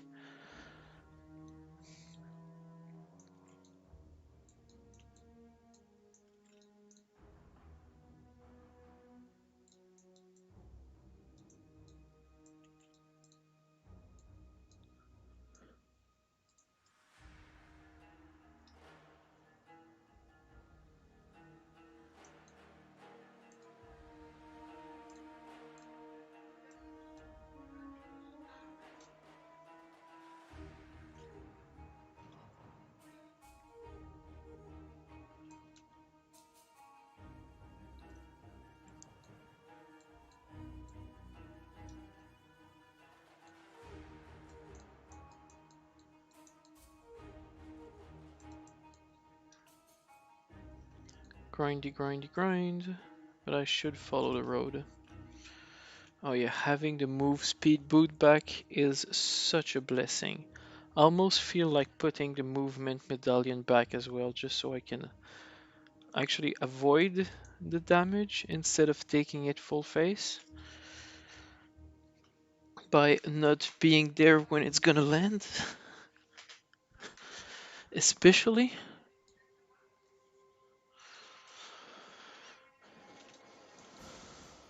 Oh, poor zombified people. Of course, we let tons of cadavers here. They're gonna be turned into some zombies at some point or another. Stag Acolyte. Useless.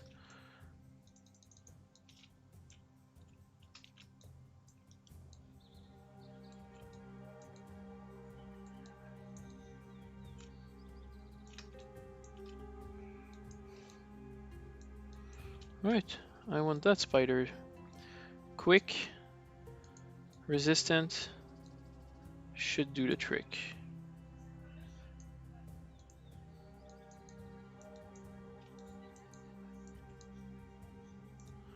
Oh, silver coin. Sweet, another prophecy. Oh. Path to something. Oh, there's actually some parasite living in the spider. Sweet. Does that mean that when my spectral spider's gonna die, there's gonna be a spectral parasite coming out of it, or how does that mechanic interfere with one another? I'm not too sure, honestly. Hey! Just for the craft, it's gonna be worthwhile.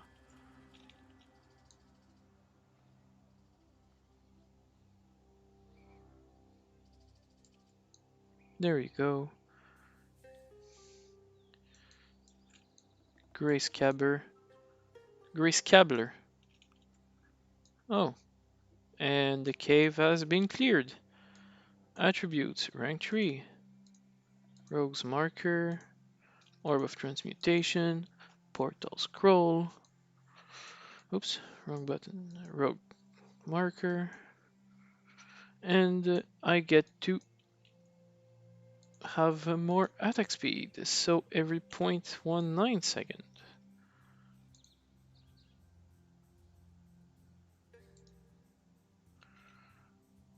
back to the road.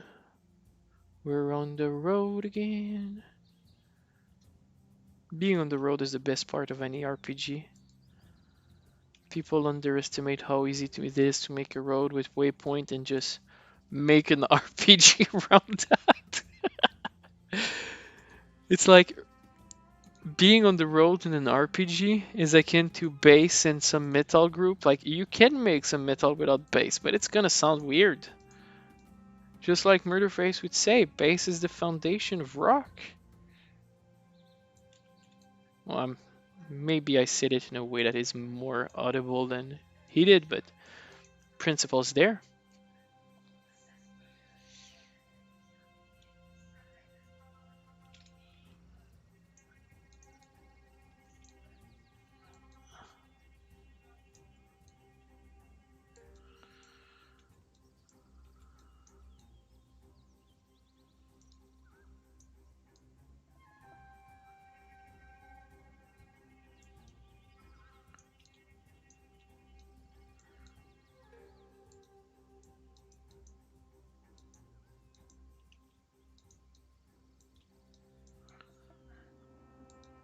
I like the thematic that Tim Pool talked about.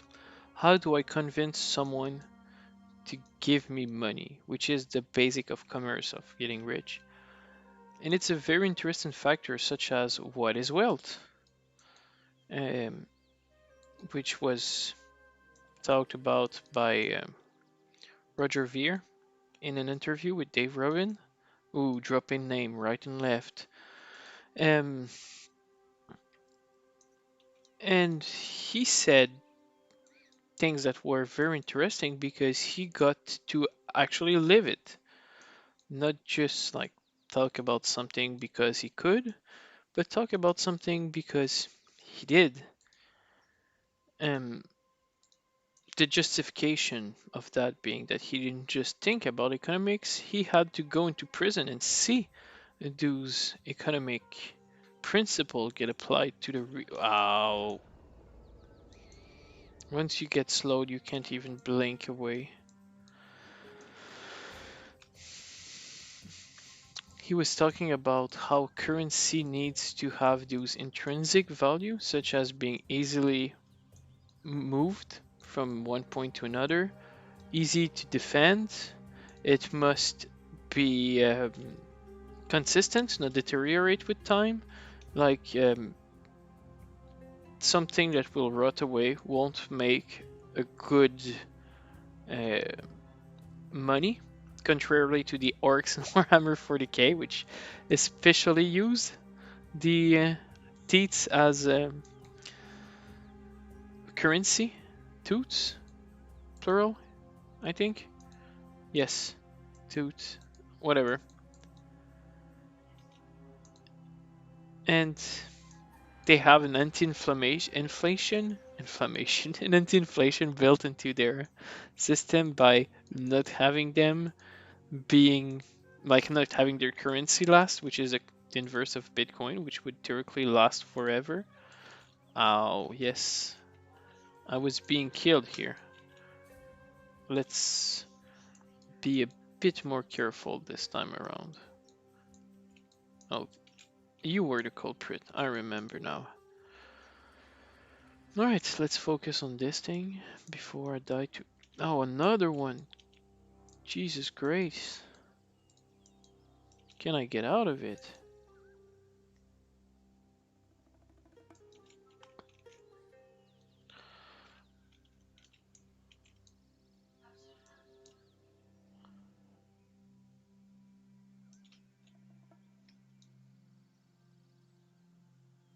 There you go.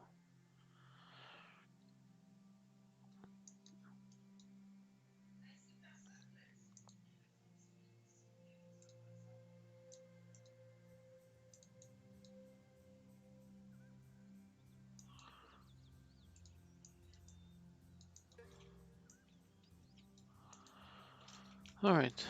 Stormbrand. More lightning ball. Another curse and blim blim blim blim. He's done. Oh, there's another one. Okay. Why did I do this? I meant to do this.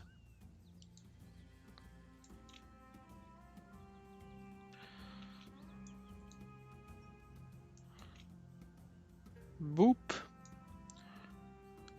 That was quick and easy.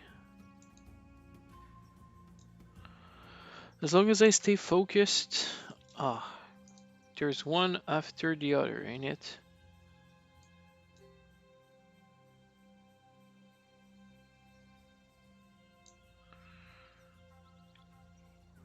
I guess that's why it's called the Animal Pact. Because there's a ton of them. Also, the road just abruptly ends here. I see.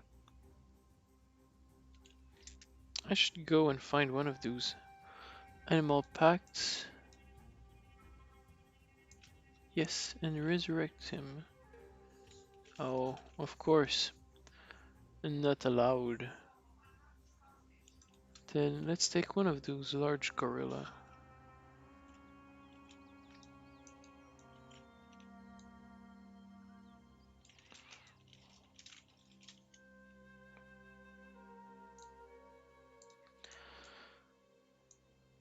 Another level and I will be good with the mana for the rest, for a good part of the game.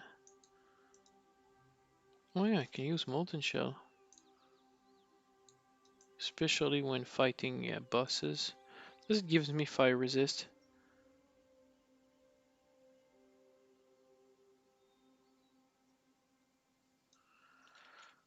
Oh, there it is.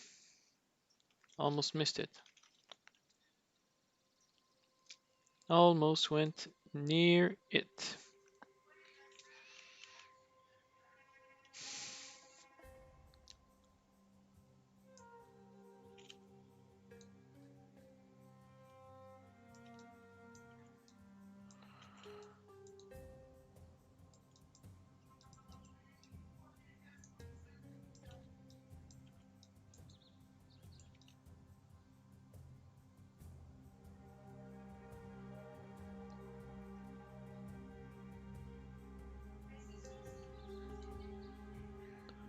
Oh, I have to not be here before this happens. Ow.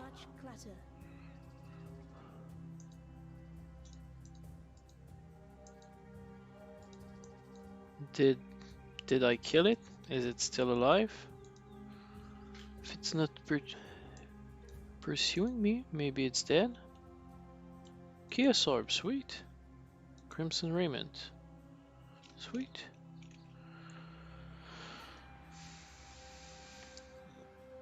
And I'll have to leave.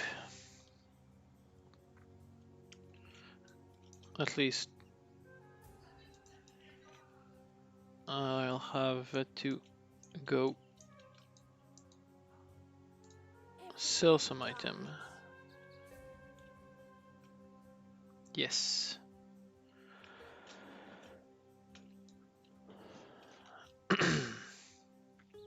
Oh.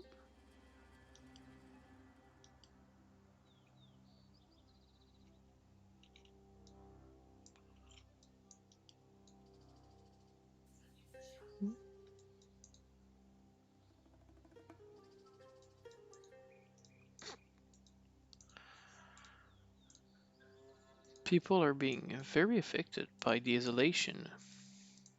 And I wonder how it's gonna change it, if we ever gonna get out of it. If. I'm starting to wonder. Anything a government has enforced at some point usually stayed until like there was a crisis which needed to put it away. No one wanna be the one who takes something down, or unless they make their policy around it.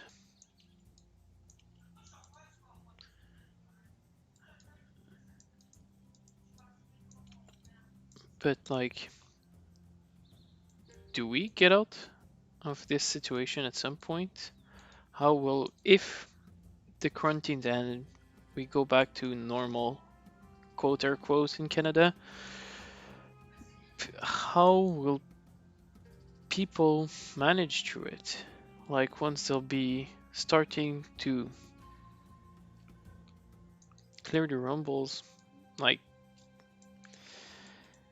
what will there left to be?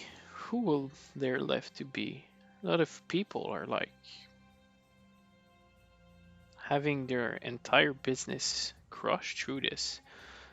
Restoration bars and the like are being told you're not even allowed to exist or have some commerce for the greater good. That pesky greater good. Huh?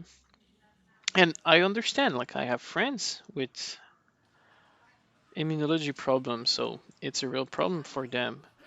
But we still need middle ground. Like, Take the black flag.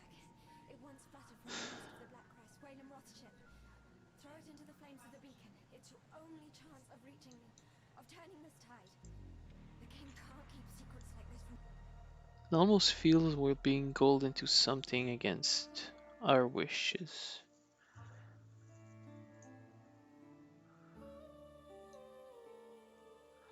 Aaron Clary talked about this is removing the economic incentive in a lot of people. Still alive, are we? Like, what is there left for me to do? Like, I could go back and open a business, but when is the government gonna come and say, well, we need you to close it? I know you've put your heart and soul into it, but like, we've decided for the greater good that you need to close it. And then what? Elections are allowing us to choose a master every 4 years, and if you don't vote, you don't even have the right to complain, and if you did vote, you just have to obey your masters.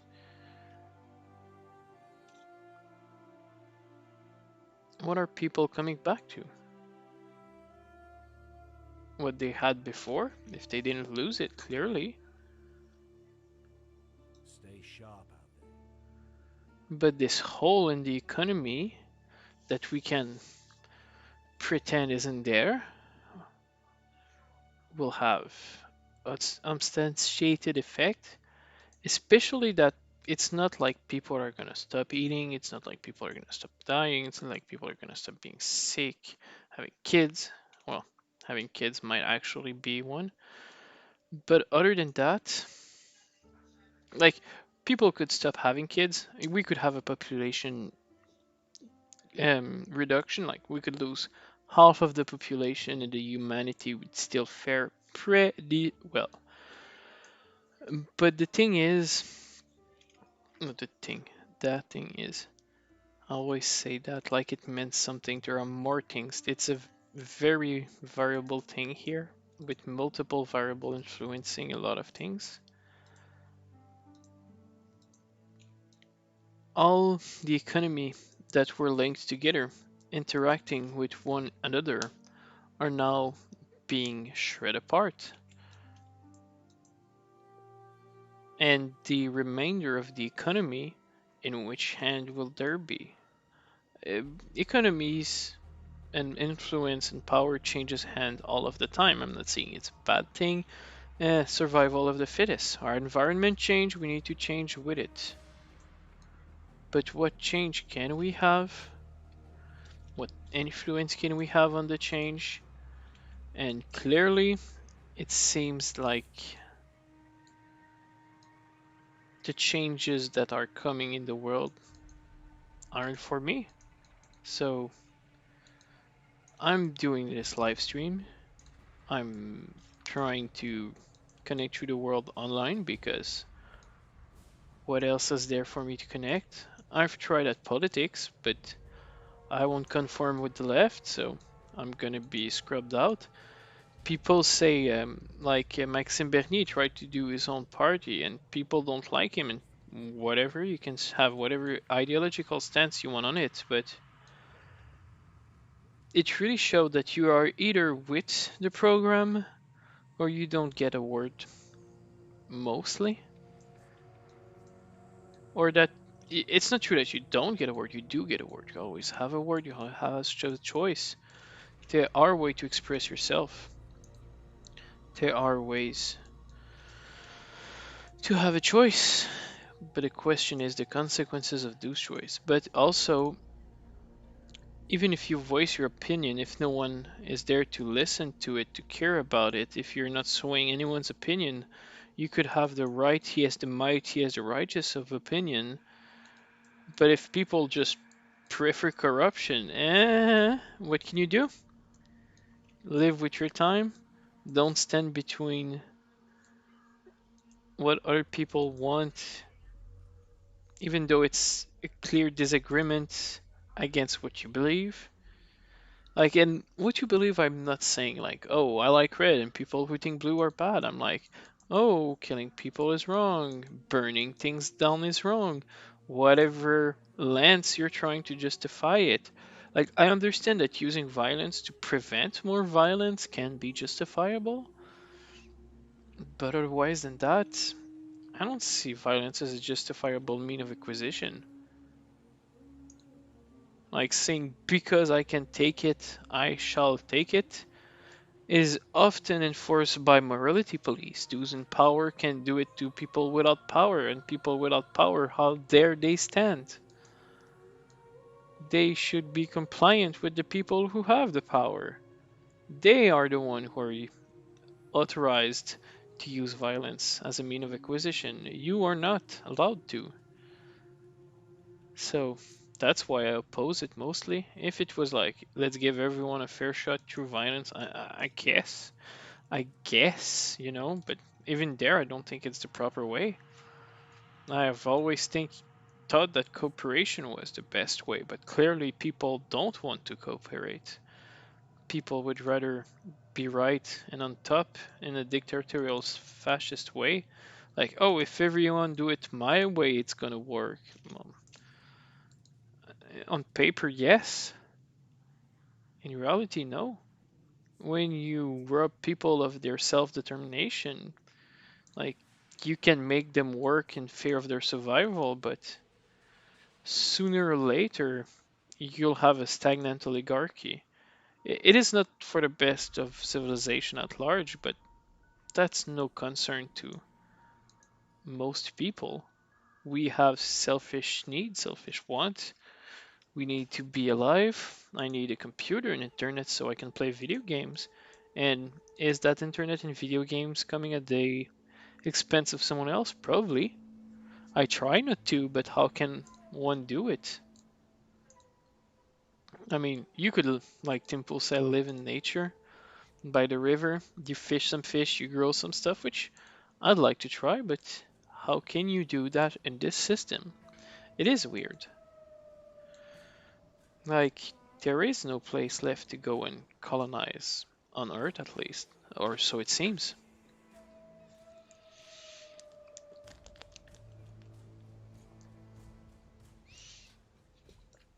So, what can one do? I wonder. Everyone will find their own answer to this question, and I guess that's the answer to the question, is to be always trying to find the answer to your question. Who knows? I guess the mere act of asking yourself that question is the worth in itself. Just like saying a friendship, the real treasure is the friendship we made along the way, or something like that. I do subscribe to TFM's idea of if you were to die now, what would you feel you didn't have enough in your life? Like, if my life were to end here and I have to look at all my life and say it ends here after this stream, of course I wouldn't want it to end, but it will have to at some point. And what would I have done more? Like, I don't think I could have enjoyed life much more. I could have. There's a few things I could have done differently in order to enjoy life more. But I think that at most of the point in my life, I was trying to enjoy my life as much as ethically responsible to be. I don't know if it has any meaning. I don't want to work away from someone else's dream, especially if I don't believe in that dream. Like, if someone want to start its own bike repair shop, I'd be like, yeah, I'm happy to help you develop that dream, and I hope you succeed in it. But if it's like, oh yeah, I'm making money and I want to make more money, and you're another crew in my another gear in my money making system. Well, who wants to dedicate their ingenuity to this? Yes, you can become a slaving drone in order to have money because you need it. And I'm not against the fact that there are some mechanism, economically speaking, like everyone's got to have a job, like even if it's just being broadcasting thing on the internet for entertainment, or which is the least useful job in society, most probably, to like actually growing food or making sure people have food, or like through the all the economic processes, which is the logistic chain. Like someone has to drive the truck to put it there, someone has to load the truck, someone has to unload the truck, someone has to manage the inventory, someone has to administrate the whole thing. There are a lot of people who has to do meaningless jobs in order for us to have every part of our civilization that we enjoy. Like from like I've been into a Puration station, and it is like I know Facebook doesn't like that word, but let's simply say it's the stinky job. It is quite the duty, and I haven't done it much. Like I have been there, I have seen that, I've seen people who've done that job, and I actually don't think it's a job I'd hate. The thing about jobs, it's not the idea of doing work that is repelling. It's all the nonsensical things that come with them, like obeying to someone like your life had no meaning. I understand that I have a manager, and in order for the job to be done, things must be managed, and therefore I must not contradict my manager on everything he tells me to do. That is very, very fine. Actually, we should cooperate. The more we cooperate towards a common goal, the better everything goes, and the less effort we have to do to accomplish the more goals. But then you fall into the job of people saying, I'd rather not do my job and have this whole thing crumble and you having to work twice as hard, three times as hard than me having to do the things I'm getting paid for. Then you have to do that for them, otherwise you're gonna work three times as hard and they get the same pay as you. So money becomes a very poor indicator of work and duty in a way. Well, never had been, most would say, and correctly so. But it is, in a way, like they said, a way to bypass Dunbar's number. Burger Krieg explained this concept, which I thought was neat, which is, I died again.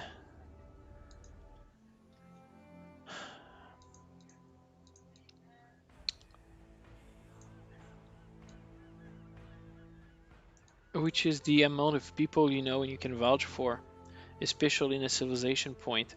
How many people can you say you know? No, like I know this person has so strong value, I'd let him hold the gun to my head and know that 100% of the time he wouldn't shoot it. Like, of course, this is not the kind of situation that would happen, or at least I sure hope not for you. But given this situation, like, do you trust that person with his sense of ethic to do that? And that should be the vetting system between people. And it's like, oh, I'm a hunter. You're a gatherer. I can provide you meat. You can provide me berries or food or plants. You can provide me with other resources that I wouldn't get by myself. And then we both get value in life through it. But at some point, we get to technologies, science, and other stuff that makes it we cannot do it all by ourselves. It becomes impossible. Uh, Tim Pool talked about this principle that there's a guy who tried to make a toaster by himself, and it wouldn't even work that well. And I've worked in, not exactly work, but I know how the electrical field work. I know how magnets work, temporary, permanent magnets, all the stuff. Like I don't know all of that stuff, but I am knowledgeable in most of those area, and it is not something someone could do by itself. Like build going from like being the only people on Earth with no industries, no tool, and having an electromagnetic generator, almost impossible in your lifetime. Even with all the proper knowledge, even if you didn't have to mine the resources yourself, like it is hard to describe how much people are thrown at our everyday problem on an everyday scale. How much food comes through plane and boats that themselves are the result of millennia of creation and innovation. It is almost mind-numbing just to try and think about it sometimes. Trying to have a perfectly englobing vision of that phenomenon is on itself impossible.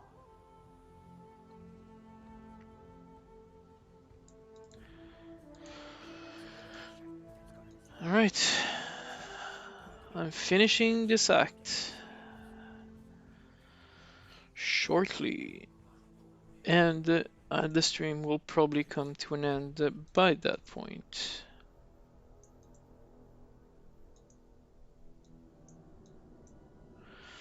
Alright, I have a new point. Where should I go to? More lightning damage here. More lightning damage here.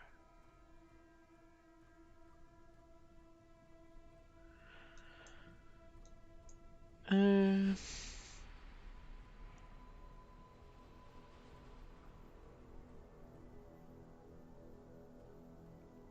Move speed, I like it.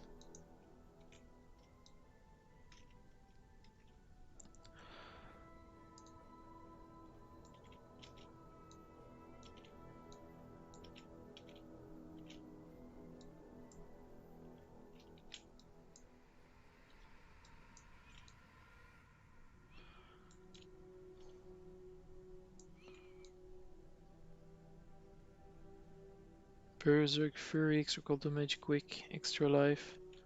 Res! Oh, nope. Of course, it's an orange. A legendary mob. A unique, I mean. Therefore, its spirit cannot be raised, but War Dweller can. And will be raised.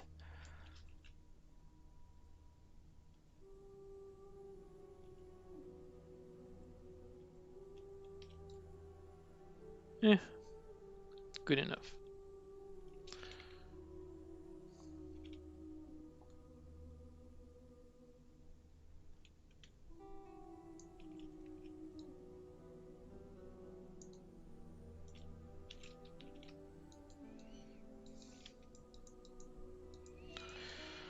Let's just follow the side. Oh, diamond flask. Bloop bloop bloop. This build is so great.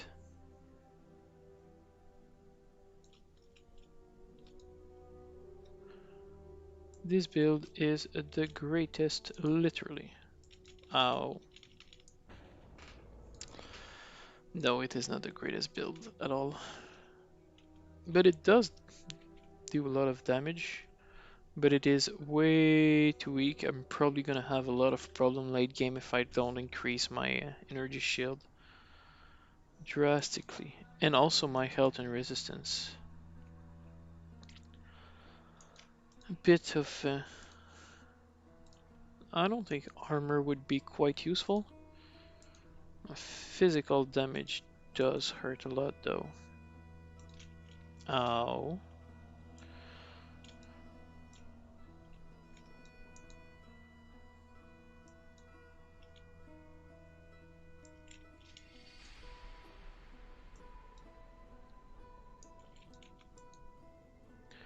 Sharp Claws.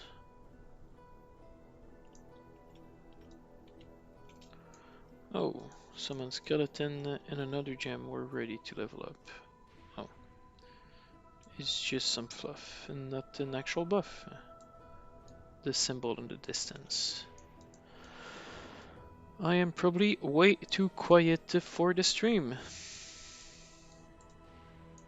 I've talked about the economy, I've talked about the politics, I've done everything I could to get demonetized at this point. Even though I am not really monetized, but whatever. And I don't consider myself a news source, only an opinion writer, I guess. I do have a lot of opinion and nobody likes them, so that's why I like to share them so much.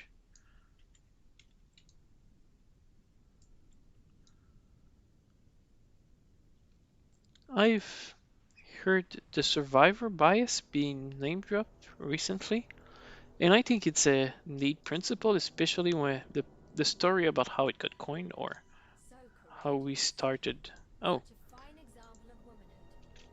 I simply knew you wouldn't disappoint me. Or my husband. You see, His Majesty could never be satiated on his wedding day by one bride alone. Thank you, my new sister. I shall always treasure your company. and that's what she looks like in the end.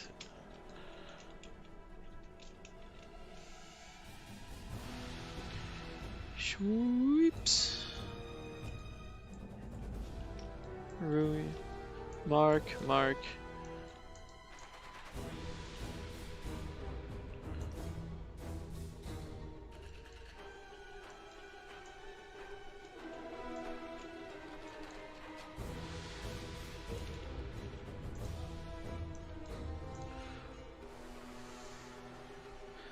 How many times will I die to the final boss, I wonder?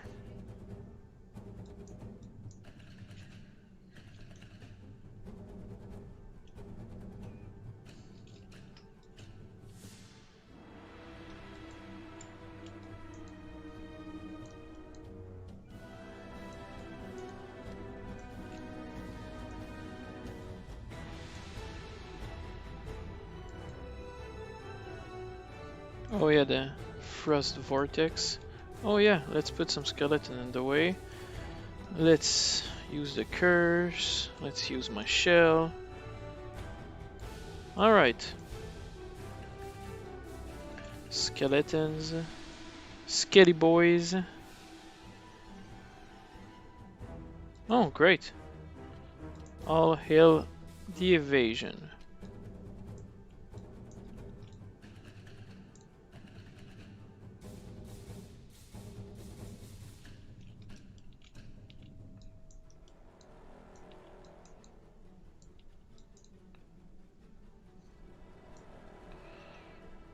Alright. Another call lightning. Oof.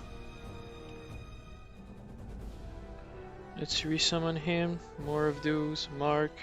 Curse. Let's finish this.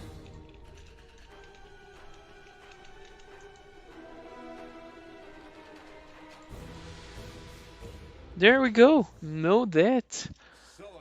That was a great boss run. Born of ocean's mire, and death washed clean of dark desire. And thus the Lord of...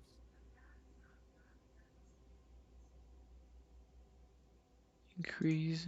You can be stunned if you've been stunned or blocked a stunning hit in the past 2 seconds. Okay, better than nothing. How did you? You still breathe.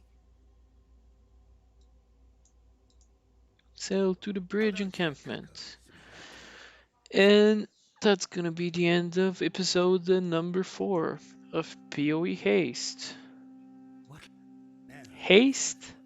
always Heist? Judging by that rather curious. Goodbye. Well, in any case, it will be the end of this episode. the really See you later, guys.